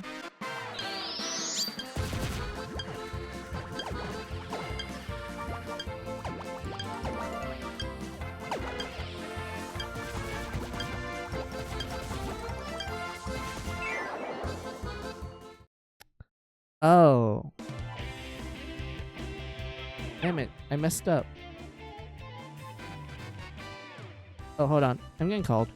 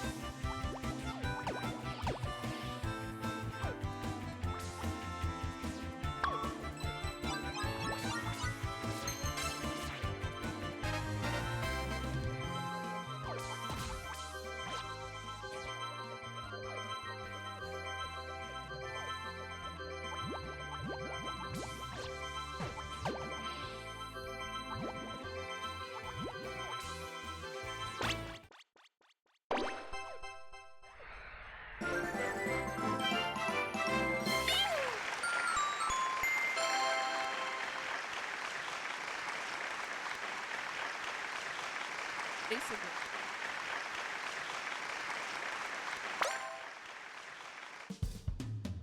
That,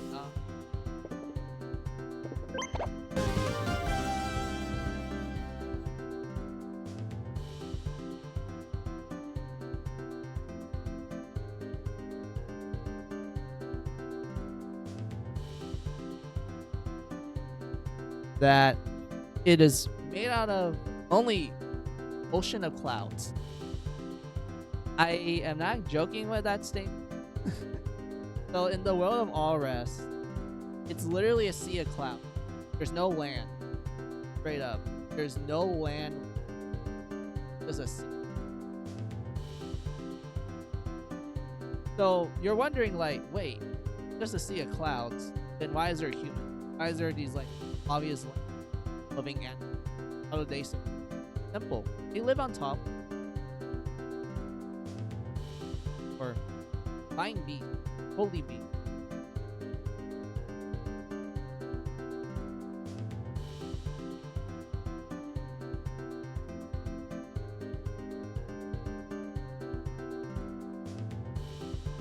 Sorry for a minute. Oh, no worries, no worries. I know that when I go into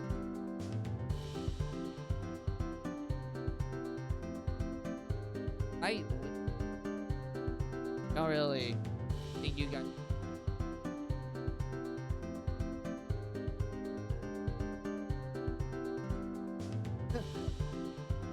I personally.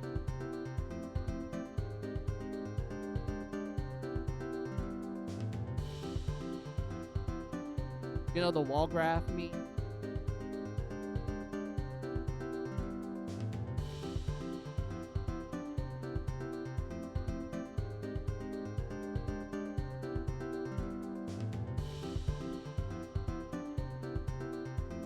Was it? Oh, I think your mic is cutting out music. Oh, it's because I silenced it. Oh my god. Okay, thanks for that.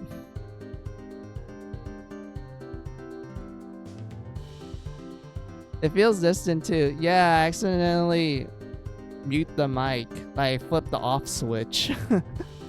So that's why. Alright, my bad. My bad, guys. Sorry about that. But yeah, like I said earlier, I feel like when it comes to my usual ramblings, it's like just a ramble. Like you're literally listening to someone with like a tinfoil hat. Just listening to their conspiracy theory and such. That's how I kind of view like most of my dialogue / talking. But anyway, let's just get back to like the Xenoblade 2 stuff that I mentioned, Ruto. So in the setting of Xenoblade 2, there is a world called All Rest, where it is a sea of clouds. It is literally composed of just a sea of clouds.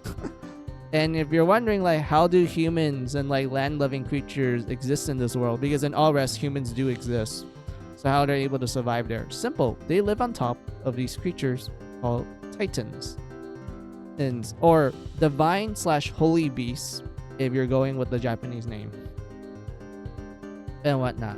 And if you're wondering like, okay, how did this relationship came to be? We learned that a long time ago, humanity lived with a being called the Architect, or God, if you're going with the Japanese name. So let's just go with the Japanese name for now, Ruto, for simplicity, to explain why I like the Japanese script more compared to the English. So humanity lived with God in a place called Paradise. where it is abundant with all kinds of materials. Everyone was living happily there until one day humanity made God angry. And as a result, God banished them to the world of Allrest. But God feels kind of bad for them because Allrest is literally composed of no land whatsoever. It's literally a sea of clouds. So he sends in his angels, his aeons, known as the divine beast or titans. And humanity has to live on top of them in order to survive the world of Allrest. And you want to know the interesting thing about Naruto? Each of the titans, they're named after the deadly sins.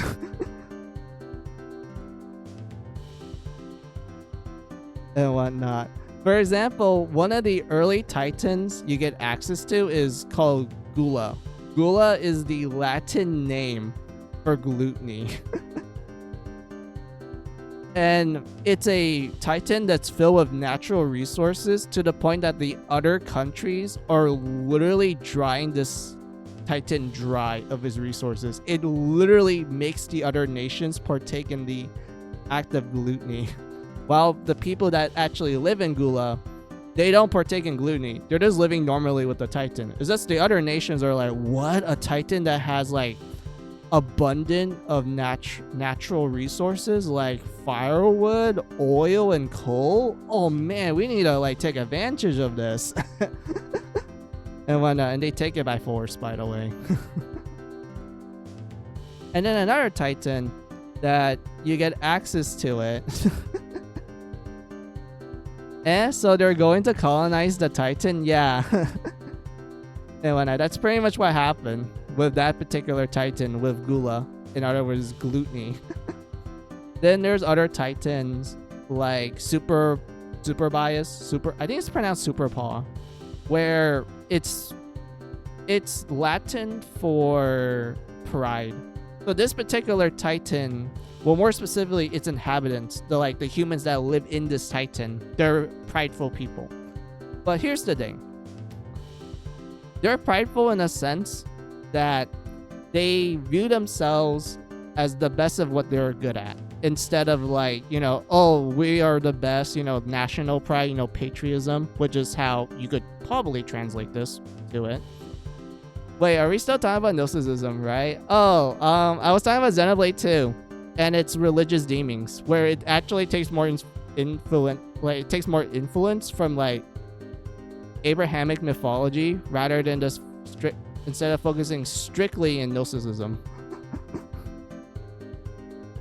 And whatnot. So like, yeah, I was talking about 2, like Xenoblade 2, not Xenoblade 1.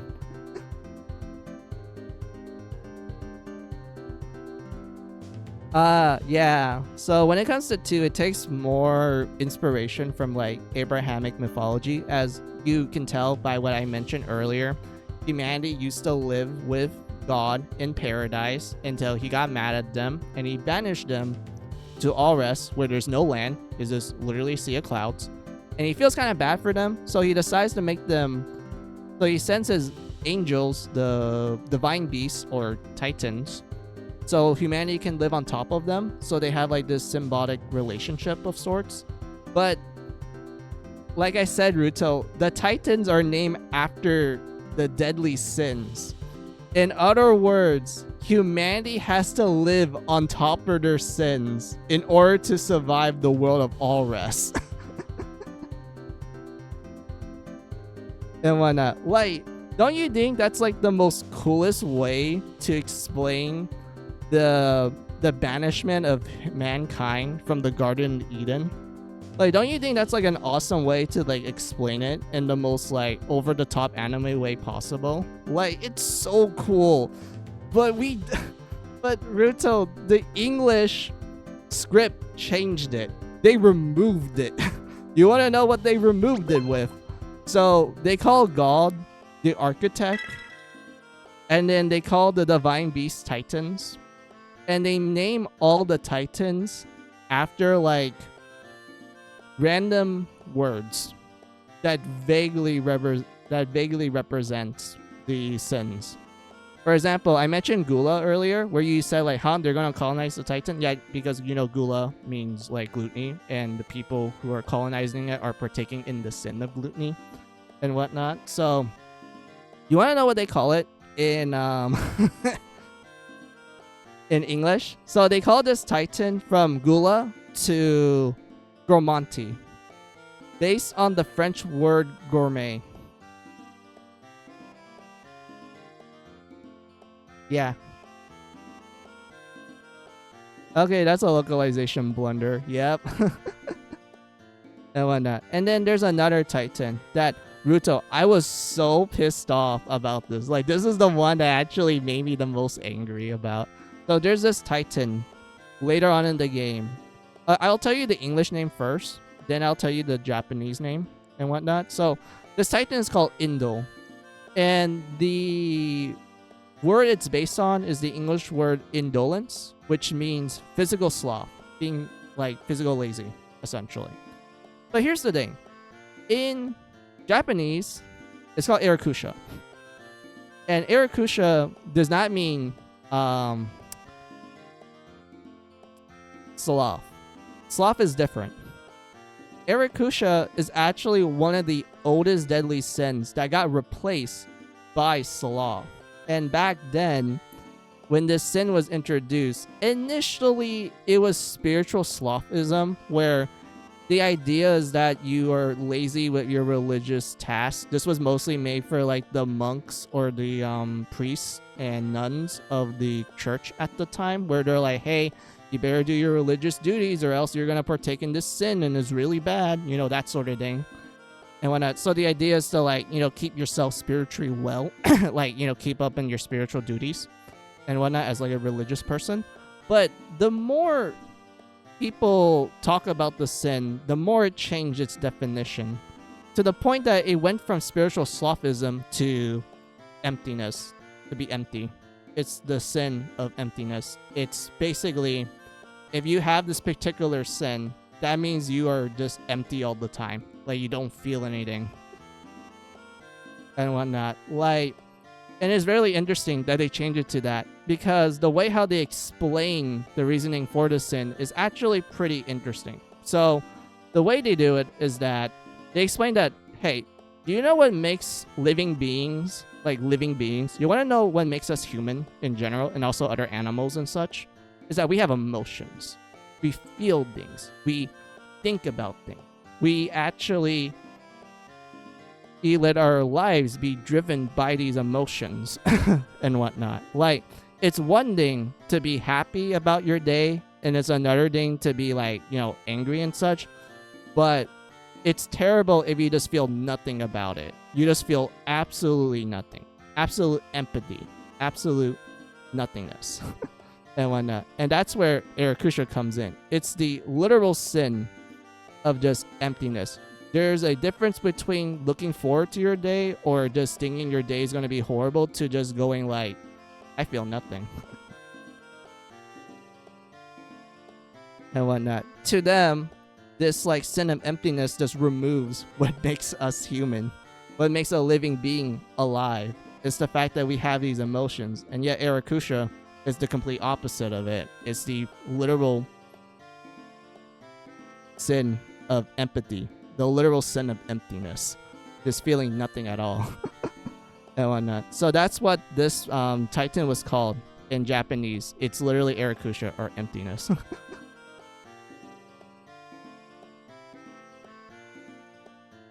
So Irakusha is the sin of empathy. Pretty much the literal sin of emptiness, of nothingness, and whatnot. And if you're wondering, like, how is this connected to the story of Xenoblade 2? This is because while the Titan itself and also its inhabitants don't represent empathy, like they're not empty individuals, they are actually a religious folk that actually care about others.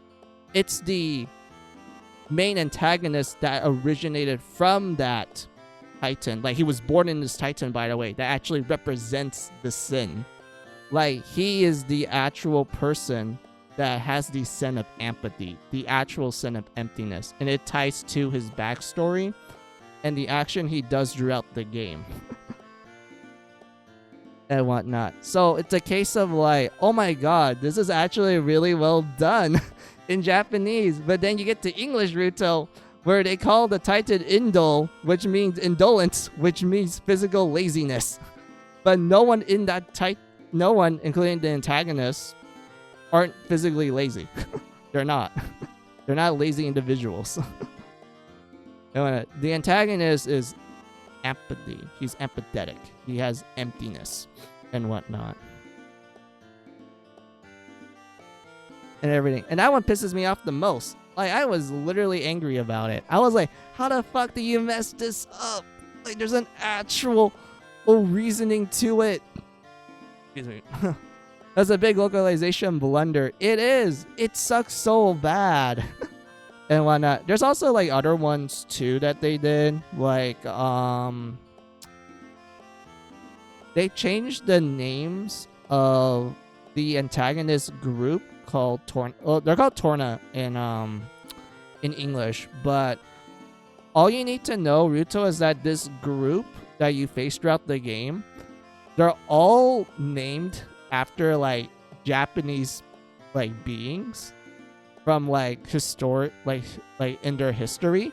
But more specifically, there is a character called I'll give you his English name first. So his name is Malos, and it's Spanish for evil. And whatnot. And if you're wondering, like, oh, is he called that because he's the bad guy and such? Because, you know, if you have a name that literally means evil, that means you're a bad guy, right? Wrong. You see, his Japanese name is Metsu. Metsu means destruction, but it means natural or neutral destruction. And this ties to the guy's mentality, like how he views things. He views a lot of his actions as just part of nature. Like, it's what nature intended. He doesn't do it because, like, you know, oh, I like being a bad guy, or he views it as like, oh, I'm actually a good guy. I'm just doing what the world needs and such. He just views it as just like, oh, this is part of the world. Like, this is what the world wanted. I'll just do it. I don't really feel anything about it. It's just natural to me and whatnot. Like, that's it. And when you kind of realize that, it kind of recontextualizes a lot of the guy's behavior throughout the game when you realize that, oh, that's why he's named that sort of thing. In Japanese, by the way. But in English, they call him Malos, which means evil. So you're just like, oh, okay, this guy is just like a goofy evil guy. And also, it doesn't help the fact that, like, the English voice actor, Ruto, they literally made the English voice actor act like the most, like, goofy-ass, like, evil, like, mustache touring guy in the world. Like, he literally acts like your typical evil guy from, like, fucking Power Rangers or Kamen Rider, like, in English for some reason. I don't know why. They just did that. And whatnot. But yeah, that's what they did. And then, let's see, Xenoblade 2 ended up getting a lot of localization blunders. Yeah, that's the unfortunate part. But luckily, Ruto, someone did made a they made a, would you call it a mod, or would it be a patch, a fan patch? Let's call it a fan patch. So they made a fan patch where they actually restore a lot of the original Japanese, like, meanings and such, and, like, you know, fix up the localization. Let me see if I can, like, find it. Hold on.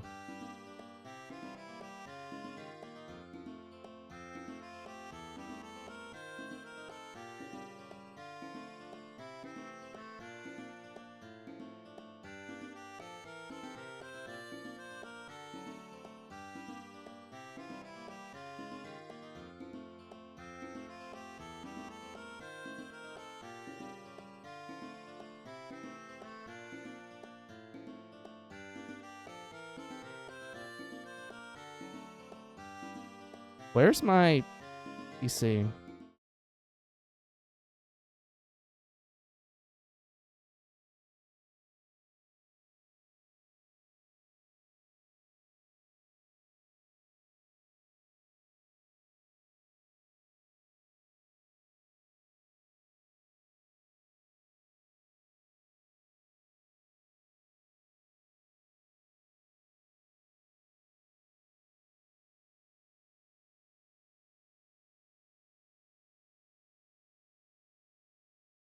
All right, here's the link to it. If anyone's interested in like, modding their Xenoblade 2 game, either drew like, emulation or drew a jailbroken Switch. And if they're interested to see like the original Japanese script, but it's in like, a language that most people are kind of familiar with, in this case is English. I wonder if someone's interested enough to translate it to like Indonesian, so for more Indonesian people they'll like play it. Because I honestly feel like when it comes to these kind of fan like projects and such, I kind of wish there was more like fan projects where they're like, oh hey, we're able to translate this to like a different language so people in that language can like, play it and understand it. And when kind of like how I describe Naruto, it's kind of like if someone suddenly tell me like, hey, someone made like a Vietnamese patch for like Mary Skelter, so like they translate the whole game to Vietnamese, and I'm like, oh damn, that's cool. I can like give this to my like relatives in Vietnam so they can like try it out if you're interested.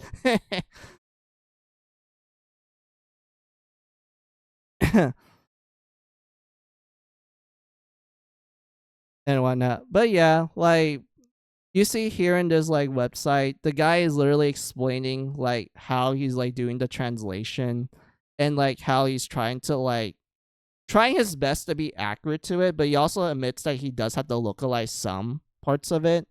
But he wants to make sure that the localization actually fits into like the original Japanese script and such. So because of that, it's really cool that they did this. And oh yeah, this one I also want to mention to you, Ruto. This one here that I'm highlighting. Let's zoom in a little bit. Let's see if that also applies over there.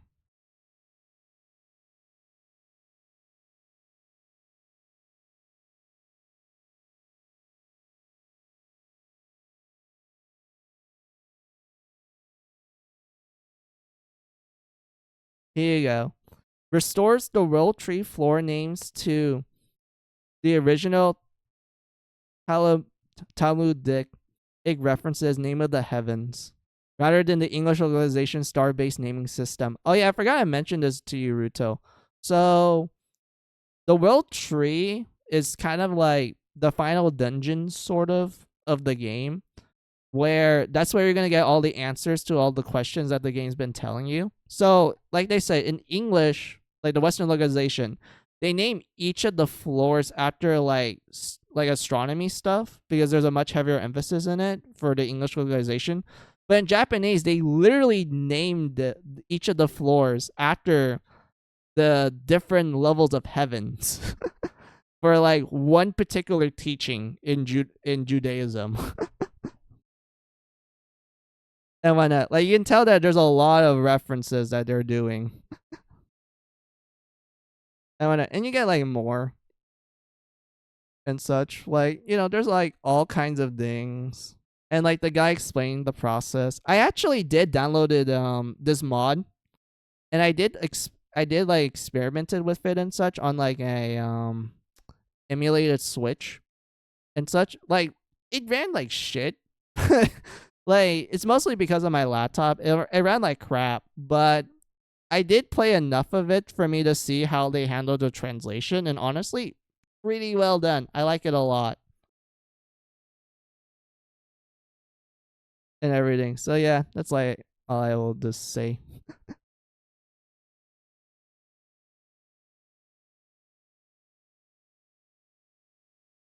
Wait, they named the floors after stars? Yeah, so like in the English localization, they will name each floor of the final dungeon after like astronomy dings. So like one floor will be like Altair or like Vega and such. And if you're wondering like, Mizu, why are you using the term Altair and Vega? That's because Altair was the star that that Osu's like initial class is based on, Altair, and Vega is like a star that's connected to Altair. And it's because those two stars are used to tell the story of the Weaver, like the cowherder and the Weaver. In other words, the story that Osu is based on from Mary Skelter and whatnot. That's why I'm using Altair and Vega to kind of explain it, because I'm like, oh, I think Ruto will understand this and whatnot. But yeah, anyway, hey, so in the English, The floors are named after stars. In Japanese, they were named after the different levels of heaven in one branch of Judaism and whatnot. So, yeah, Ruto, you can tell that there was a lot of things that they removed in the Xenoblade 2 localization, where they literally removed every spect of Abrahamic mythology, like the direct names and such, and they try to replace it with like other religions that, in my opinion, doesn't work a lot, Ruto. It does not work. It ruins the meaning of it. And also, Ruto, I saved this one, the best for last, because this is the one that I will always like reveal to people when it came to the localization for Xenoblade 2. So, have you heard of these two characters? They're like connected to Xenoblade 2. They're called Pyra and Mithra. They're they're the blades that's connected with the main character Rex. I mean, Rex becomes like the driver of those two. Basically, it's like the partner. He becomes partners with them and whatnot. So here's the thing. So Pyra and Mithra were given the name the Aegis in English. It's to kind of symbolize that they're these like legendary weapons that was made by God himself. So they are literally God's creation. Like they were directly made by him, made by his own hands and such. It's a legendary weapon made by God. And whatnot. Who didn't hear about Pyra and Mithra? Yeah, like they're so popular that I think most people who never played Xenoblade 2 probably heard of Pyra and Mithra. Oh, and also Smash, because they appeared in it as well. But yeah, so they're called the Aegis, or Aegis. I don't know how the fuck they pronounce it. They're called the Aegis in English. And if you know your Greek mythology, Ruto, I really hate when people say like, isn't Aegis like this really powerful shield that's like indestructible, that's willed by Adina and such? To which I reply with the following statement: no, it is not. Aegis is literally the Greek word for shield. It's just a regular ass shield. There's nothing special about it.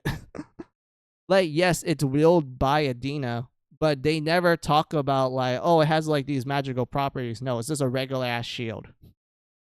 That's it. It's just a normal ass shield and whatnot. So yeah. If you're wondering like why I'm putting a heavy emphasis on the fact that like, Aegis is actually just a regular ass shield, this is because when you compare it to the Japanese name, it has a whole different meaning when it comes to the Japanese name of it. Let's see. The robot in Persona 3 is named after your standard Greek shield. Yeah, pretty much. That's what Aegis or Aegis is. It's just a regular ass shield. There's nothing special about it. Like, sure, you can like put like a symbolic meaning where they're like, oh, they're like the safeguard to like to God's secrets, or like, for Aegis' case, she's like the shield to protect her friends and whatnot. You can go with a symbolic reasoning like that, but in terms of mythology, like symbolism, it's not there. It did not exist at all. Oh, but let's get to the Japanese name root. So this is the important one. Okay, are you ready? So in Japanese, Pyra and Mithra aren't called the Aegis. They're called the Heavenly Chalice, the Holy Grail. And if you're wondering, like, why the fuck would you name a legendary sword Holy Grail or Heavenly Chalice? Well, this is because it's actually more of a symbolic reason. Because for anyone that is curious about what the Holy Grail is, the Holy Grail, I'm talking about this in how it was portrayed back when it was first introduced in history. So, long time ago, when the concept of the Holy Grail was made, it was just a cup that Jesus Christ drank in the Last Supper. That was it. That was literally what the Holy Grail was. It was just a cup that Jesus Christ drank from in the Last Supper. There was nothing special about it. There was nothing magical about it. Unlike how we tend to portray the Holy Grail, Ruto, where a lot of people are like, oh my god, the Holy Grail has like godlike abilities and such, like in Indiana Jones or in Fate, where it grants wishes and shit. Like, that's how we portray the Holy Grail and whatnot. Here's the thing. When the Holy Grail was first introduced, it was literally just a regular cup. There was nothing special about it. It just Jesus Christ drunk from it. That was it. But then, fast forward to the King Arthur myths, where they decided to take the Holy Grail and change the meaning of it. And this is where Fate actually took some inspiration from it, since, Fate uses King Arthur quite often and such. So in the King Arthur myths, the Holy Grail was giving a new identity. While they still kept the whole, like, it was the cup that Jesus Christ drank from in the Last Supper, now they decided to add unique properties to it, and that everyone and their moms really want it. Like, every time the Holy Grail is mentioned in the King Arthur myths, they always talk about how many people want it, and they give you different reasons to why they want it, which in turn makes you more curious about what the Holy Grail actually is and whatnot. Actually is. For example, Ruto, there are some myths in the King Arthur legends where they're like, oh, the Holy Grail can cure any disease and wounds. Like, the moment you get that grail, it will cure you from cancer and whatnot. Well, other legends will say, like, no, that's not what the Holy Grail does. The Holy Grail lets you do miracles of Jesus Christ himself. You literally get the powers of Jesus Christ himself if you have the grail. And then there's like a few myths where they're just like, who cares about the whole like magical properties? It's the cup that Jesus Christ drank from. Who doesn't want it? And whatnot. So because of that, when you take this all into consideration, you can tell that this Holy Grail became an object of desire. Everyone and their moms want it, and they all have different reasons to it. It adopted this brand new identity where it went from a regular ass cup that, Jesus Christ drank from, to this object of desire. And it has this supposed rumor of like, it has mythical properties, and that, some people are like attracted to those rumors. Or maybe other people are like, no, I heard a different rumor that does something else. Or other people are like, I just want to collect that because it's, Jesus Christ material. Who doesn't want Jesus Christ material? And whatnot. Now, since I'm like done explaining this to you, let's translate this to Xenoblade 2 with Pyra and Mythra. So Pyra and Mythra are called the Holy Grail or Heavenly Chalice. And throughout the story of Xenoblade 2, everyone wants them. Every antagonist you meet in each of the chapters want Pyra and Mythra, and they will always give you a different reason to why they want her. And such. For example, take the first guy, the first antagonist is in Xenoblade 2. He wants to get the Holy Grail and sell her for a ton of money. Because he's like, wait, so you're telling me like there's this heavenly weapon made by God himself called the Holy Grail, and it has the ability to one-shot continents like it's nothing. And this guy, literally after hearing all of this, he's like, I'm going to sell her to become a millionaire. I need that Holy Grail. And whatnot. That's literally the first antagonist. That when the moment they hear about the Holy Grail being real, they're like, yo, I'm going to sell that for a ton of money. And whatnot. But yeah, what other things I can mention? And then the second antagonist is like, wait, you're telling me that the Holy Grail can one-shot continents. Oh my god, that's great. We can use her to make our military the #1 greatest in the world. We're going to use the Holy Grail to make our military like one-shot everything. Essentially, make her into a nuke. And whatnot. Wait, is that antagonist broke? No, he's a rich guy that wants to get more money. And then the moment he found out that, the Holy Grail is real, he's like, oh, I can sell her for even more money. And whatnot. And then you have other antagonists that are like, wait, so you're telling me that this is the Holy Grail? The one that God made by hand? Oh my god. That means if we get her, we can extract information from her to figure out if God is real. And if God is real, why did he banish us to Aures? We need to know these answers and such. So you can tell at that point, Ruto, that, they were able to translate how the Holy Grail was used in our real life mythology history. and translate it to the plot of Xenoblade 2. And why, them being called the Holy Grail has a huge significant meaning to it, other than like, them changing it to the Aegis, which has no meaning to it whatsoever. And whatnot. So like, yeah, you can kind of tell that like I really did not like the English localization, and I love the Japanese localization. Well, I love the Japanese script the most because it has so many references, so many key moments from like from Abrahamic mythology that they tied into the story, and it has such a great deep meaning to it and such.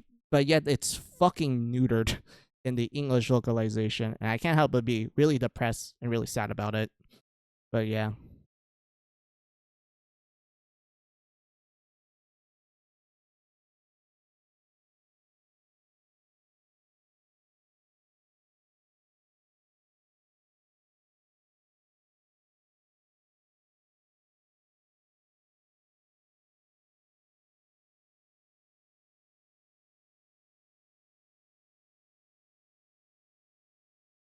Ouch. Yeah, pretty much. So thank you for listening to my rambles, Ruto.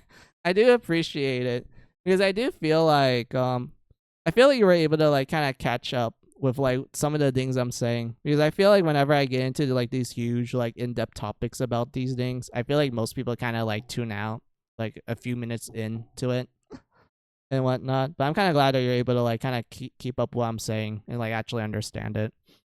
I wanna. Is it possibly is that the possible problem with Trails localization all over again? Pretty much. Like I feel like a lot of localization for these kind of JRPGs, especially if it's very heavy in a specific like symbolism or theming, the localization kind of just like butchers it and just removes it and just go like, oh, let's try to find a different substitute so it makes sense and whatnot, but it ends up not making sense whatsoever.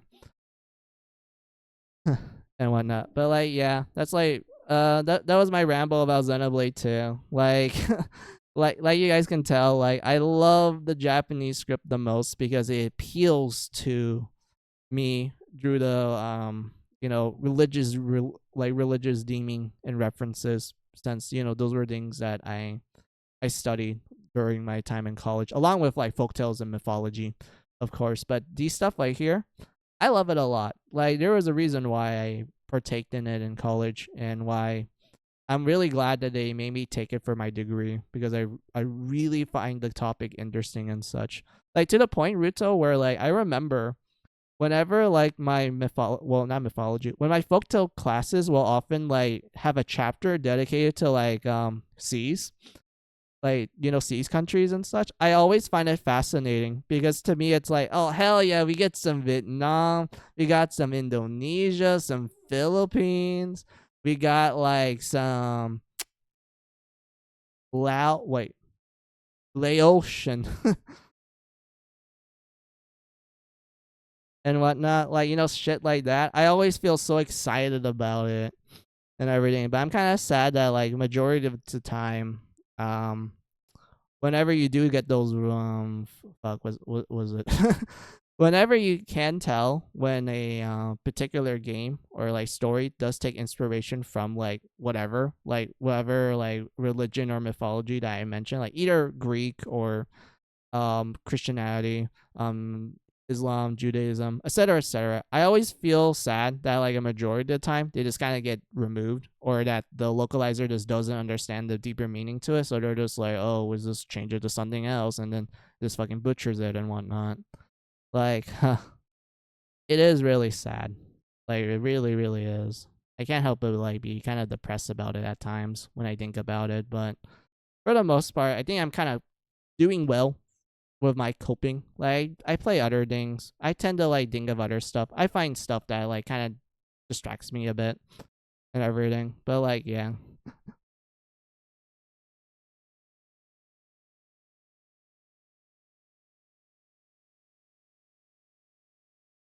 Also, Ruto, I noticed that like because of my like me just explaining shit, I accidentally bumped the desk, and it actually turned off my Wii U And when like the Wii U just went like, bruh, you bumped the desk too hard. So because of that, the extended hard drive, I gave my Wii U, it just disconnected. And it's like, oh, sorry, dude. The game you've been playing that you connected to the to the extended hard drive, it's not working anymore because you accidentally bumped it too hard and whatnot. But like, yeah, that's fine. That's fine. That's fine. Well, for Kirby's case, it auto saves, so I don't really think we need to do much for it. We don't really need to do anything for it. So it's like maybe test two more. Well, yeah, let's test two more things. All right, Ruto, I'm gonna give you a choice. It's gonna be a simplistic one. So, do you want me to show another Wii U game, or do you want to see a regular Wii game / GameCube game? Since this Wii U can play both Wii and GameCube and such. So yeah. So which of the two options seems fascinating to you? Another Wii U game, or we play a Wii / GameCube game?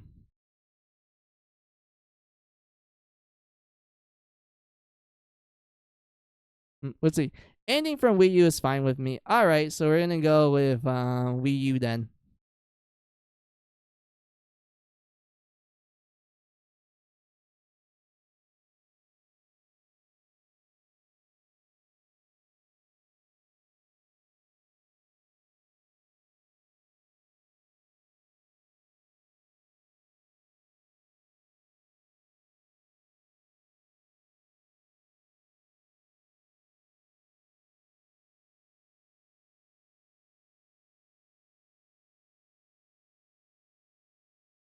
All right. Hold on.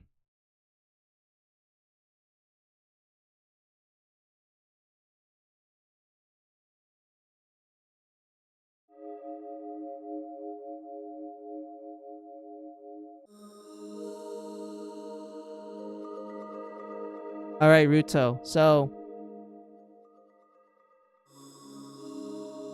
between these two games, Tokyo Mirage Sessions Japanese version or Fatal Frame 5 Japanese version, which one seems more appealing to you? One is a crossover JRPG with Shin Megami Tensei and Fire Emblem, or Fatal Frame, which is a horror franchise that I really enjoy. Dude, let's see. Tokyo Mirage Sessions do want. Also, I see Netflix. Yeah. Like Ruto, this was like the Wii U came out at the time when like Netflix is everywhere. Like they just plug Netflix in every like console that has like internet access. Like I know like the Wii can also do this too.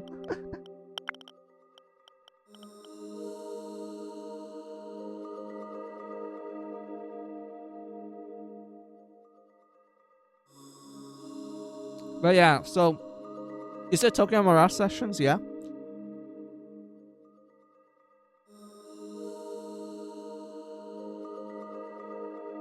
Yep. All right. Still, rip Netflix on console. Yep. All right. We'll do Tokyo Mirage Sessions then.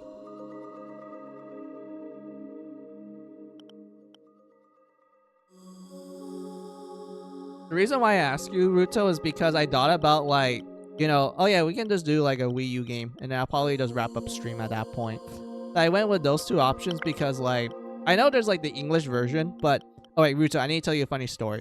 So I already know there's like an English patch. Well, sorry, there's an uncensored patch for the English version of Tokyo Mirage Sessions, but the thing is that in order to apply the patch, you have to convert the game files to like an old-fashioned way that they used to do like Wii U jailbreaks at the time. And here's the thing, it's easy for you to like convert the files to that specific format, but it's difficult to reverse the format so that you can like apply it to the Wii U, because it requires you to actually use JavaScript. Like, you actually need to use it in order for you to like work it out. And here's the thing. It took me a while for me to do that. And the worst thing about it is that I found out that even after I did it, the DLC won't work with the uncensored patch. And that the only time you can get the DLC to work with the uncensored patch is if you use the old format that I mentioned and you just emulate it in like the Wii U emulator. And I'm just thinking to myself, like, I don't think my laptop can like stream and also play the Wii U emulator at the same time without any like performance issues. So because of that, I went like, you know what? I'll just get the Japanese version. I already played this game to completion. I already know the plot. I'll just tell you guys what it is. So it'd be like, you know, easy for you guys to follow and whatnot. So like, yeah. Huh? Yeah, that's the weird thing. Also, like, I did spend a little bit of time with the Japanese version, Ruto, and it genuinely surprised me because they have so many small details that was not in the English version for some reason. I don't know why. I'll show you it immediately. Hold on.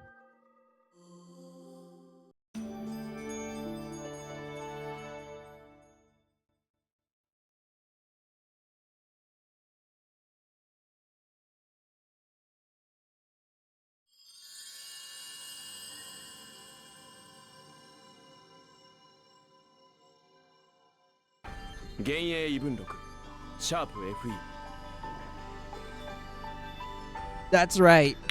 That's right, Ruto. If you play the Japanese version, the characters actually say the name of the game. If you play in English, they don't say anything. It's just a, you know, it's just the title screen and that's it. No one says it. But it's still the Atlas localizers, right? Yep.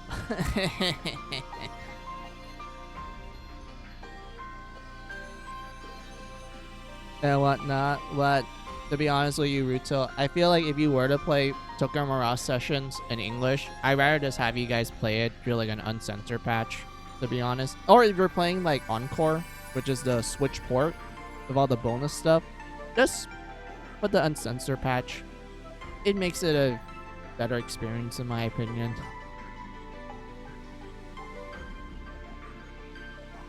And whatnot, but at least it's in English so that, you know, most people can like pick it up and shit. So I'm glad for that. But anyway.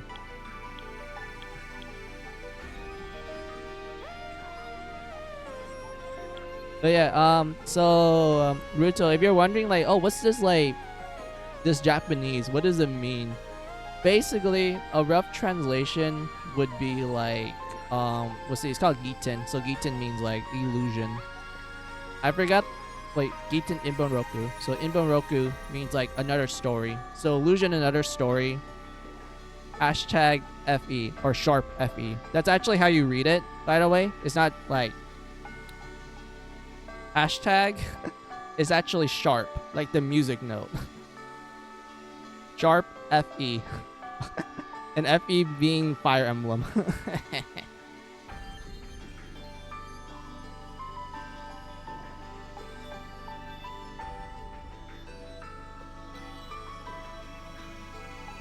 Let's see. Illusionary side story.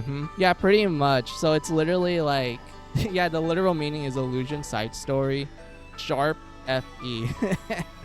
And whatnot. Of course, you know, we changed it to Tokyo Mirage Sessions. Hashtag Fire Emblem. That's what we called it. But but yeah, let's continue on. Man, I'm like kind of coughing a lot. I think it's because I've been like talking a lot. But that's perfectly fine. Okay, so they're just telling you like the difficulty. So this is easy. So this is for beginners, Ruto. This is normal for people who haven't played the game. And this is hard. So people who experienced the game or they already play a bunch of JRPGs. And since Ruto, you know me, I like to play my games on the hard difficulty.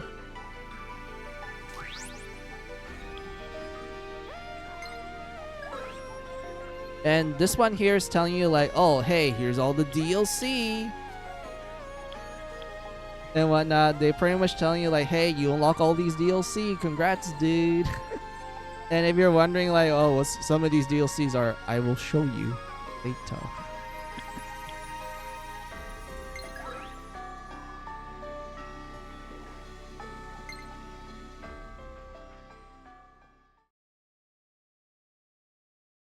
But they basically got the kind of hiragana helps me know what's easy, normal, hard. Yep.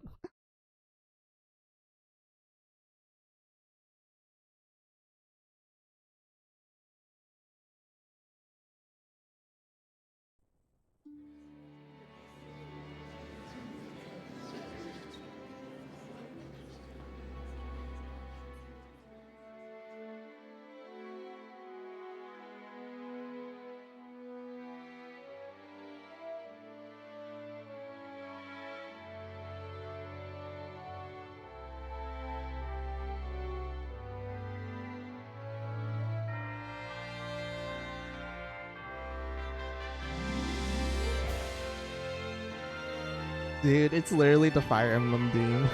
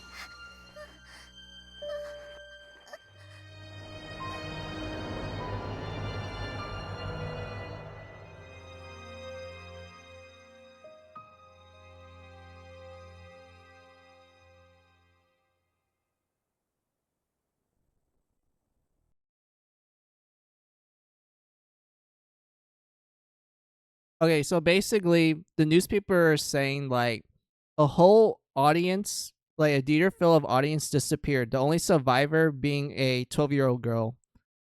So 5 years has passed since then.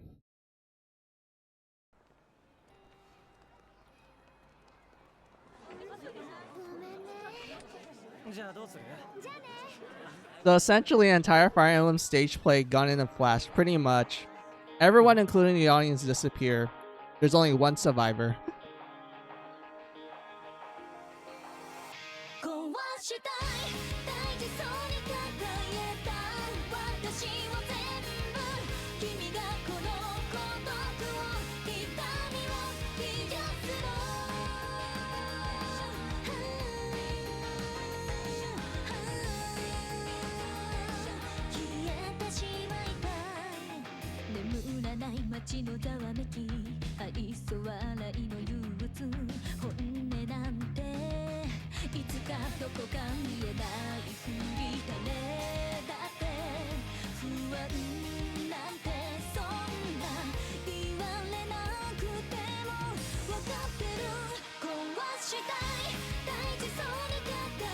Oh, hey, our favorite Mankey is an idol. Oh, oh boy, Ruto.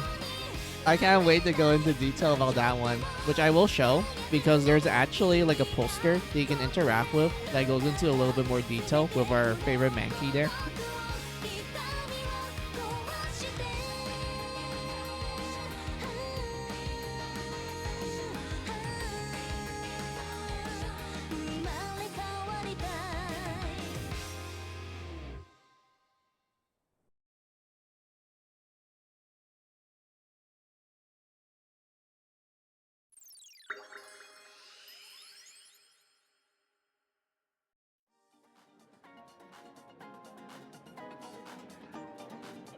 Or I mean Tiki as an idol. Yeah, look, Tiki, right there.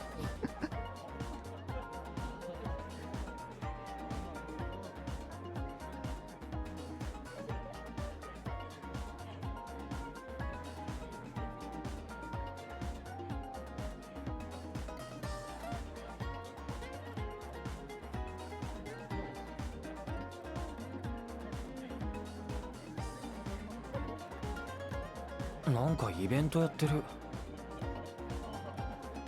それにしても遅いな、トーマ。 Okay, so basically, the guy is like, "Oh, I'm here. Where's Toma?" Which is his friend. Hmm? Oh, Ruto, the gamepad is shaking like an actual like phone. This is where you actually like interact with the cast. This is where your phone is. The gamepad is your phone.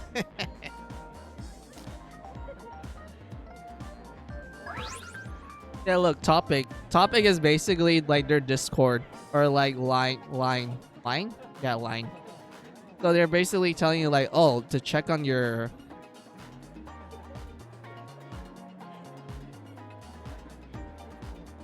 message, use the Wii U gamepad. Let's see. Evento, some event, then this audition. Yep.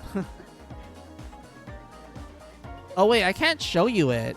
I need a program to show you like the gamepad screen on the TV. Okay, all you need to know is that the text message is saying like Toma, which is this guy's friend, he's running a little late. And you can either answer him like, well, that sucks, I'm leaving, or like, oh, no worries, dude, I can wait. And he says like, oh, okay, that's cool. Well, I just noticed someone that looks like Tsubasa around this area. Can you like, sorry, how I word it. Basically, he says like, huh, I think I saw Tsubasa around this area. I'm not sure if it's her or not. Kind of looks like her.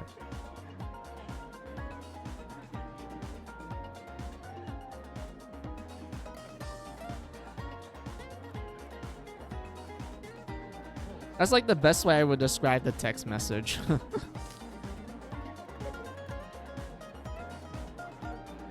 Tsubasa?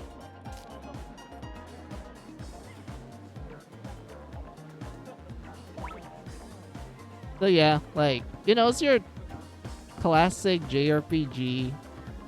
I really like it though. I spent a lot of time with it. Because the body language and tone works wonder to help me understand stuff IMO. That is true. Like this guy here, he's like, am I supposed to film here? You can tell by his behavior and like the tone he used. He's like confused. He's like, am I supposed to be here or no?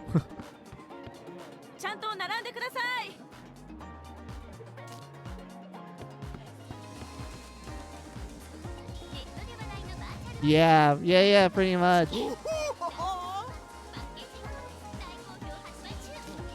Oh look, he mentioned Tiki here. Look. And if you interact with the poster, Utoroid, Tiki. So Ruto, Tiki in this universe, she's not only an idol, she's a Vocaloid called an Utoroid.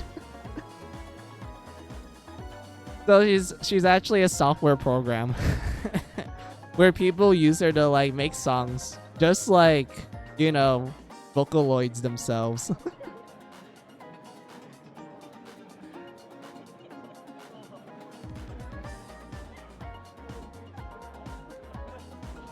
Wait, Tiki is an Uta here? Yeah, pretty much. Tiki is a Vocaloid in this setting.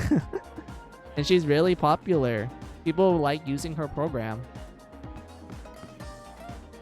And then this one is talking about, I'm assuming, the event that's happening right now. You know, the once in a millennium event. Was it Kiria? No. Oh, they're talking about a girl named Kiria, who's like the popular idol that we saw singing the opening.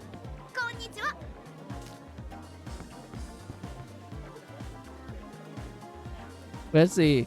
Nintendo, Yamaha, Atlas, you know what to do if you want to remind people that Tokyo Mirage sessions exist. Yeah. Make a Tiki Vocaloids program.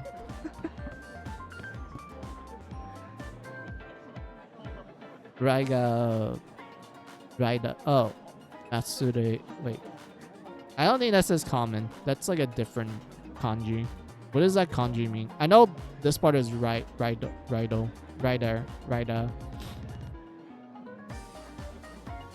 So it's like Blink Rider, Raiga. Or Hero. Wait, is it Hero? Wait, Hero. Oh, it's Hero. Yeah, Hero. Oh, it's like Mask Rider. Yeah, I think so. It's like Mask Rider, Hero, Raiga.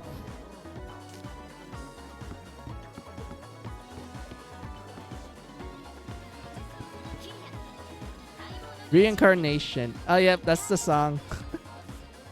Look at that. It's like #1 in the track in like, you know, the charts. And then we have our, you know, our friend Tsubasa here. Also, Ruto, this is something you can do in the gamepad where you can look at each character's like message to you, and it kind of gives you like a small glimpse of like their friendship, like at the beginning of the game and such. Like for Toma's case, they're literally talking about how Toma forgot to study for the exams. And Isiki is like, bruh, how do you forgot about studying?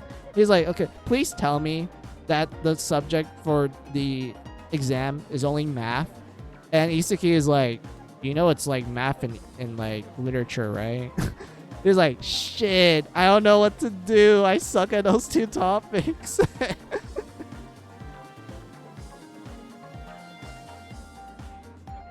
And whatnot. But yeah.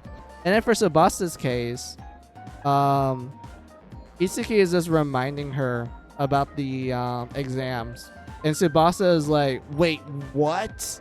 We have exams? I forgot about it. I need to study hard now. I need to do like a last minute study session. You know, just cram it all in. That's the best way I would describe it. I'm like, you know, tapping on the gamepad right now. I know you guys can't really hear it, but like,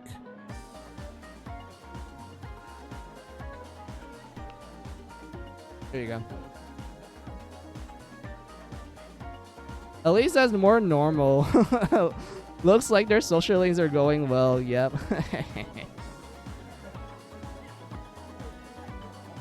Yeah, let's go talk to Tsubasa.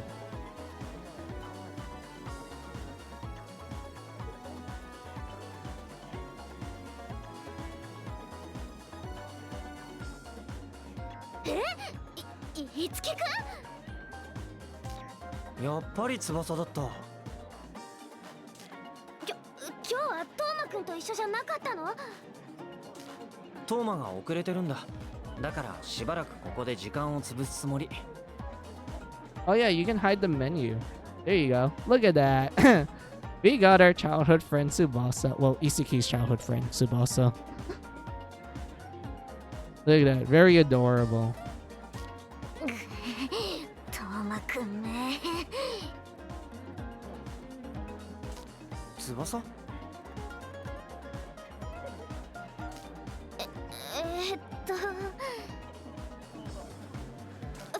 ういえば今度キリ Wasn't 渋谷 she のど真ん中で wasn't ライ she ブやる what? って知ってる？すごいよね。 Oh look, she's trying to distract us from the why she's here. She's bringing up her favorite idol, Kiria.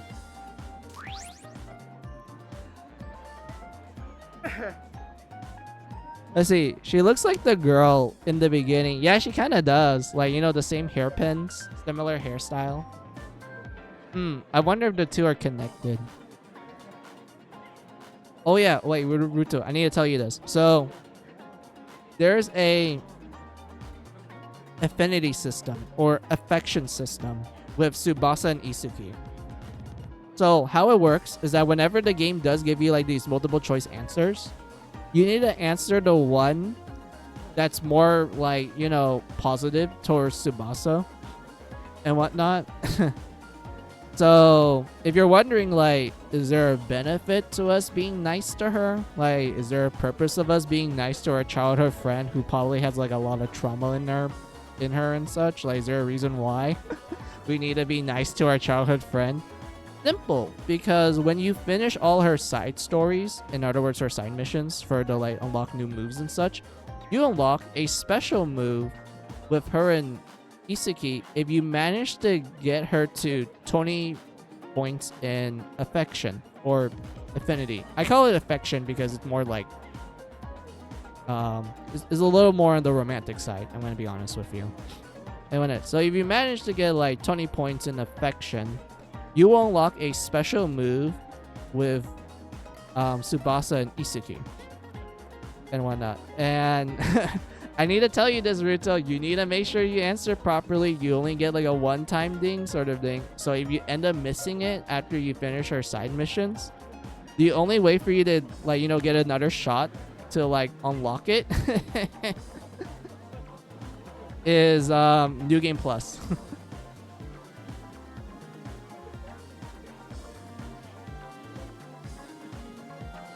Let's see, bottom is definitely Isuki asking about Kiria. Is it, let's see, Kiria? Question mark, or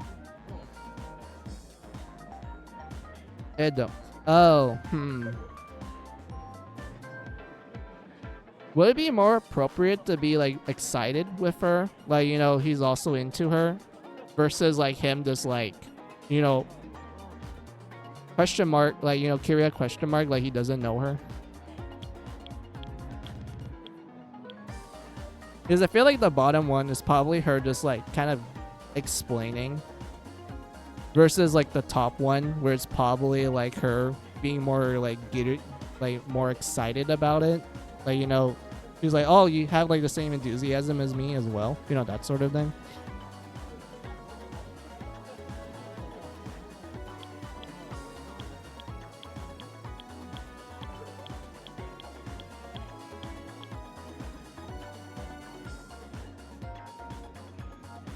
I had the cough. My throat, like, Druta, my throat is literally kind of killing me since I've been like talking for like a long ass time.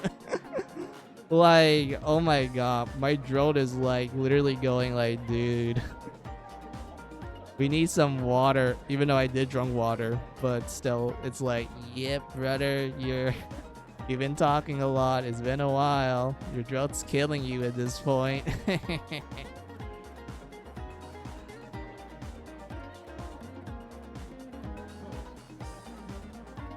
And whatnot, but yeah, I mean, technically we can just like wait. I just realized I didn't save because the game does let you save before you talk to her.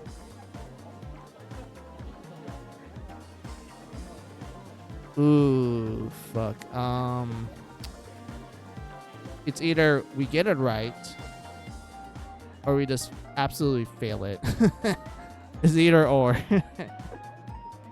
And whatnot. I mean, the game does give you more opportunities to fill up her affection. So, like here, like we just miss out 1 point.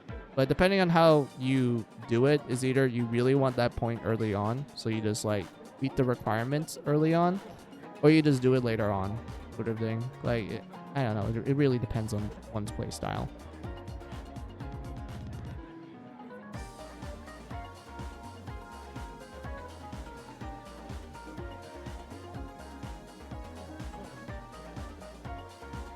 And whatnot. Let's just go with the top one. We just share like the same excitement as her. Kiria or amazing or Kiria. I feel like the bottom one should probably be like a little sad that Isuki doesn't know like her favorite idol. Versus the top one where it's like, oh my god, a fellow fan was like, you know, yap about it sort of thing. I feel like the top one is probably like the one we will get like affection with versus the bottom one where we just like, you know, don't get any affection. That's how I personally view it, Ruto. Like, that's how I view it. I already know the answers technically, but I'm just going by like, you know, the logic and reasoning and whatnot. So yeah. すごい。すごいですね。だよねだよね。キリアって今や日本の女性トップアーティストだもん。憧れちゃう。翼は本当にキリアのこと好きだね。大ファンですから。Biggest fan. 気が向いたら。約束だよ。はいはい。その生返事聞く気ないよね。は Actually, by logic, Tsubasa could have talked about Kiria before IMO. Yeah, true. So I guess like the top one is probably like the more reasonable choice compared to the bottom one, where it's kind of like, you know, wait, she probably talked about her before with Isuki, but he just goes like, I don't remember. そんなことないよ。だって私、樹くんとキリアの話したいもん。まあキリアの話は置いといて、話を戻すと翼って大玉で何か用事？うまくごまかせたと思ったのに。いや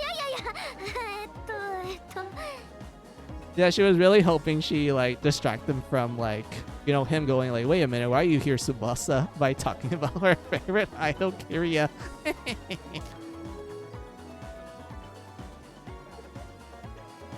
新世代のアイドル発掘オーディションワンオブミレニアムに出場予定の方は受付まで集合してください。大変。休養を思い出した。行かなきゃ。そういうわけだから。じゃあね。Brutal. I love Kiria, man. Sorry, not Kiria. I love Tsubasa, dude. Like how I worded Ruto. I love this game a lot. I know that to like Shin Megami Tensei fans, they're just like, oh my god, it's another Persona game. And to like the Fire Emblem fans, they're like, this is barely Fire Emblem. Like there's only like Fire Emblem characters, but they don't really have much of a huge role in what's happening. And whatnot. So because of that, when it came to this crossover game, it kind of failed to like meet, you know, both you know, fan bases, which I can see why both fan bases would be disappointed by this game, because like Ruto, back then people thought that this game, like Tokyo Mirage Sessions, like the crossover, they thought it was gonna be like a tactics game, like, you know, Devil Survivor or Fire Emblem in general, where it'd probably be like, oh my god, it's gonna have like the edgy gritness of like Shin Megami Tensei, but it's gonna have like the character writing of like Fire Emblem and like, you know, some of the cool tactics you do in that game. But no, you get like this really stylistic, cool, idol-based JRPG with like characters from Fire Emblem, but not really, and whatnot. And it has like a lot of cool J-pop songs as well. Like, you know, it's early 2000s anime style with like the tsundere, the over-the-top nature of like the slice of life moments and such, you know, shit like that. Like, that's literally what this game is, and I love every single second of it. But I can understand why this is like a disappointing crossover to like, you know, Shin Megami Tensei fans and Fire Emblem. Me personally, I like it a lot because the tracks are really great. I love it. I love the tracks a lot. Kiria, considering Tiki is an Uta, is she another Fire Emblem character? Kiria, I don't think there's a character called Kiria in Fire Emblem, unfortunately. I think Kiria is just like someone exclusive to Tokyo Mirage Sessions. The Persona / Devil Survivor focus might be Nintendo's mandate. Yeah, mandate. Yeah, probably.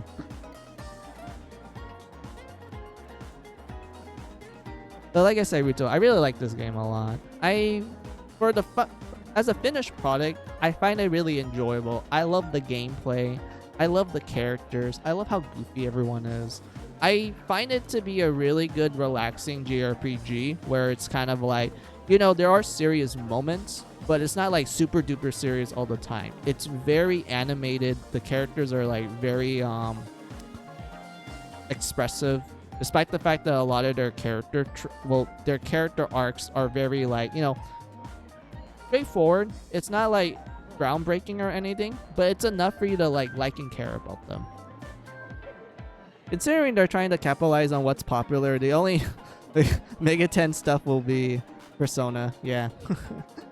It'd be like Persona. Tsubasa?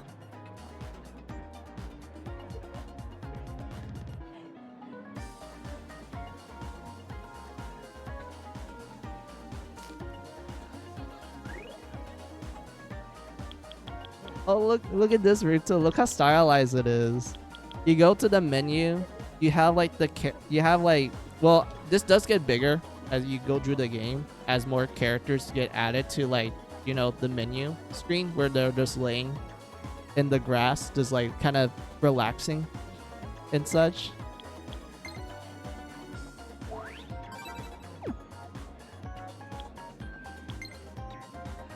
There's a settings.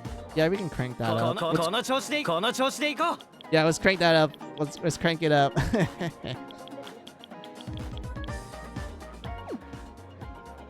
Does it save it? It does not save it. Are you kidding me? Hold on. There you go.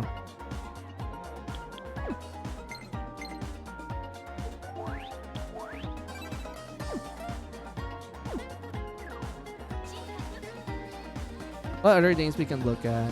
Let's see. This one talks about Kiria. Oh my god. Ruto. It's like... It's an Ikemen. It's a handsome guy. It's the husbando character. This guy here.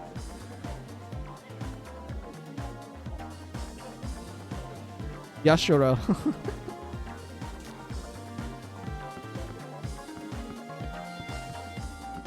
This guy here, like Ruto.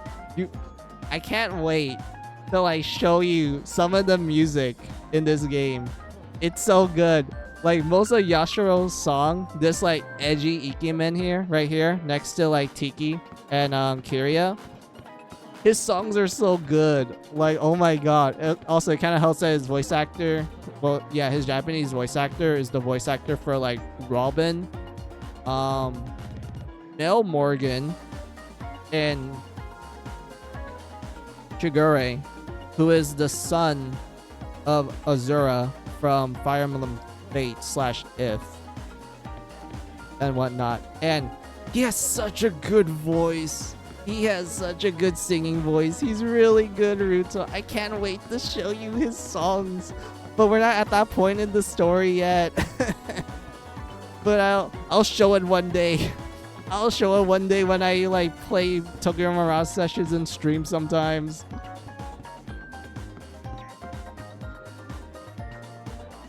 There's a Kyoyaku Megami Tensei, which is Namco. The first two Shin Megami Tensei games, which is really old, yeah. There's a Strange Journey and also Strange Journey, well, Deep Strange Journey, which wouldn't be until 2 years from now. Persona Q, Shin Megami Tensei 4 and 4 Final/Apocalypse, and Soul Hackers, which comes in the same problem as Shin Megami Tensei 1 and 2. Yeah. I can kind of see them just like taking some ideas from Mega 10 and just going like, let's just go stylistic like we do with Persona. But it's like, you know, it's based on idols in the entertainment industry.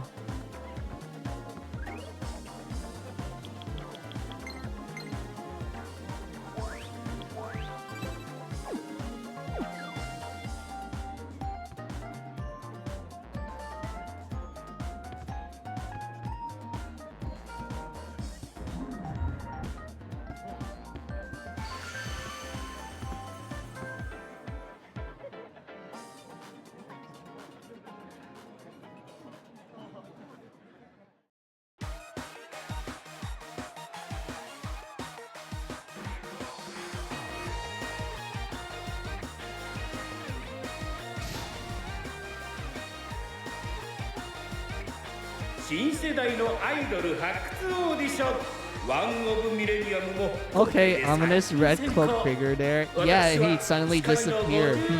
I wonder why. It's almost like he's an illusion. Ruto, it's almost like he's a mirage. Like, dude, I'm still forever laughing at like the fact that the game is literally called Tokyo Mirage Sessions, or the Japanese name being like Iten Emblem Roku or Illusionary or Illusion. But anyway, let's just keep going. さてさて、この中からデビューの栄冠を手にするのは果たして誰か。会場の皆さんも気になってますよね。Yep, time to pick, time to pick which girl will be the next idol.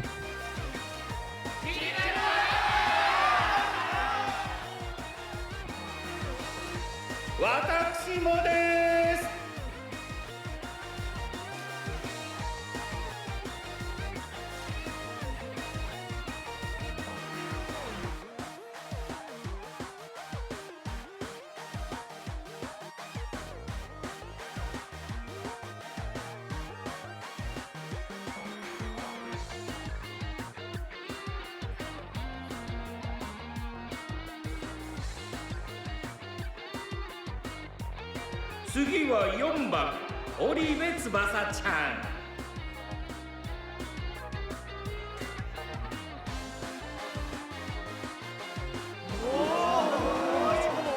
Oh, look at that. Tsubasa is the fourth participant. 翼？オリベ翼です。よろしくお願いしま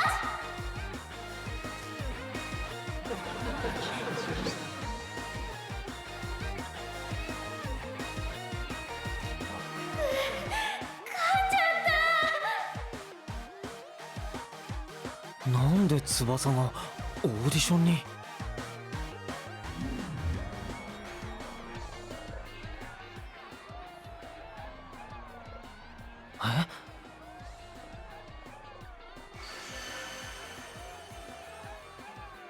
さっきのは一体？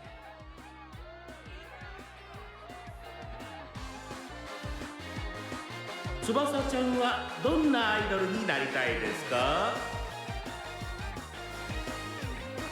私はみんなを元気にしてあげられるアイドルになりたいです。 I see everyone dresses well, and here Tsubasa is just casually auditioning in a school uniform. Yeah, you could assume like she just went straight to the auditions. Like she just didn't have time to change. She was just like, oh, I want to become an idol right away. So she just went after school to like participate.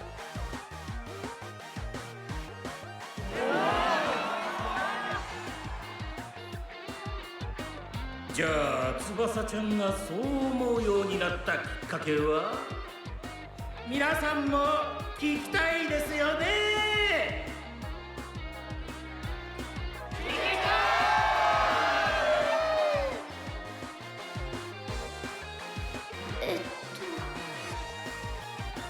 私、昔ひどく塞ぎ込んでしまったことがあって。 Alright, so she's just explaining her reason of why she wants to become an idol. でも幼馴染だけはさりげなく普段と同じように私に接してくれて、それが励みになって少しずつ元気が出るようになりました。だから私も幼馴染のように誰かを元気にしてあげられるようになりたいです。 ところで、その塞ぎ込んでしまったのは何があったんでしょうか？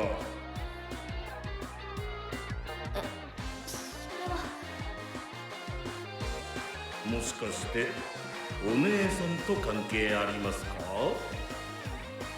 Oh, he started to ask a more personal question. He's like, oh, does your sister happens to be this?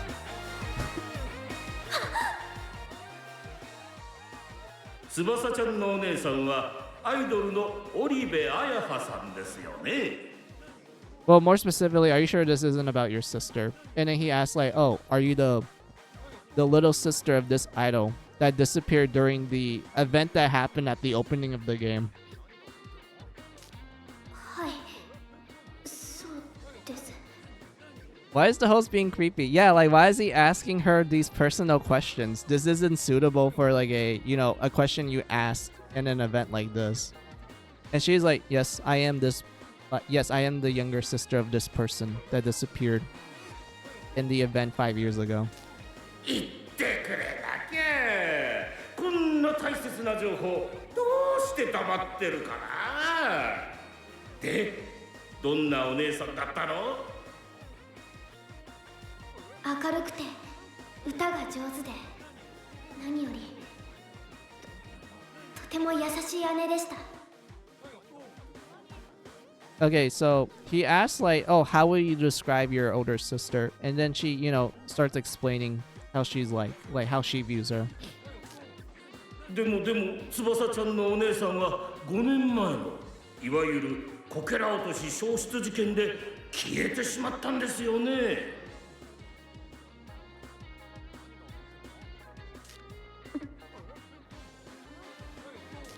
なんか質問変じゃね？ Hey, Ritsu, you got it. This guy's like, hey, isn't Isn't this kind of weird? Isn't this kind of hen? こけら落とし消失事件って昔役者とか観客が集団失踪したあれか？消えてしまった大好きな姉を思い悲しむ少女、なんという悲劇。私も涙なしでは語れません。しかしですよ、ここで問題です。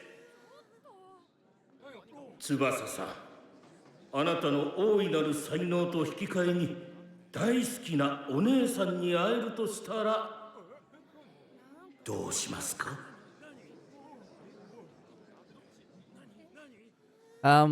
？Basically, he's saying like, hey,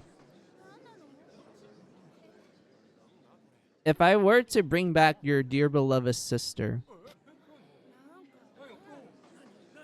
would I make you, well, basically it's around those lines. He's like asking her a question. He's like, hey, if I had the ability to bring back your beloved dear sister, would you like that? And whatnot. You know, something around those lines. I guess she's a little hesitant because, like, you know, that's a random ass question to ask a girl who lost their older sister 5 years ago. 実はあなたのお姉さん、織部彩葉さんをこの場に呼んでいます。お姉ちゃん？はい、騙された。単純バカにはペナルティー。お前も姉と同じになれ。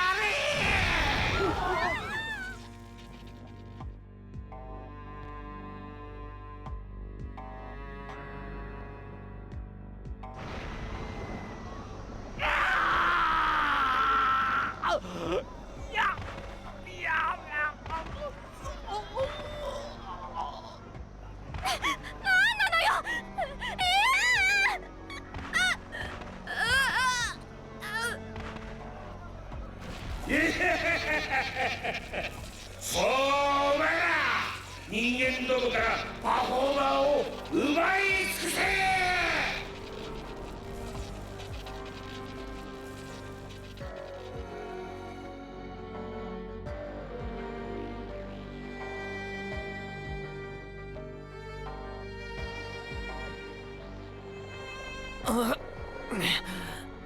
何が起こってる？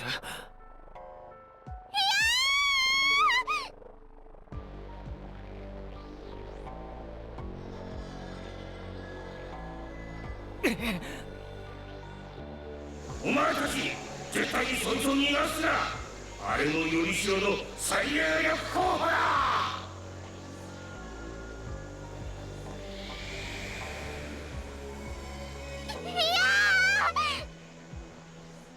翼！助けて、いつきくん。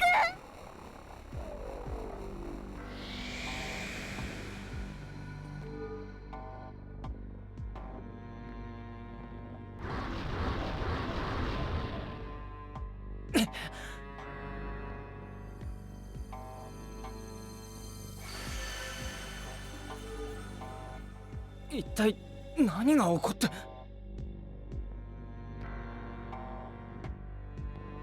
翼！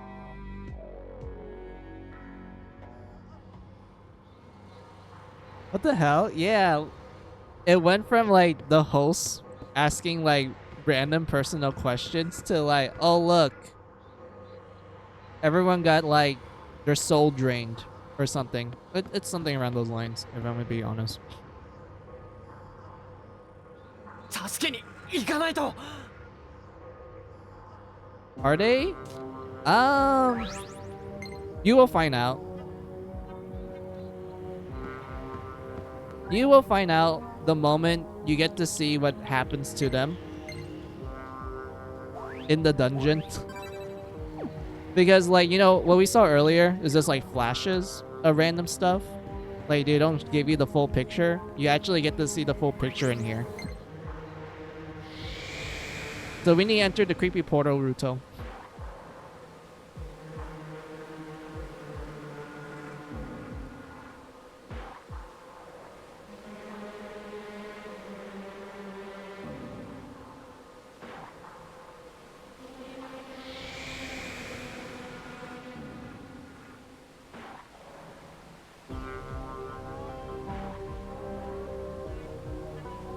翼。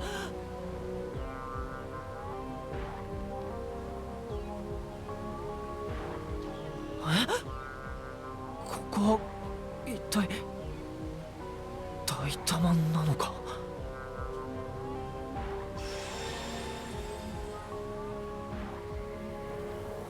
Oh, look at that!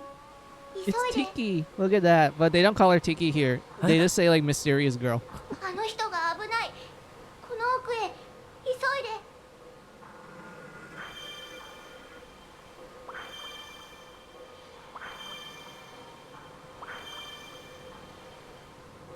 今の子は。いや、今は翼を探そう。 Our manky friend. Yep.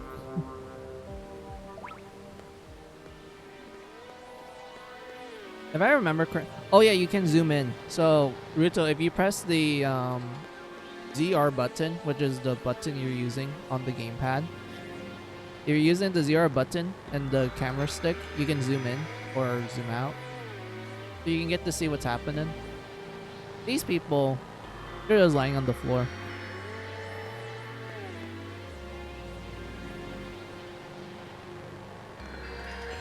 But don't worry. Like I say, Ruto, you're gonna get a more full picture of what actually happens to these people. Wait, so are they not? You'll see. Oh, we're getting text. Hold on. Basically, Toma's texting us like, hey, what's going on? How come I don't see you? Isiki is like, I enter a weird portal. He's like, wait, what? They put... Don't do anything. I'll come. He's like, okay, but they took Tsubasa, so I'm gonna go rescue her. And Toma is like, wait, Isiki, wait. And then, you know, Isiki hangs up.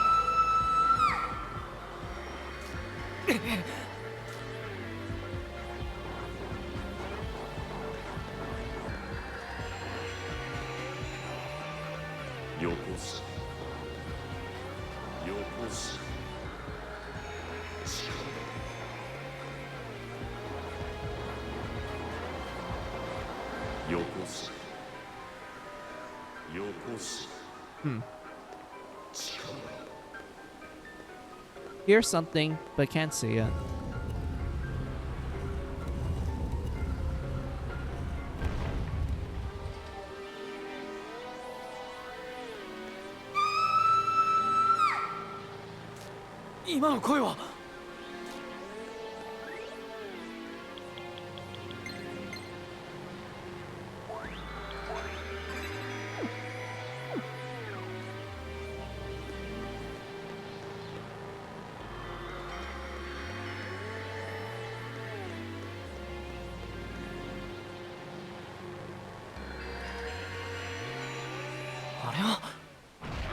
Here you go. This is what happens to them, Ruto.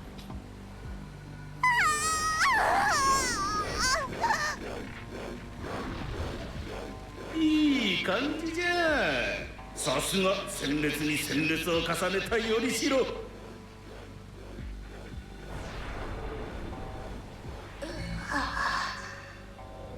翼ちゃんの方も時間の問題。順調だな。翼。よこす。力。よこす。よこす。うわよこす。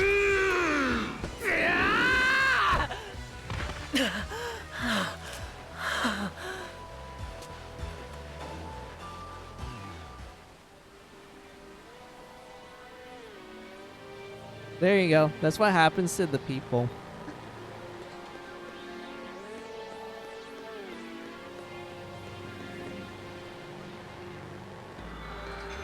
Crap, so... yeah, that's what happens to them. The ones that you see passed out, they're probably taking their time to, like, you know, fully possess.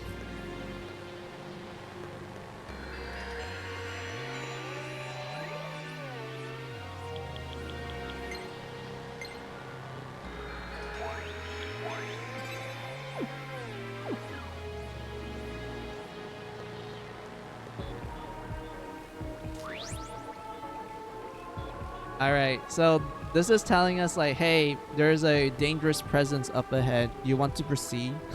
You'd be like, nope and yes. We're just gonna proceed.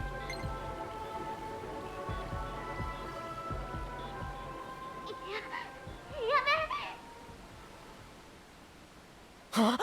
翼！よこせ力よこせよこせ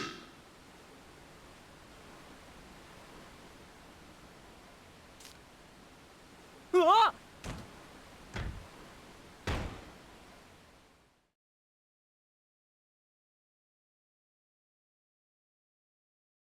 うわっ！ Oh, Ruto, anime cutscene.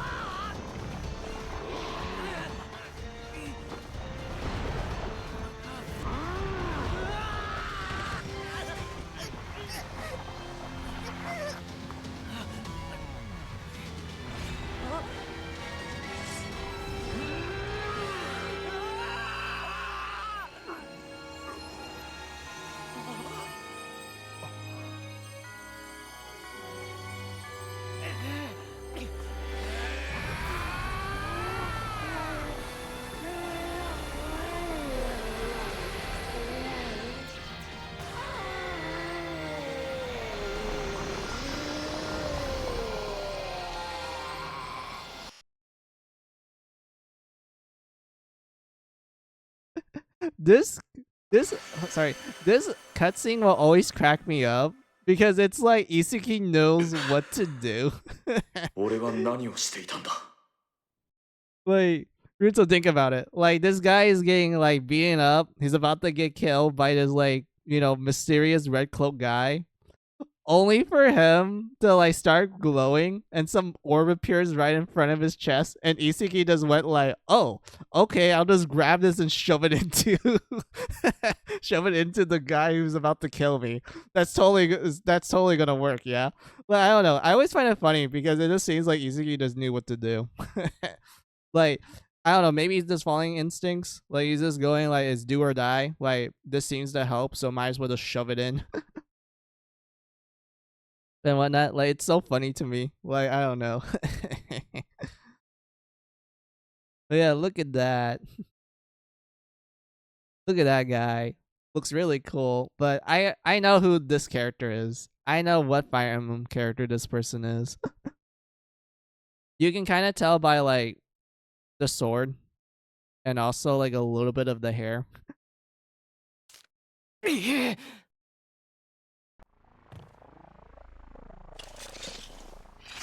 ここは俺が食い止めるどうして話は後だお前はあの子を助けてやれ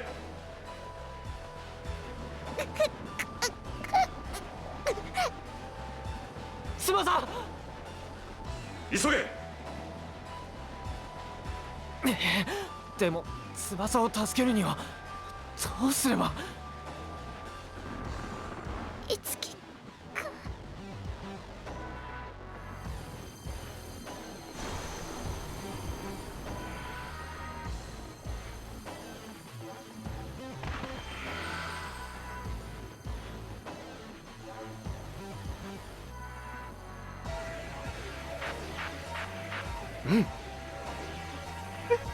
I like I said, Ruto, like after he did it once, he's like, oh, I know what to do now. I need to grab Tsubasa's like her orb and just shove it into into the floating ghost thing. Like, I don't know. I just find it funny how this guy just kind of picks up everything so quickly and just goes like, yep, let's do it.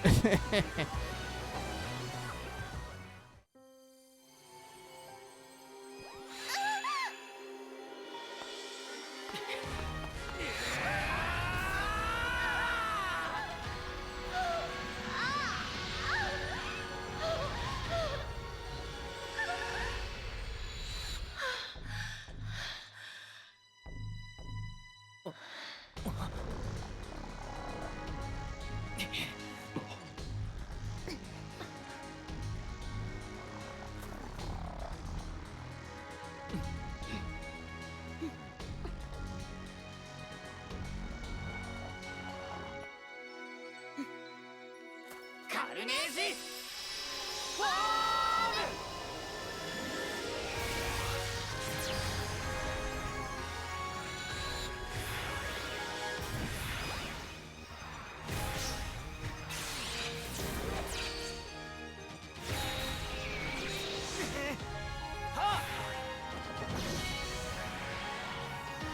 ム。よし。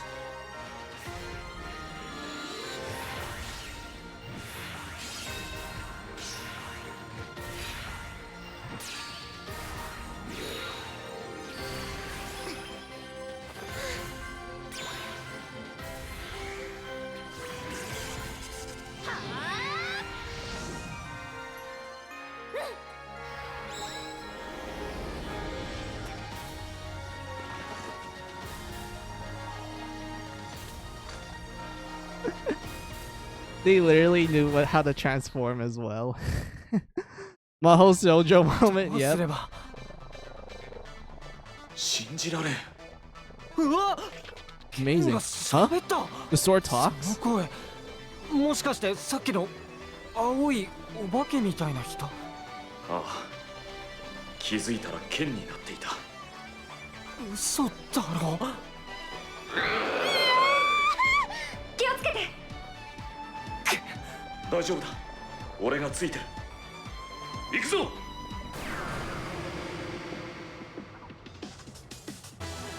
うわ来るな。前を見ろ。 Yes, we get to the combat Ruto. Oh my god. But yeah, this is like your classic, you know, turn-based JRPG. Also, I have a fun fact, Ruto. I like you can kind of notice that some of the UI elements look kind of similar to a future Shin Megami Tensei game, aka Shin Megami Tensei 5. Because I remember back when that game was announced, Ruto, and they show like, you know, gameplay footage and such. The UI literally made me go like, yo, that's literally just Tokyo Mirage Sessions. It's just straight up the same UI. Like how they list the spells and everything. Like it's literally the same thing. Yeah, this is basically 5-ish, pretty much. 難しい一か八かで難しい。 Okay, so here's the enemies, Ruto. Also, I have a fun fact. You can actually have more in-depth detail of the enemy through the gamepad, because when you tap on the enemy, they actually give you a list of not only the enemy's skills, but also their stats and their weaknesses. And here's also another cool thing, Ruto. They actually tell you what the enemies drop. So if you're like looking for a specific item, you can just tap onto the enemy's like information on the gamepad, and you can just look through their enemy drop list to see if they have what you're looking for. So yeah, like the gamepad is actually has a lot of uses to it. Which makes me go like, yeah, I could actually see myself just using the gamepad just to do 一 everything. か八か難しい一か八かでしびれろ。この日を逃すな。怖い。失敗しないといいな。手加減なんかしないから。間一髪。剣の人の思いがこれがカルニ。難しいかも。しびれろ。これだな。ここは一体何なの。失敗しないといいな。や、大成功。 Unfortunately, I do feel like when it comes to the start of the game, it is a little limited. おっと。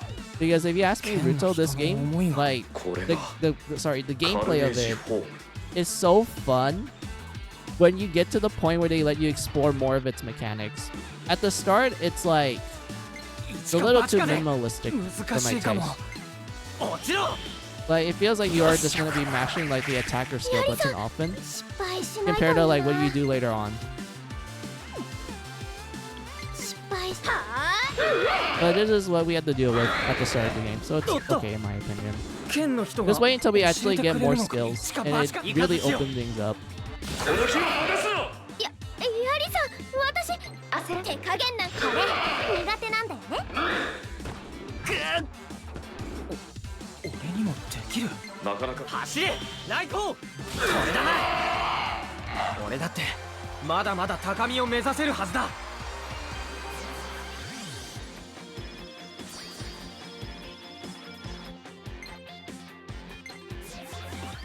Dun, dun, dun, dun. Oh my god, it's the literal Fire Emblem like level up theme. But Ruto, I kind of hate how the game also uses the Fire Emblem level up system where it's like a growth rate and it's like a percent base. So there's a chance that you can get a shitty level up just because RNG decides to go like, you know what, screw you, I'm gonna give you a shitty level up where you only get 1 point and 1 stat, and it's usually the stat that you don't want.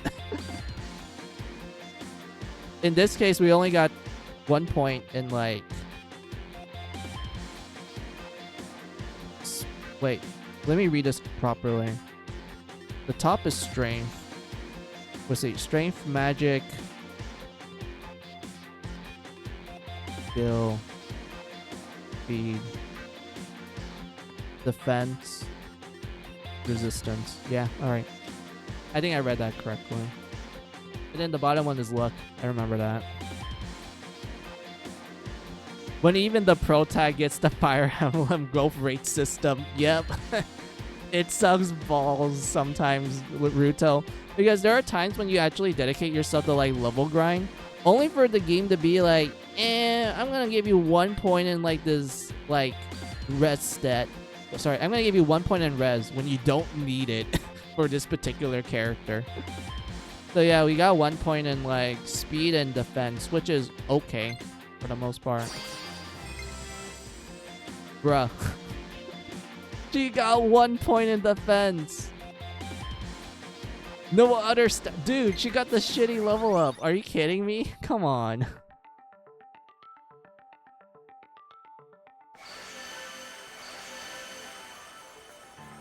Bruh, yeah. Oh my god. Okay, at least Isuki, you're like, okay, he gets 1 point in speed. That's fine. Along with defense. She only gets 1 point in defense. And I'm like, bruh, I'd rather have you have points in speed. Maybe some magic, since I know you know more magic skills later on. Like, come on. 戻ることもできるみたいね。まだ状況が理解できんが、俺の名がクロムということだけは覚えている。Alright, there you go, Ruto. we got another Fire Emblem character. This is Krom from Fire Emblem Awakening. We have Edgelord Krom. That's literally the nickname they give this version of Krom, by the way, back when Tokyo Mirage Sessions came out, Ruto. Like, people, like Fire Emblem fans, literally saw this design for Krom, and they literally call him Edgelord Krom. He's in his Edgelord phase, which, to be fair, given the events that happens in Awakening, I wouldn't really blame Krom for going full Edgelord. クロムか。ありがとう。おかげで翼を助けることができた。俺はイツキ。青いイツキって言うんだ。青いイツキか。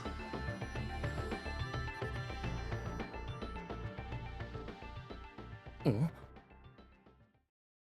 Wonder if FE Warriors has the Tokyo Mirage Session looks of the cast in the game. Unfortunately, they don't. I know that in Fire Emblem Warriors, the first one, you can make the, well, how I worded Ruto, there is a DLC where you can have all the characters be in their underwear. I'm not joking with that statement, Ruto. You can have all the characters be in their undies. The guys will just be in their boxer briefs. Their girls will just have like a bra and panties. This includes the characters that would ride on like, you know, horses or on like Pegasus or wyverns. They're just like in their undies.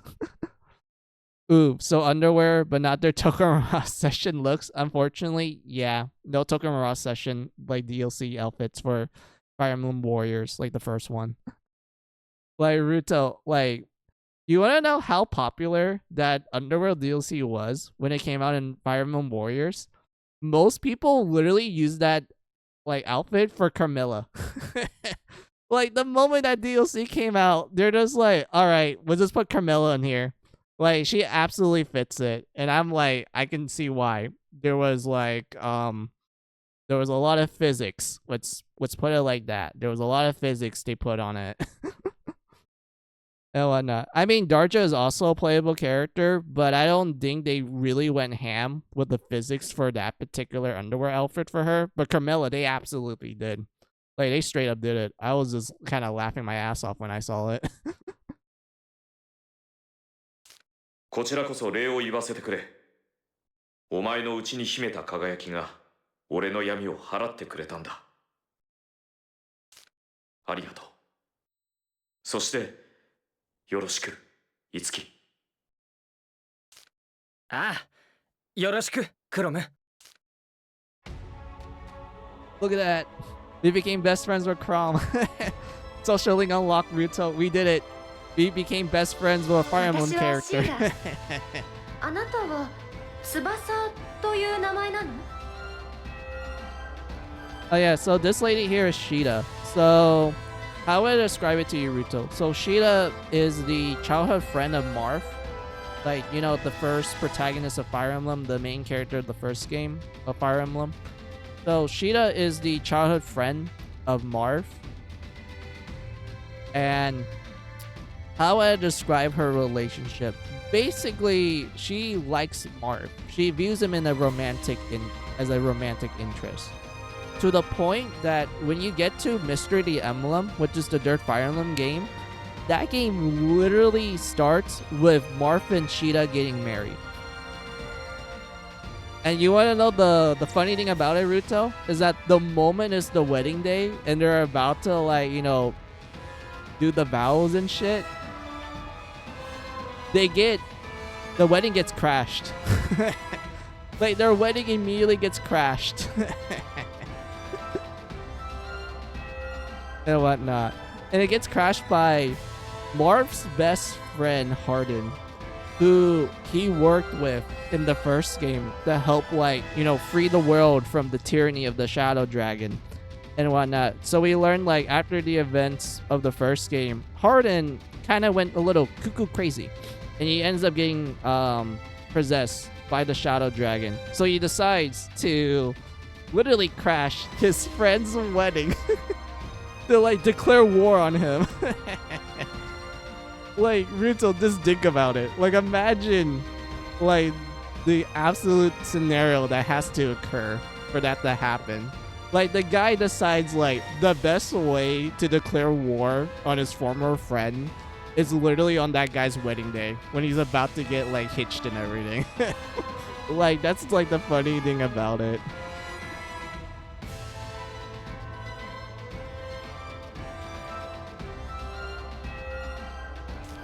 So Crom and Sheeta, yeah, those are the two Fire Emblem characters we got. So yeah, that's like a fun fact for Ruto about, like, some of the wacky shenanigans that happens in Fire Emblem sometimes. You may now fight the bride. Yep. Yeah, Hardin has to fight Sheeta because he ruined her wedding. Was it? Oh, hi. Yeah, her name is Tsubasa. She's 17 years old. Oh yeah. Actually, no. I wouldn't say stuff yet. I'll do it later. ごめんなさい、翼。私のせいで怖かったわよね。それは、はい。確かに怖かったです。でも、あなたがいなかったら今頃どうなってたかわからないから。ありがとうございます、シーダさん。シーダでいいわ。翼は優しい子ね。それで結局クロムたちって何者？俺たちを襲ったり助けたり。待ってくれ。俺はなぜ自分がここにいるのかすらわからないんだ。He's basically saying he doesn't remember. He doesn't remember his name. He doesn't know why he's, like, you know, why he attacked Isaki. And same case with Sheeta. She doesn't remember. Like, they both have amnesia. どうしよう、いつきくん。それだな。できるだけ早く脱出した方がいい。あれが敵の全てだとは限らない。クロムの言う通りだ。詳しいことは生き延びてから考えよう。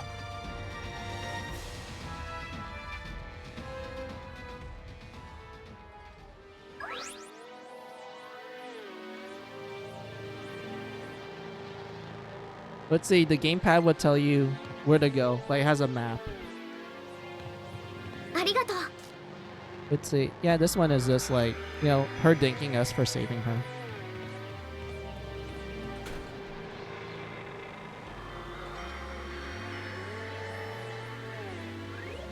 And then... Oh, damn. Wait, what do we get from goods? Oh, it's just items. Wait, they call... Wait, hold on, Ruto. In English, they call items items. But in Japanese, they call it goods. Huh, interesting. Corporation, that's like your equipment.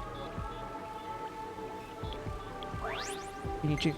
No, Ruto, we can't change outfits yet. They won't let us. God damn it.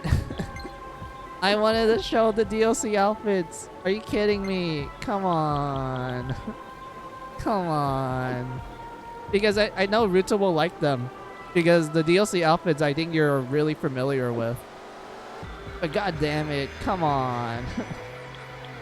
Oh yeah, this one lets us like look at their stats, but also their character bio. Hold on, right here, the X button. You get to see their character bio.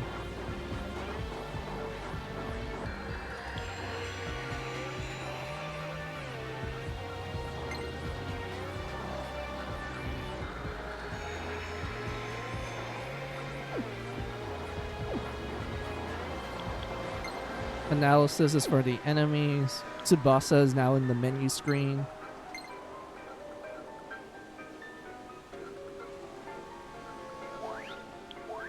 As a DLC outfits, considering the DLC list, they had me at Shin Megami Tensei 4 or Samurai Garb. Oh man, I can't wait to show you that one. But we need to unlock the sorry, they need to let us like where the DLC outfits, which I think that requires us to play a little bit of Chapter 1. So that will probably take a bit of a while. I'll probably say that for like next time if I were to like stream the Wii U again, Ruto. And if you happen to be there when I stream it again, we can definitely go look at the DLC outfits and such. But right now we're at the tutorial and they won't let us change outfits, so we're kind of left in a, you know, predicament where they're like, yep, was this how drew the game at this point?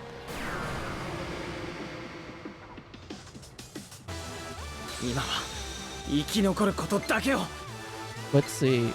This one is a dark mage. They're weak against like all physical traits, so it's fine. And then you have the blob, so we just have to kill it with thunder.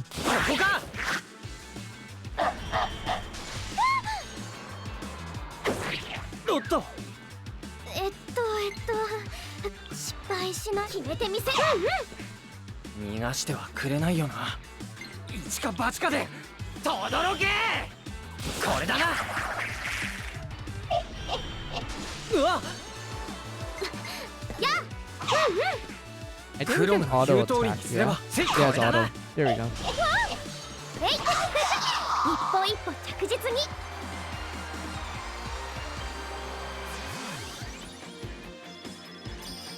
Oh, thank you, game. We got enough for a skill. All right. So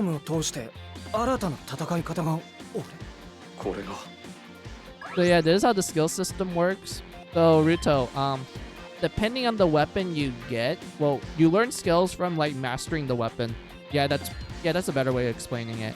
So throughout the game, you will get materials that you need to craft into weapons for you to like, you know, equip it, and then you need to constantly use that weapon to master it to get new skills from it. And the game at first will tell you like, oh, hey, you can only craft these weapons once. So once you do that, it's just best to move on to the next weapon. But a little later on, like in the early game, by the way, it will give you the option to reforge weapons again for it to have not only higher attack stat, but also gives you the opportunity to, you know, relearn skills, essentially. And not only that, but when you recraft a weapon, you unlock a 5th new skill for that weapon that you need to, like, you know, master the weapon again to get this new 5th skill and such.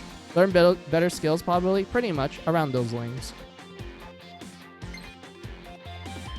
But for right now, we don't have that system yet. We need to play a little more of the game for us to get it. So for now, we're kind of stuck with the fundamental basics. この力受け取って翼 Oh, we got a session skill. Oh, wait, I can't wait to explain this to you, Ruto. Sessions, like, the game, you know, Tokyo Raw sessions, this is like the cool part of the game's mechanics. It's called session skills, and I will show you how it works when we get into a battle.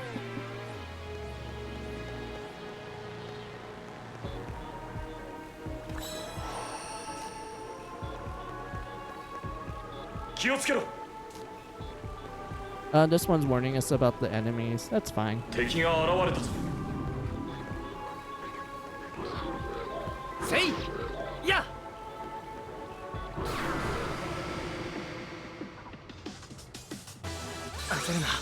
All right, so here they're explaining us session skills that we recently got for Tsubasa. So basically, the way a session skills works is that if you hit the enemy's weakness, depending on the attribute of the skill, it will allow the other party members to jump in to perform like a chain attack, essentially.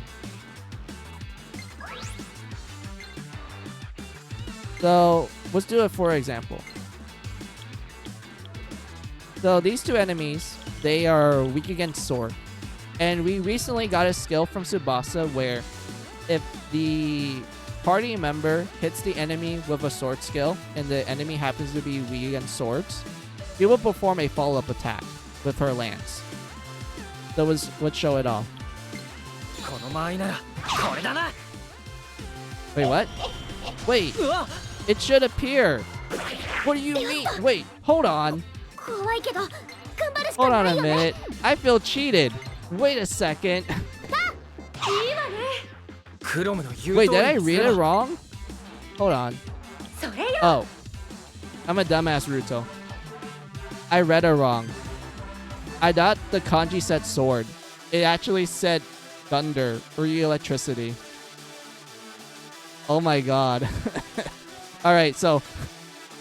Okay, so just replace what I said about swords with thunder. And that's pretty much it. So, see right here? They say like, okay. The moment Isuke uses the electricity skill, Tsubasa will do a follow-up attack with her lance. しびれろ ついてきてこれで There you go. 早く倒れ加減なよかった Essentially, この調子で Fire 頑 Emblem 張ろう supports, pretty much.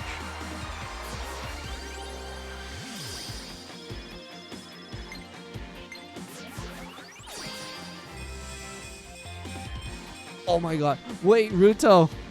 We got a good level up. Oh my god. The main character got a good level up.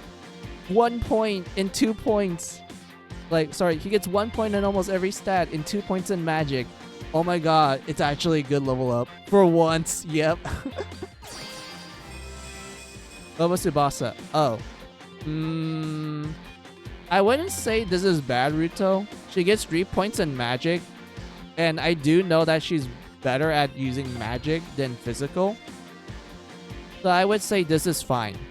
This is good. I'm okay with this. I'm fine with her, you know, focusing on her magic stat. I think that's fine. この力受け取って翼いいかしら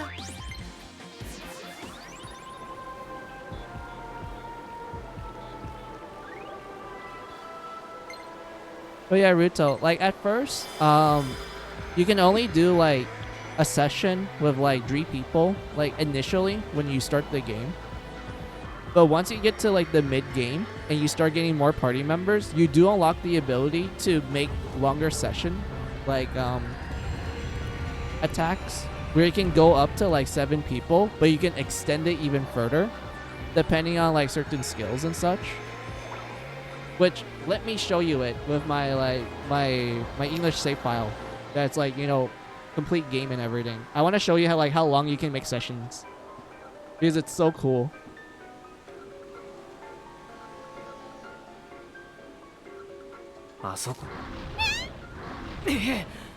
Okay, after this battle, then I'll show my English save file, and then I'll, you know, wrap up stream there, because I do feel like that's like a good stopping point.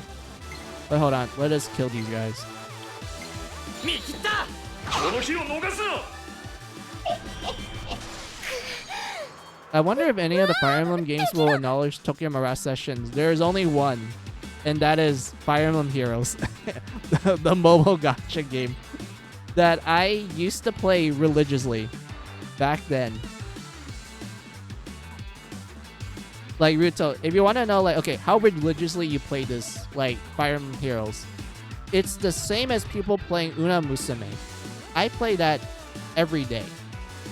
Ever since it came out. The moment it was announced and it came out, I literally, like, pre-registered. And the moment it came out, like, I got, like, you know, the free bonus stuff of, you know, being, like, a beta tester and what, well, not beta tester, but being, like, the early birds that, like, you know, pre-registered the game and such. And I remember playing that game every day. Like, that was the gacha game I played every day. I even played it with my friends who were, like, super into Fire Emblem 2. And we were, like, talk about, like, the banners. We will, like, go into detail about, like, oh, man, I can't wait for, like, the next banner. Or I wonder what characters they're going to do. It's kind of similar to, like, you know, what people do with Uma Musume. Where they're like, oh, man, I can't wait for the next, like, Uma. And when I can't wait for, like, the new banner. Or, like, oh, man, this banner is going to give us, like, a good, like, you know, skill card for the Uma Musume and whatnot. You know, stuff like that. Like, that's literally what I did back then. Like, I was there from, like, day one. And I'm really sad, Ruto, that nowadays, it got power creeped. Like, it's so hard to get into, like, Heroes. Because it's been so power creeped. To the point that it feels unfair. Like, if you don't have, like, a particular unit, then you're just playing the game wrong. That's how honestly it feels like.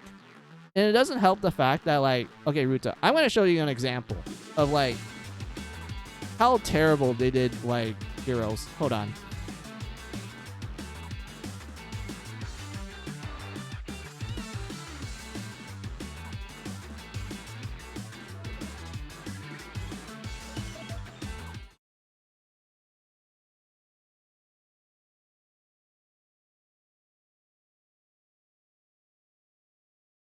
There's a Fire Emblem Heroes not even available in Indonesia. Wait, Indonesia doesn't get access to Fire Emblem Heroes? Damn. I feel bad for you guys. But at the same time, I'm kind of glad that you guys didn't play, like, modern, like, Heroes. Because I feel like if it was, like, old Fire Emblem Heroes, like, the beginning, then I feel really bad. But if it's like, oh, I'm talking about modern, then I'm like, it's for the best. I don't recommend getting into it.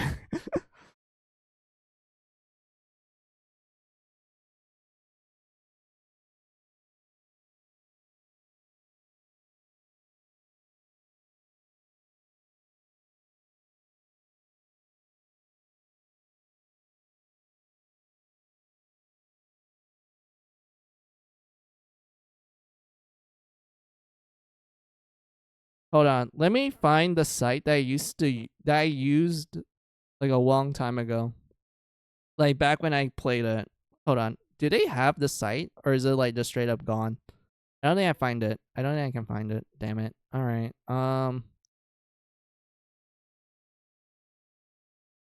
Hold on. Wiki. Was this it? I don't think so. No, it's a no, it's something else. What was the site? I remember using it a lot, like, back then. It was, like, a really good site, too. Hold on.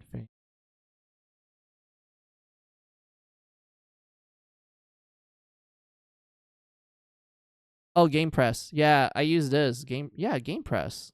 That is what I used a long time ago.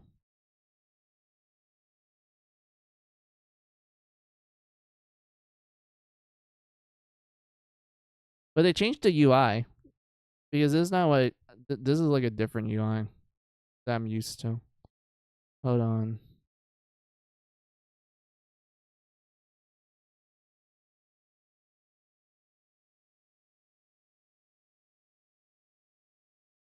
Wait, did they shut it down?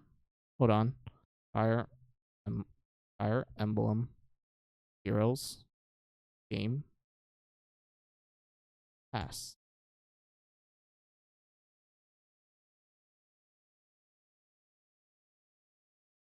That's not it. That's a different topic. Hold on. Fire Emblem Heroes.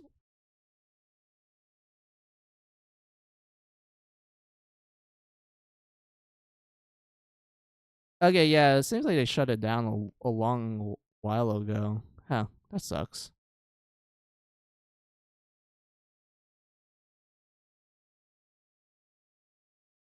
But you gotta be RV. Yeah, no problem, Ruto. Hey, Stella, welcome, welcome. Wait, who is that? Don't try to get out of this. Who is that girl? What the hell are you talking about? UI? Are we talking about Dragon Ball? Oh no, I'm not talking about that. I'm talking about Fire Emblem Heroes.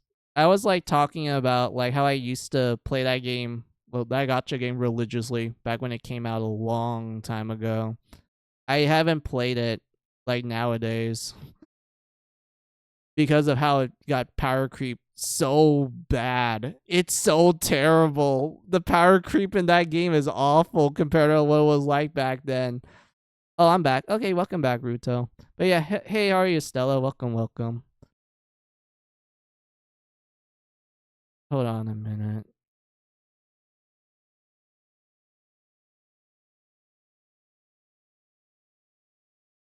Oh, you're one of those people, I see. I mean, I used to play Fire Emblem Heroes like a long time ago. Back when did the game came out? Hold on. Fire Heroes release date. Let's see. 2017. Yeah, I played it like religiously in 2017 when it came out in that year. And I think I stopped around, when did this come? Wait, hold on. I'm trying to figure out when did it came, when did I stop playing it? Let me see which one it was. Hold on a minute. No, it was not book 5, but it did have a lot of power creep that I didn't like. I think I stopped in, well, yeah, it was book 6. Yeah, wait, when did book 6 come out? Because they divide the story arcs into books, like what they did in like Mystery the Emblem, which is the third Fire Emblem game, and Genealogy, which is the 4th one. Oh, her name is Sheeta. I gotta Google this stuff. Yeah, like in English they spelled it like that. In Japanese is literally like, you know, SHII and then DA. Sheeta. Hold on. When was book 6? I think that's when I stopped.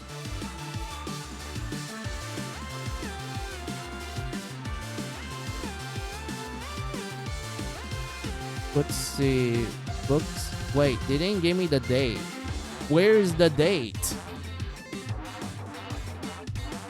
Hold on a minute.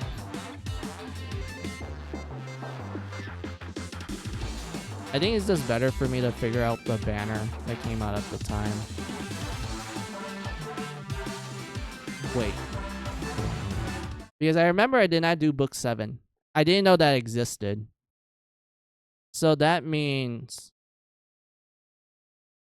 yeah, it has to be book 6. Like, it was in the middle of it. So when did book 6 come out then?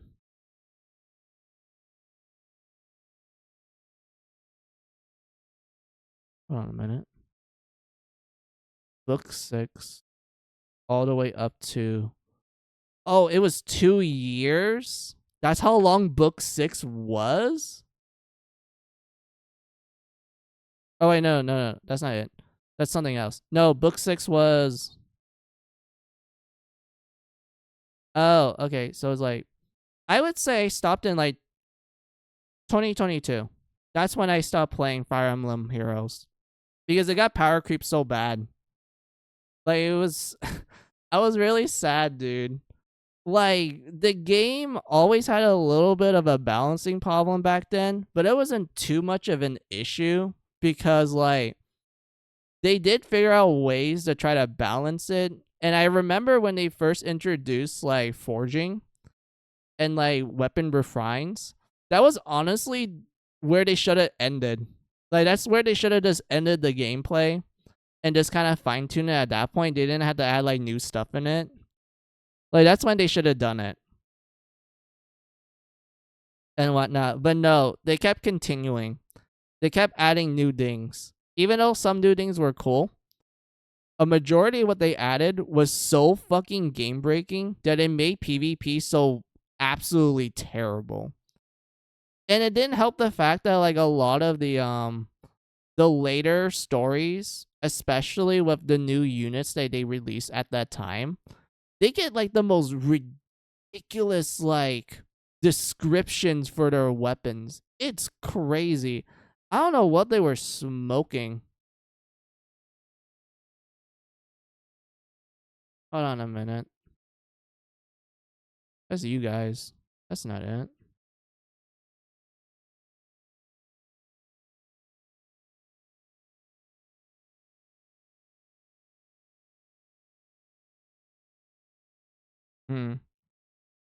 How do I fix this? Because it's only showing you guys.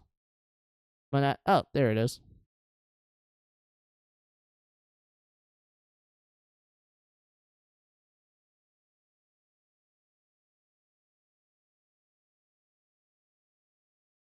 That sounds like a whole lot of nothing, though. I never played.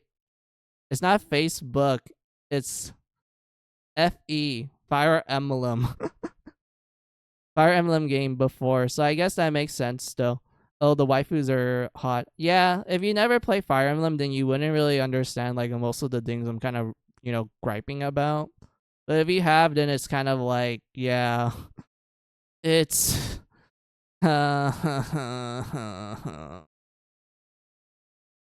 lordy. And whatnot. I don't like this wiki, but I only looked it up so I'm able to like figure out the time that I stopped playing it.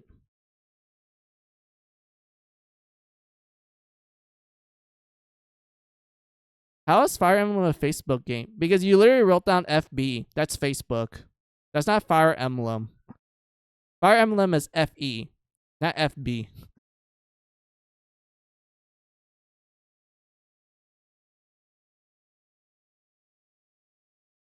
That's the reason why, Stella.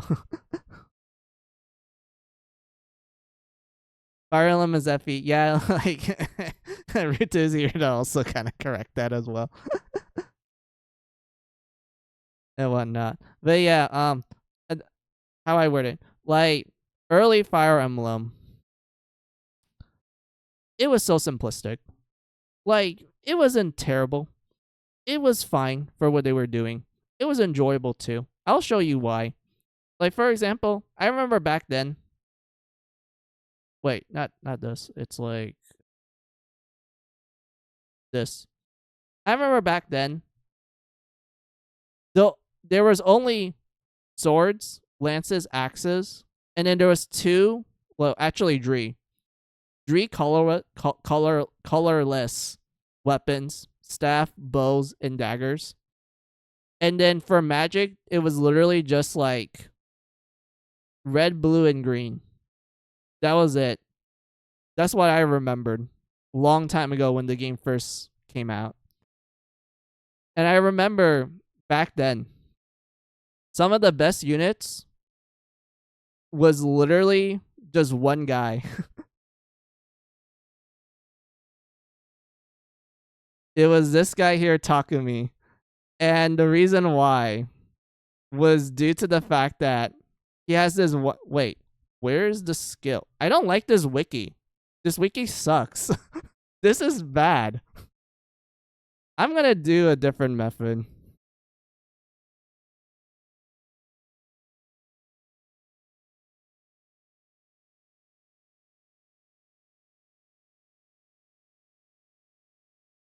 Let's just use this. This is probably better. A lot easier to manage as well. So where is...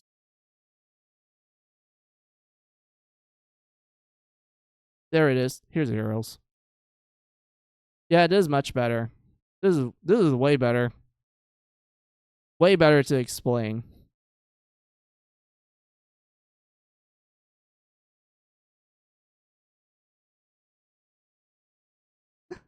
Okay, I made a mistake. Is that not allowed? Oh, it's fine. I'm just kind of I guess I'm just grilling you a little bit. I do that all the time. FF is Final Fantasy, V like JRPGs. Front engine, front wheel drive, V like cars. Didn't know it was a crime, but okay, sorry, my bad. I didn't know you get touchy with Fire Emblem. Oh, don't worry. I like pulling people's legs, especially when they make little errors. It's completely fine. But I need to get back to my rant. Hold on. Hold on a minute.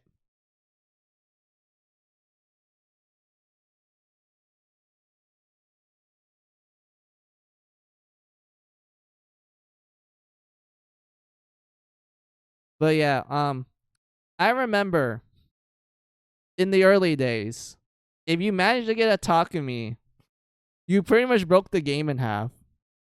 And the reason why was because he had this skill here. Close counter.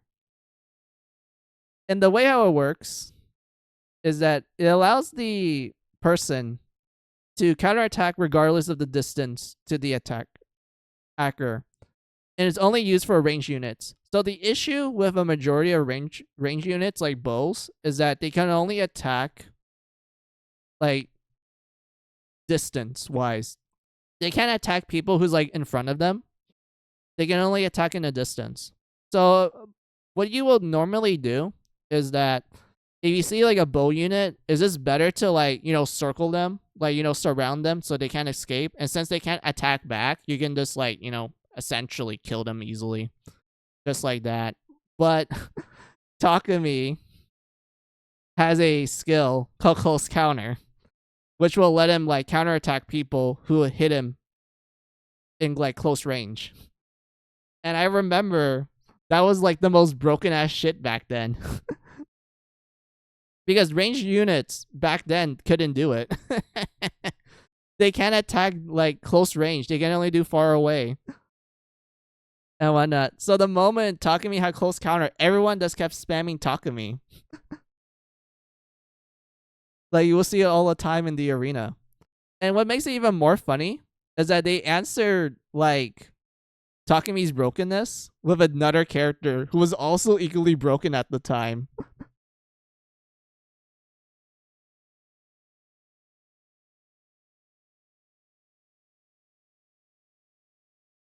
Which is Hector.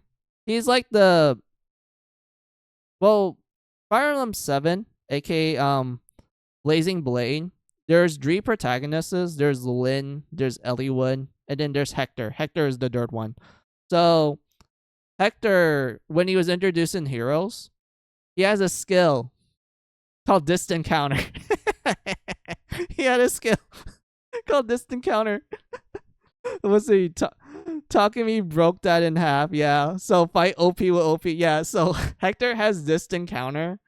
And the best way I would describe it is that basically it lets you counter distant attacks. And at the time, if you're a melee person, you can't attack people who attack far range. That's how they kind of balanced it back then. But the moment they introduced Takumi and Hector, and they literally have skills called like Close Counter and Distant Counter, people just spam those 2 characters the most. Like Hector's case is because like, oh, has high defenses and he has a really good like attack stat. So because of that, it's really easy for you to like absolutely demolish like bow units or mages and such. Like Hector would just do so much damage to them essentially.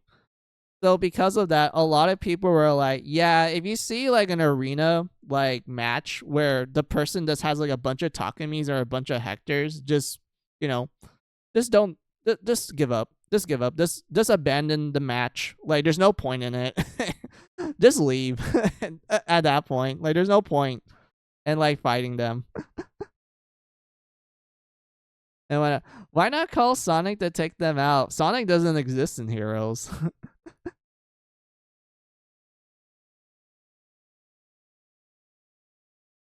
and whatnot. So yeah, that was like the early days. But I need to tell you guys even more funnier things because like there's also another character which at first people thought were like people thought this character was kind of bad until Heroes introduced a system called refinements where you can actually not only upgrade a character's like weapon to have like additional effects and such, but also they have the ability to inherit skills from like other units, but it requires you to sacrifice that unit in order for the other unit to inherit their skill and whatnot.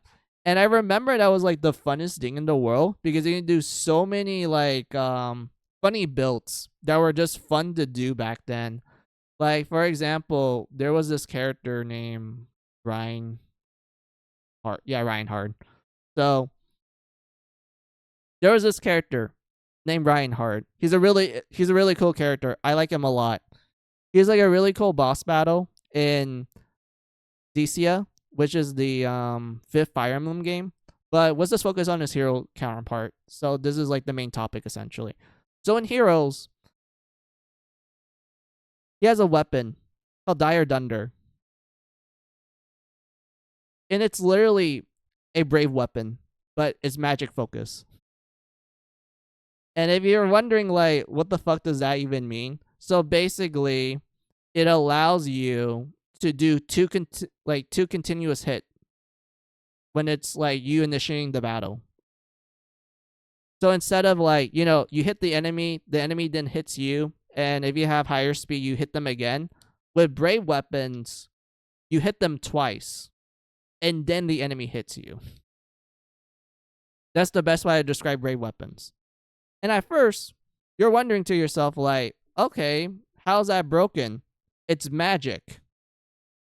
Not a lot of characters in Heroes have good magic resistance. There's only like maybe 5 at the time that can actually tank the magic hit.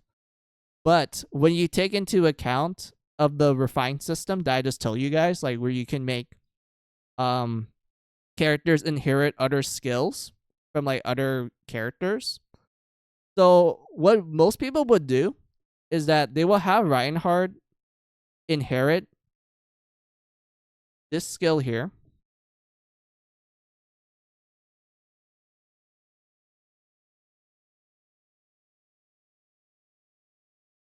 Death Blow, where in Heroes, when unit initiate combat, gain +6 during combat.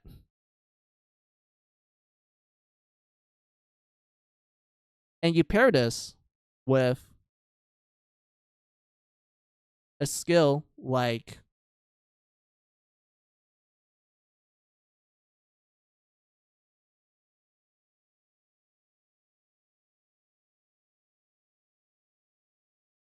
Moonbow,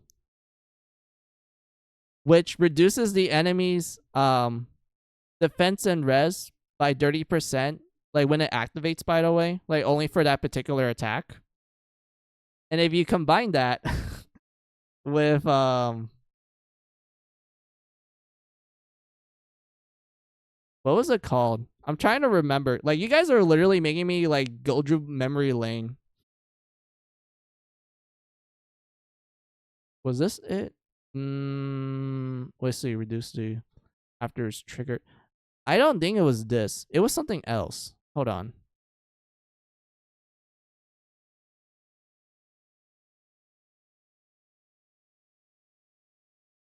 God Lord, it's hard for me to read.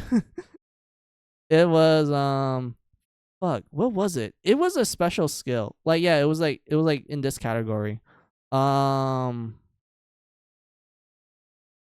Armor boots. No, it was not that. It was not deflect. That was a whole different thing. Was it hardy bearing? No. It was quick and pulse. My bad. Hold on a minute.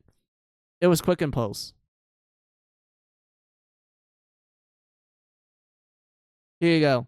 So, special cooldown count -1 at the start of turn 1. So, what will happen is that from that combination that I just like mumbled to you guys, is that when Reinhardt initiates battle, not only he's getting +6 in his attack, but because of Quicken Pulse lowering the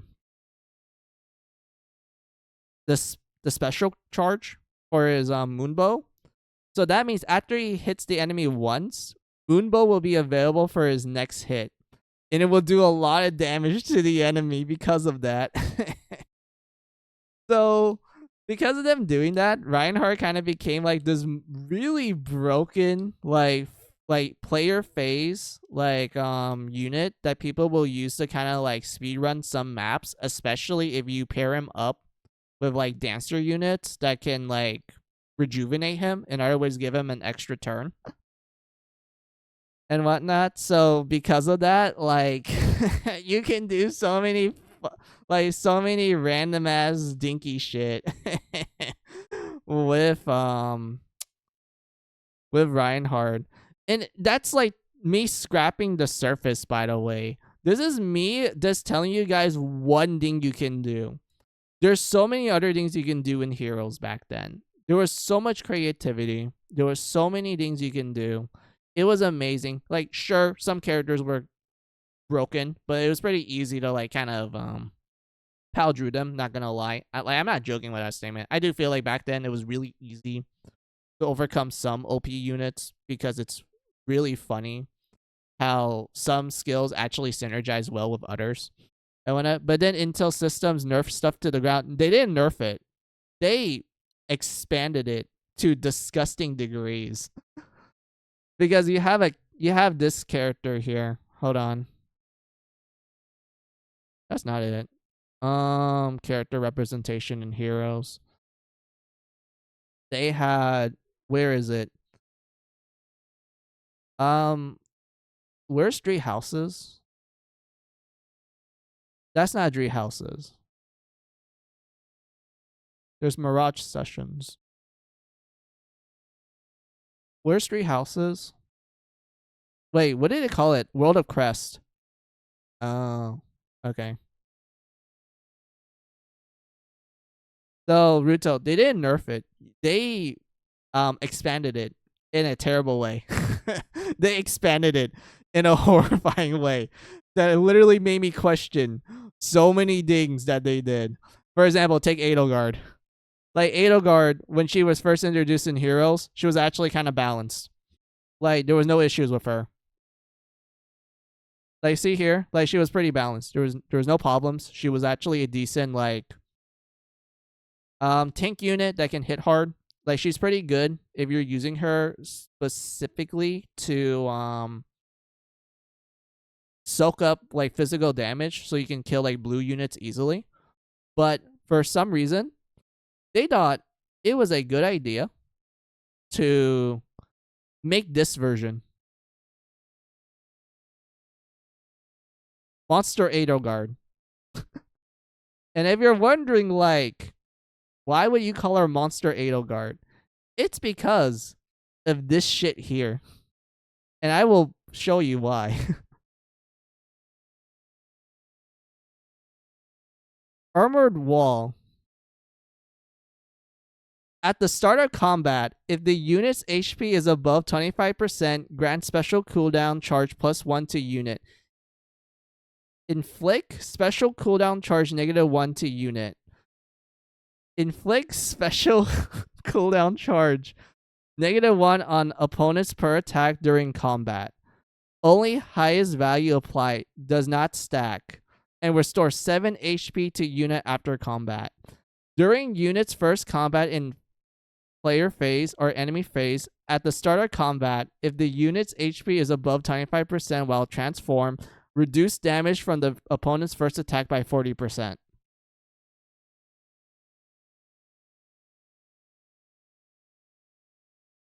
Can you see how much of a mouthful that was? Just to explain, like, yeah, it's kind of broken.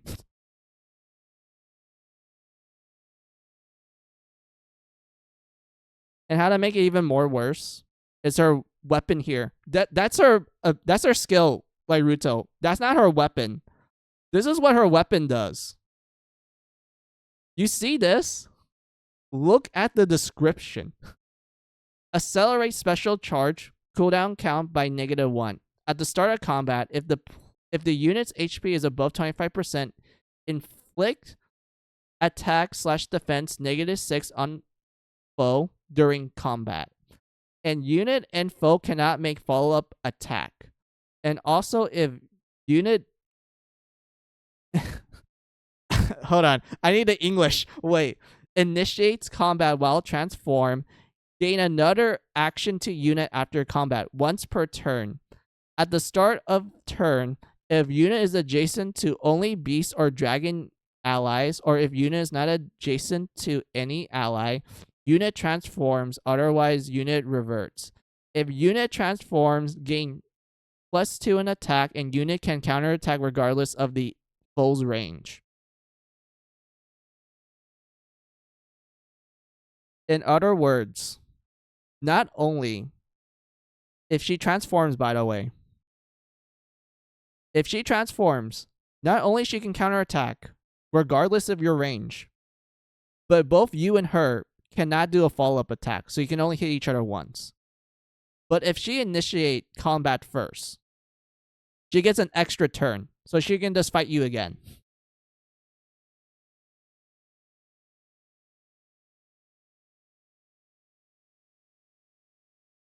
That is what they did. That is what they did with this Edelgard, by the way, who is called Monster Edelgard. And she is the most broken-ass character that was so annoying to deal with, Ruto, that I remember the moment I see her in the battle, like whenever people use her for the arena, I literally just went like, I give up. I quit. I ain't gonna deal with this bullcrap. Like, I ain't gonna fight her. Like, period. I refuse to fight her. And whatnot. Like, Monster Edelgard is so fucking annoying. And whatnot. Did they even show you, like, her hero sprite for it? Hold on. Wait, do they? Wait, where is it? Because they're only showing us, like, the like, Edelgard. Wait. Is it under... Hold on a minute.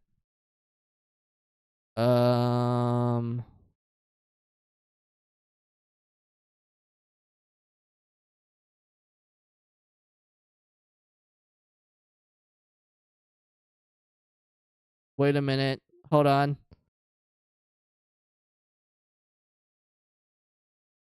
Did it not show you Monster Edelgard? Like, is she not considered, like, a separate thing? Hold on a minute. There's no way that they're not gonna be like, oh, hey, you can't see Monster Edelgard. Sorry, my dude. Like, there's no way they're gonna do that to me, yeah? Unless I need to, like, look for the name that Monster Edelgard was called in the game. Hold on. Azure, Oath of Dagger. Yeah, Oath of Dagger. Hold on.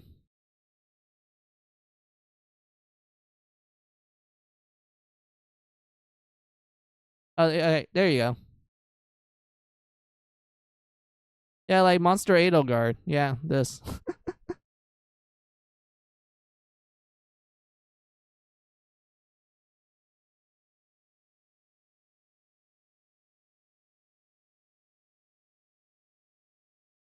Yeah, this is Monster Edelgard. Like, she only looks like this, Ruto, when you're doing the Blue Lions route.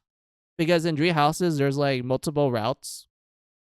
There's the Black Eagle route, or the Crimson Flower route. There's the Azure Moon route. And then there was the Golden Wind route. I think it's called Golden Wind.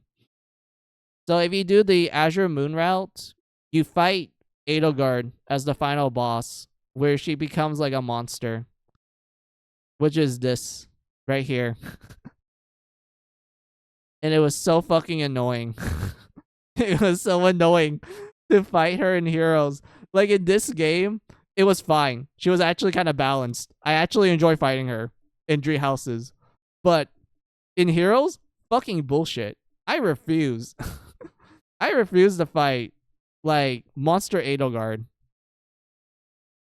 Like, she was genuinely one of the most annoying units to ever be faced in that game. And I think that was where I stopped. That is where I stopped because of the power creep. And you want to know what's even sad about that, Ruto? They even went even further beyond plus ultra when it comes to like the power creep of heroes. Hold on. Let me show you one of the newest characters they added in Heroes. Like this is the latest character for like the latest story. That's not it. Hold on. Characters. Representation.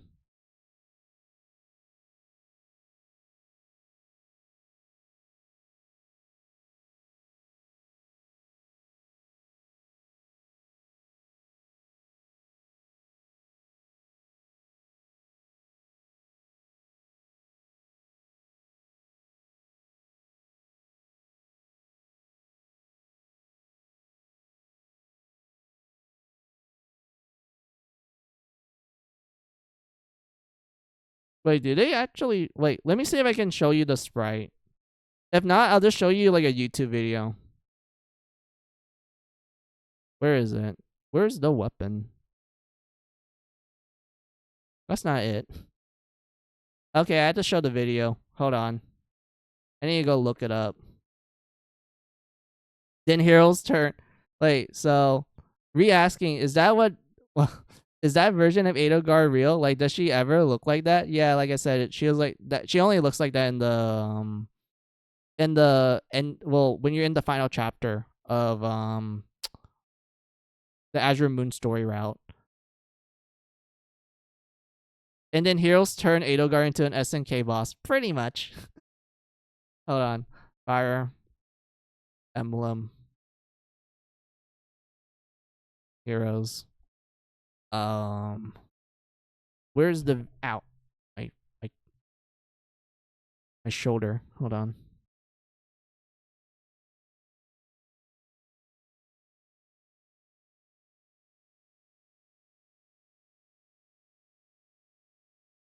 Wait, hold on. I know the wait, hold on. Let me find the video. Because there was a funny video that I saw like a while ago. Now, days.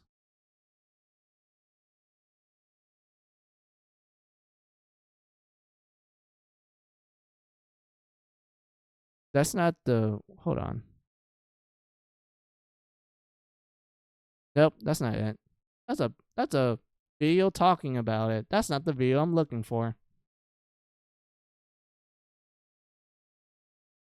Fire Emblem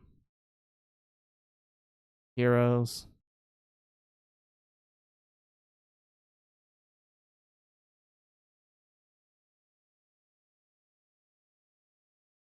Now, days.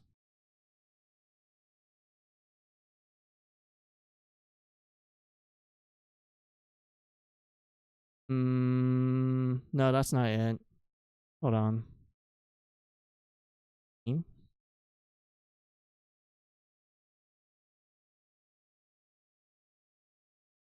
Oh, I found it. I found it. All right, I found it. Oh my god.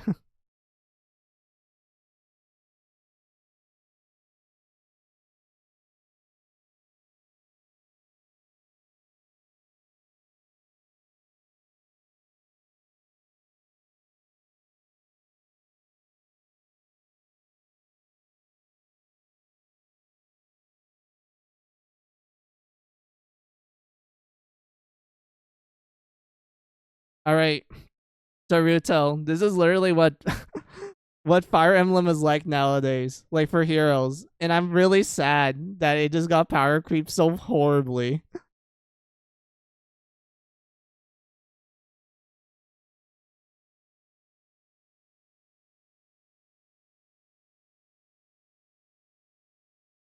You saw that text? Look at that.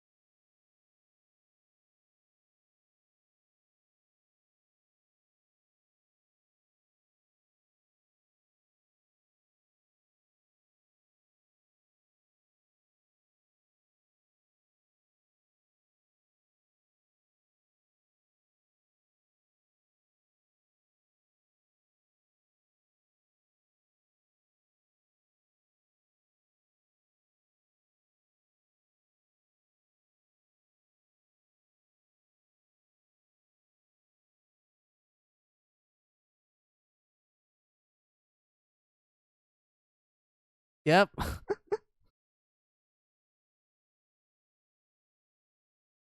Yep. That's literally modern Fire Emblem Heroes.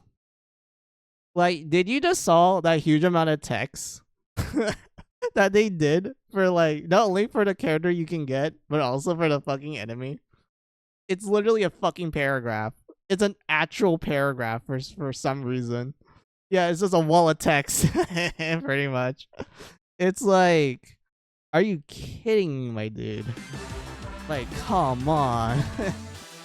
So yeah, like I said, Ruto, I used to play Heroes religiously back when we didn't have shit like that. Back when everything was just so simple and straightforward. But nowadays, not so much.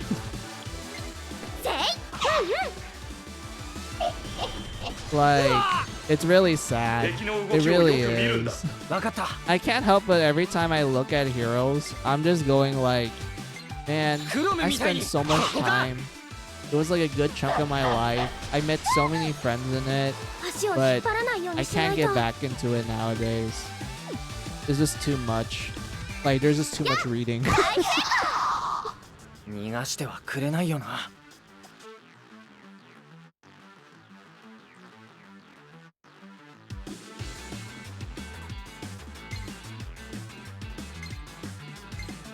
光の刃よ。この調子で行こ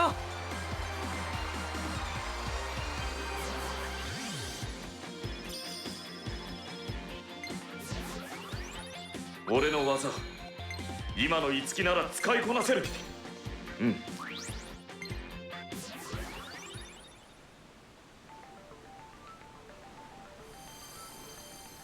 化け物たちが落とすこれってなんだろう。それはパフォーマだ。Performa. おそらく人間たちから奪ったものだろう。Yeah, so the enemies are addicted to this thing called Performa. Like, you get a performance and then Performa, and it kind of sounds like Persona. So yeah, the enemies really like Performa, which is what humans produce. Performa. あなたたち人間のみが持つ内なる力、そして私たちのような存在の糧となるものよ。オーディションの司会者はこのパフォーマーを狙って人をさらっていたのか。でもこれキラキラしてて綺麗だね。翼の中からもパフォーマーの輝きを感じるわ。人間の持つ力か。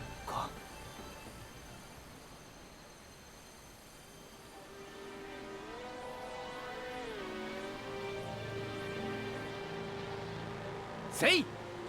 Oh wait, I need to pause real quick. I need to charge the gamepad.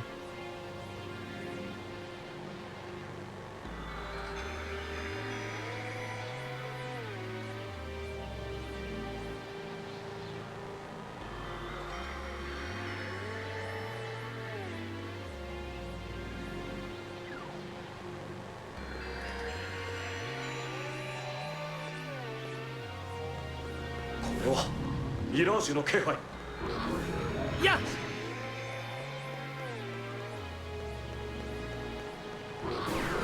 Oh, god damn it. 今は生き残ることだけを。Oh, I know what this guy's weekend. Is the electricity. ここか。私から行くね。これで終わり。But yeah, Ruto, just let me get to like the healing station, and then I'll save, and then I'll show you like what late game Tokyo Mirage session looks like when you unlock like all the skills for you to like do long like session like chains and whatnot. And then after I show you that, I'll just end stream, because I feel like that's like a good stopping point. Ha!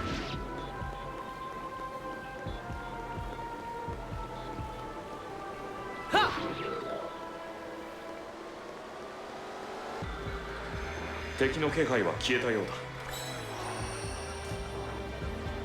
俺を構えろ、いつき。や、や。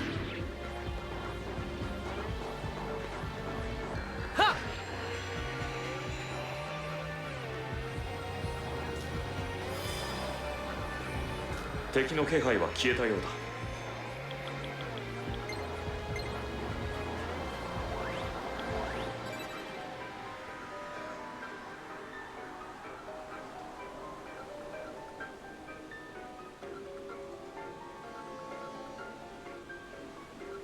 だ。Alright, Ruto. Time to show you the long sessions that you can do in the late game.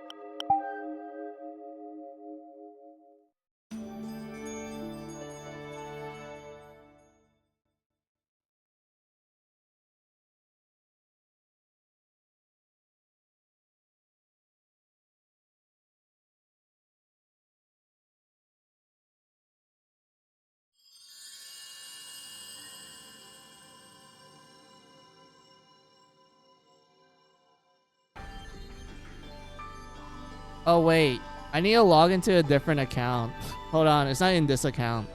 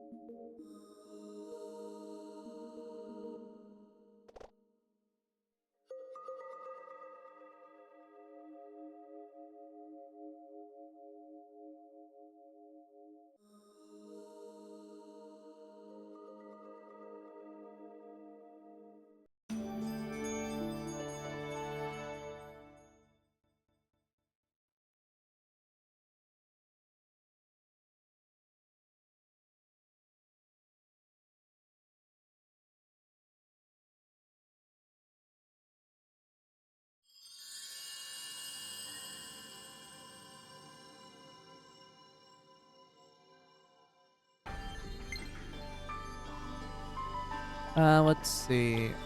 Yeah, this one.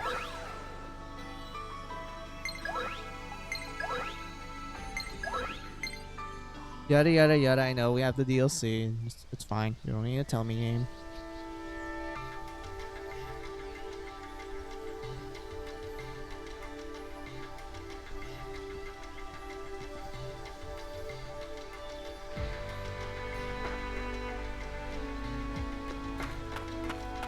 Alright, Ruto, let me show you what like end game sessions look like.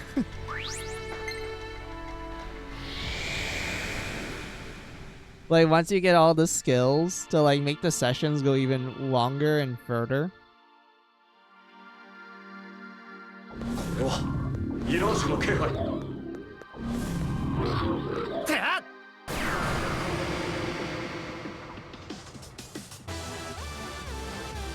気をつけてみんな。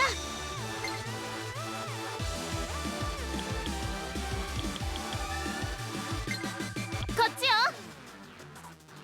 So yeah, like you saw earlier, like, oh, there's only us and Tsubasa, so it only goes up to 2. But then later on, like I said, like, you'll get up to 3 people.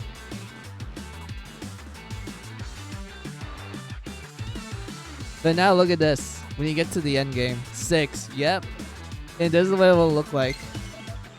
シードに教わった。ついてきて。この日を逃すな。もう一撃。今よ。グッ。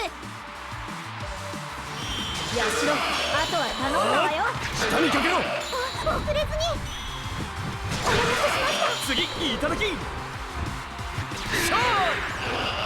ハリウッド的にね。 You see that? We literally killed 2 enemies in 1 session.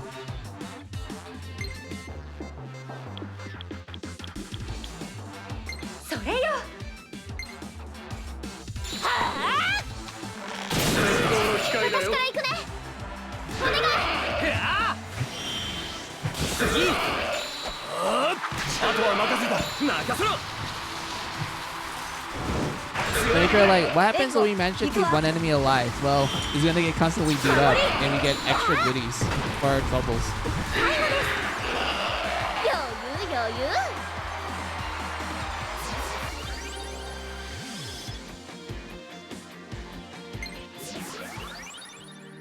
Yeah, you can tell that once you get to a point, the game is like, yep, here you go. You can snap everything in half.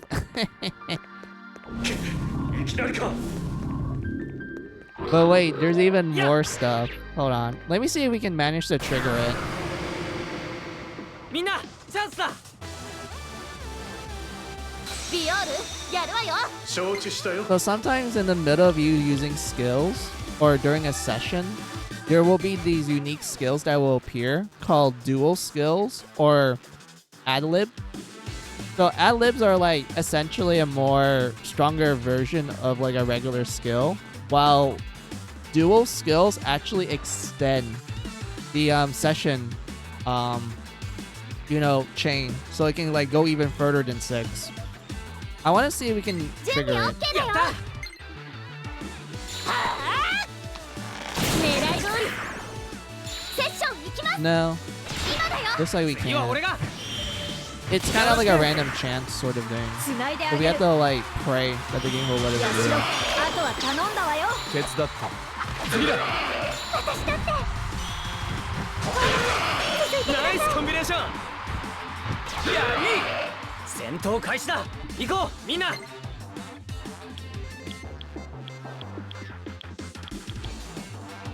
ッション行けるわもちろん Oh, there you go. 行くわよ私だって吉尾さんお願いします行くか神かけろ援護行くわ So yeah, this is dual skills, Ruto. They will give you 2 options to pick from. And depending on which one you pick, it will extend the session, or sometimes it will end it if it's like a certain element. 翼合わせるぞ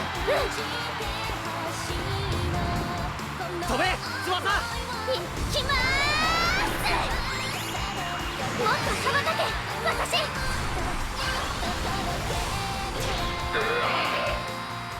ついてこれる So there we go, Ruto. We went from like 6 to like, a longer session. グッ任せるわやあお待たせしました手伝ったみんな大丈夫か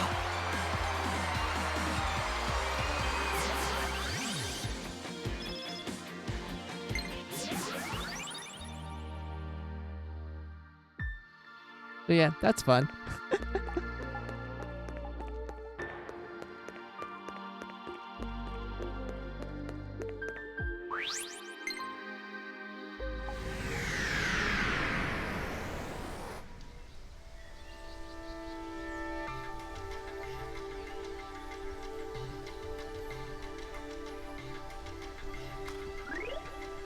There's also other things. I can't show you like the ad-libs, but I'll like point it out in the skill listing here.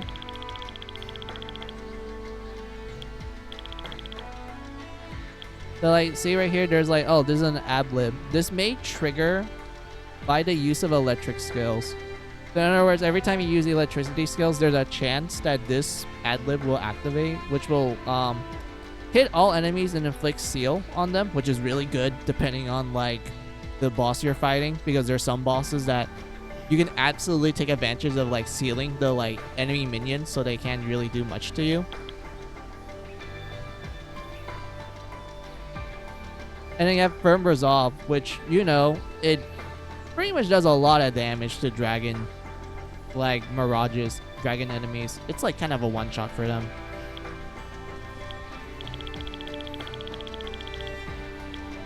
You have other ones like Fly, You're My Win, and then Tsubasa's Kiss. Dude, I love the song that plays when this one triggers.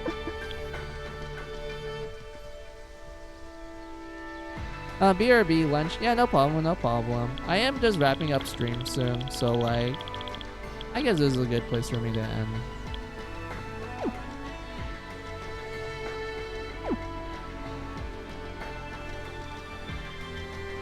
Okay, I need to like stretch my limbs. Ow.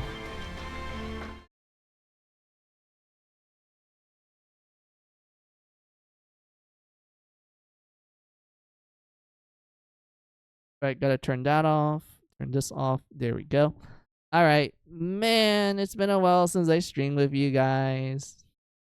It's been like 7 hours. Well, it's almost 7 hours and 30 minutes. Damn, that is a long time. Since it's, been a while since I streamed. So, that was cool. That was a fun testing stream. I get to like kind of yap hard. Get to show all kinds of like random things I did on the Wii U. Was also able to talk about like Fire Emblem Heroes, which used to be like a gacha game that I played religiously until like until it got power creeped hard.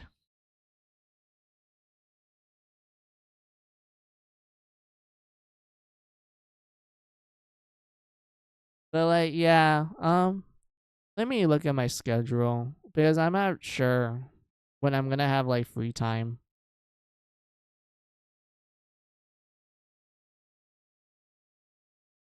By Monday. All right, so here's the schedule for you guys. So the next stream will be on Monday at June 29th. I'll try my best to do my usual time of 11 a.m. PST time, where I feel like I still want to do more like goofy stuff with the Wii U for just a little bit longer. Maybe I'll like boot up my 3DS because I did promise to do that in the previous stream that I mentioned that I would do, but I ended up like, kind of delaying it for like about like a week or two and whatnot. So yeah, sorry about that, guys. But I just kind of got busy in life. So yeah, I would say the next time like I said, next time I'll stream it'll be on June 29th at 11 a.m. PST time. And I'll just be doing more goofy stuff with the Wii U. And I'll probably do some 3DS as well. Like, it's going to be like a fun time. You guys are going to make me like kind of relive a good chunk of like my early parts of my life. Because I spent a lot of time on like some of the things I'm probably going to show you guys on the Wii U and also on the 3DS. Like, dude, the memories are gonna overflow and I'm gonna be a little nostalgic, not gonna lie. So yeah, I do appreciate it that you guys are pretty much like, being able to chat with me and just letting me kind of just yap about like some of the stuff that I did when I was growing up. So yeah, I do appreciate it a lot. So thank you guys as always for just like, just coming by, talking to me every now and then and like, just allowing me to just kind of yap your ears off.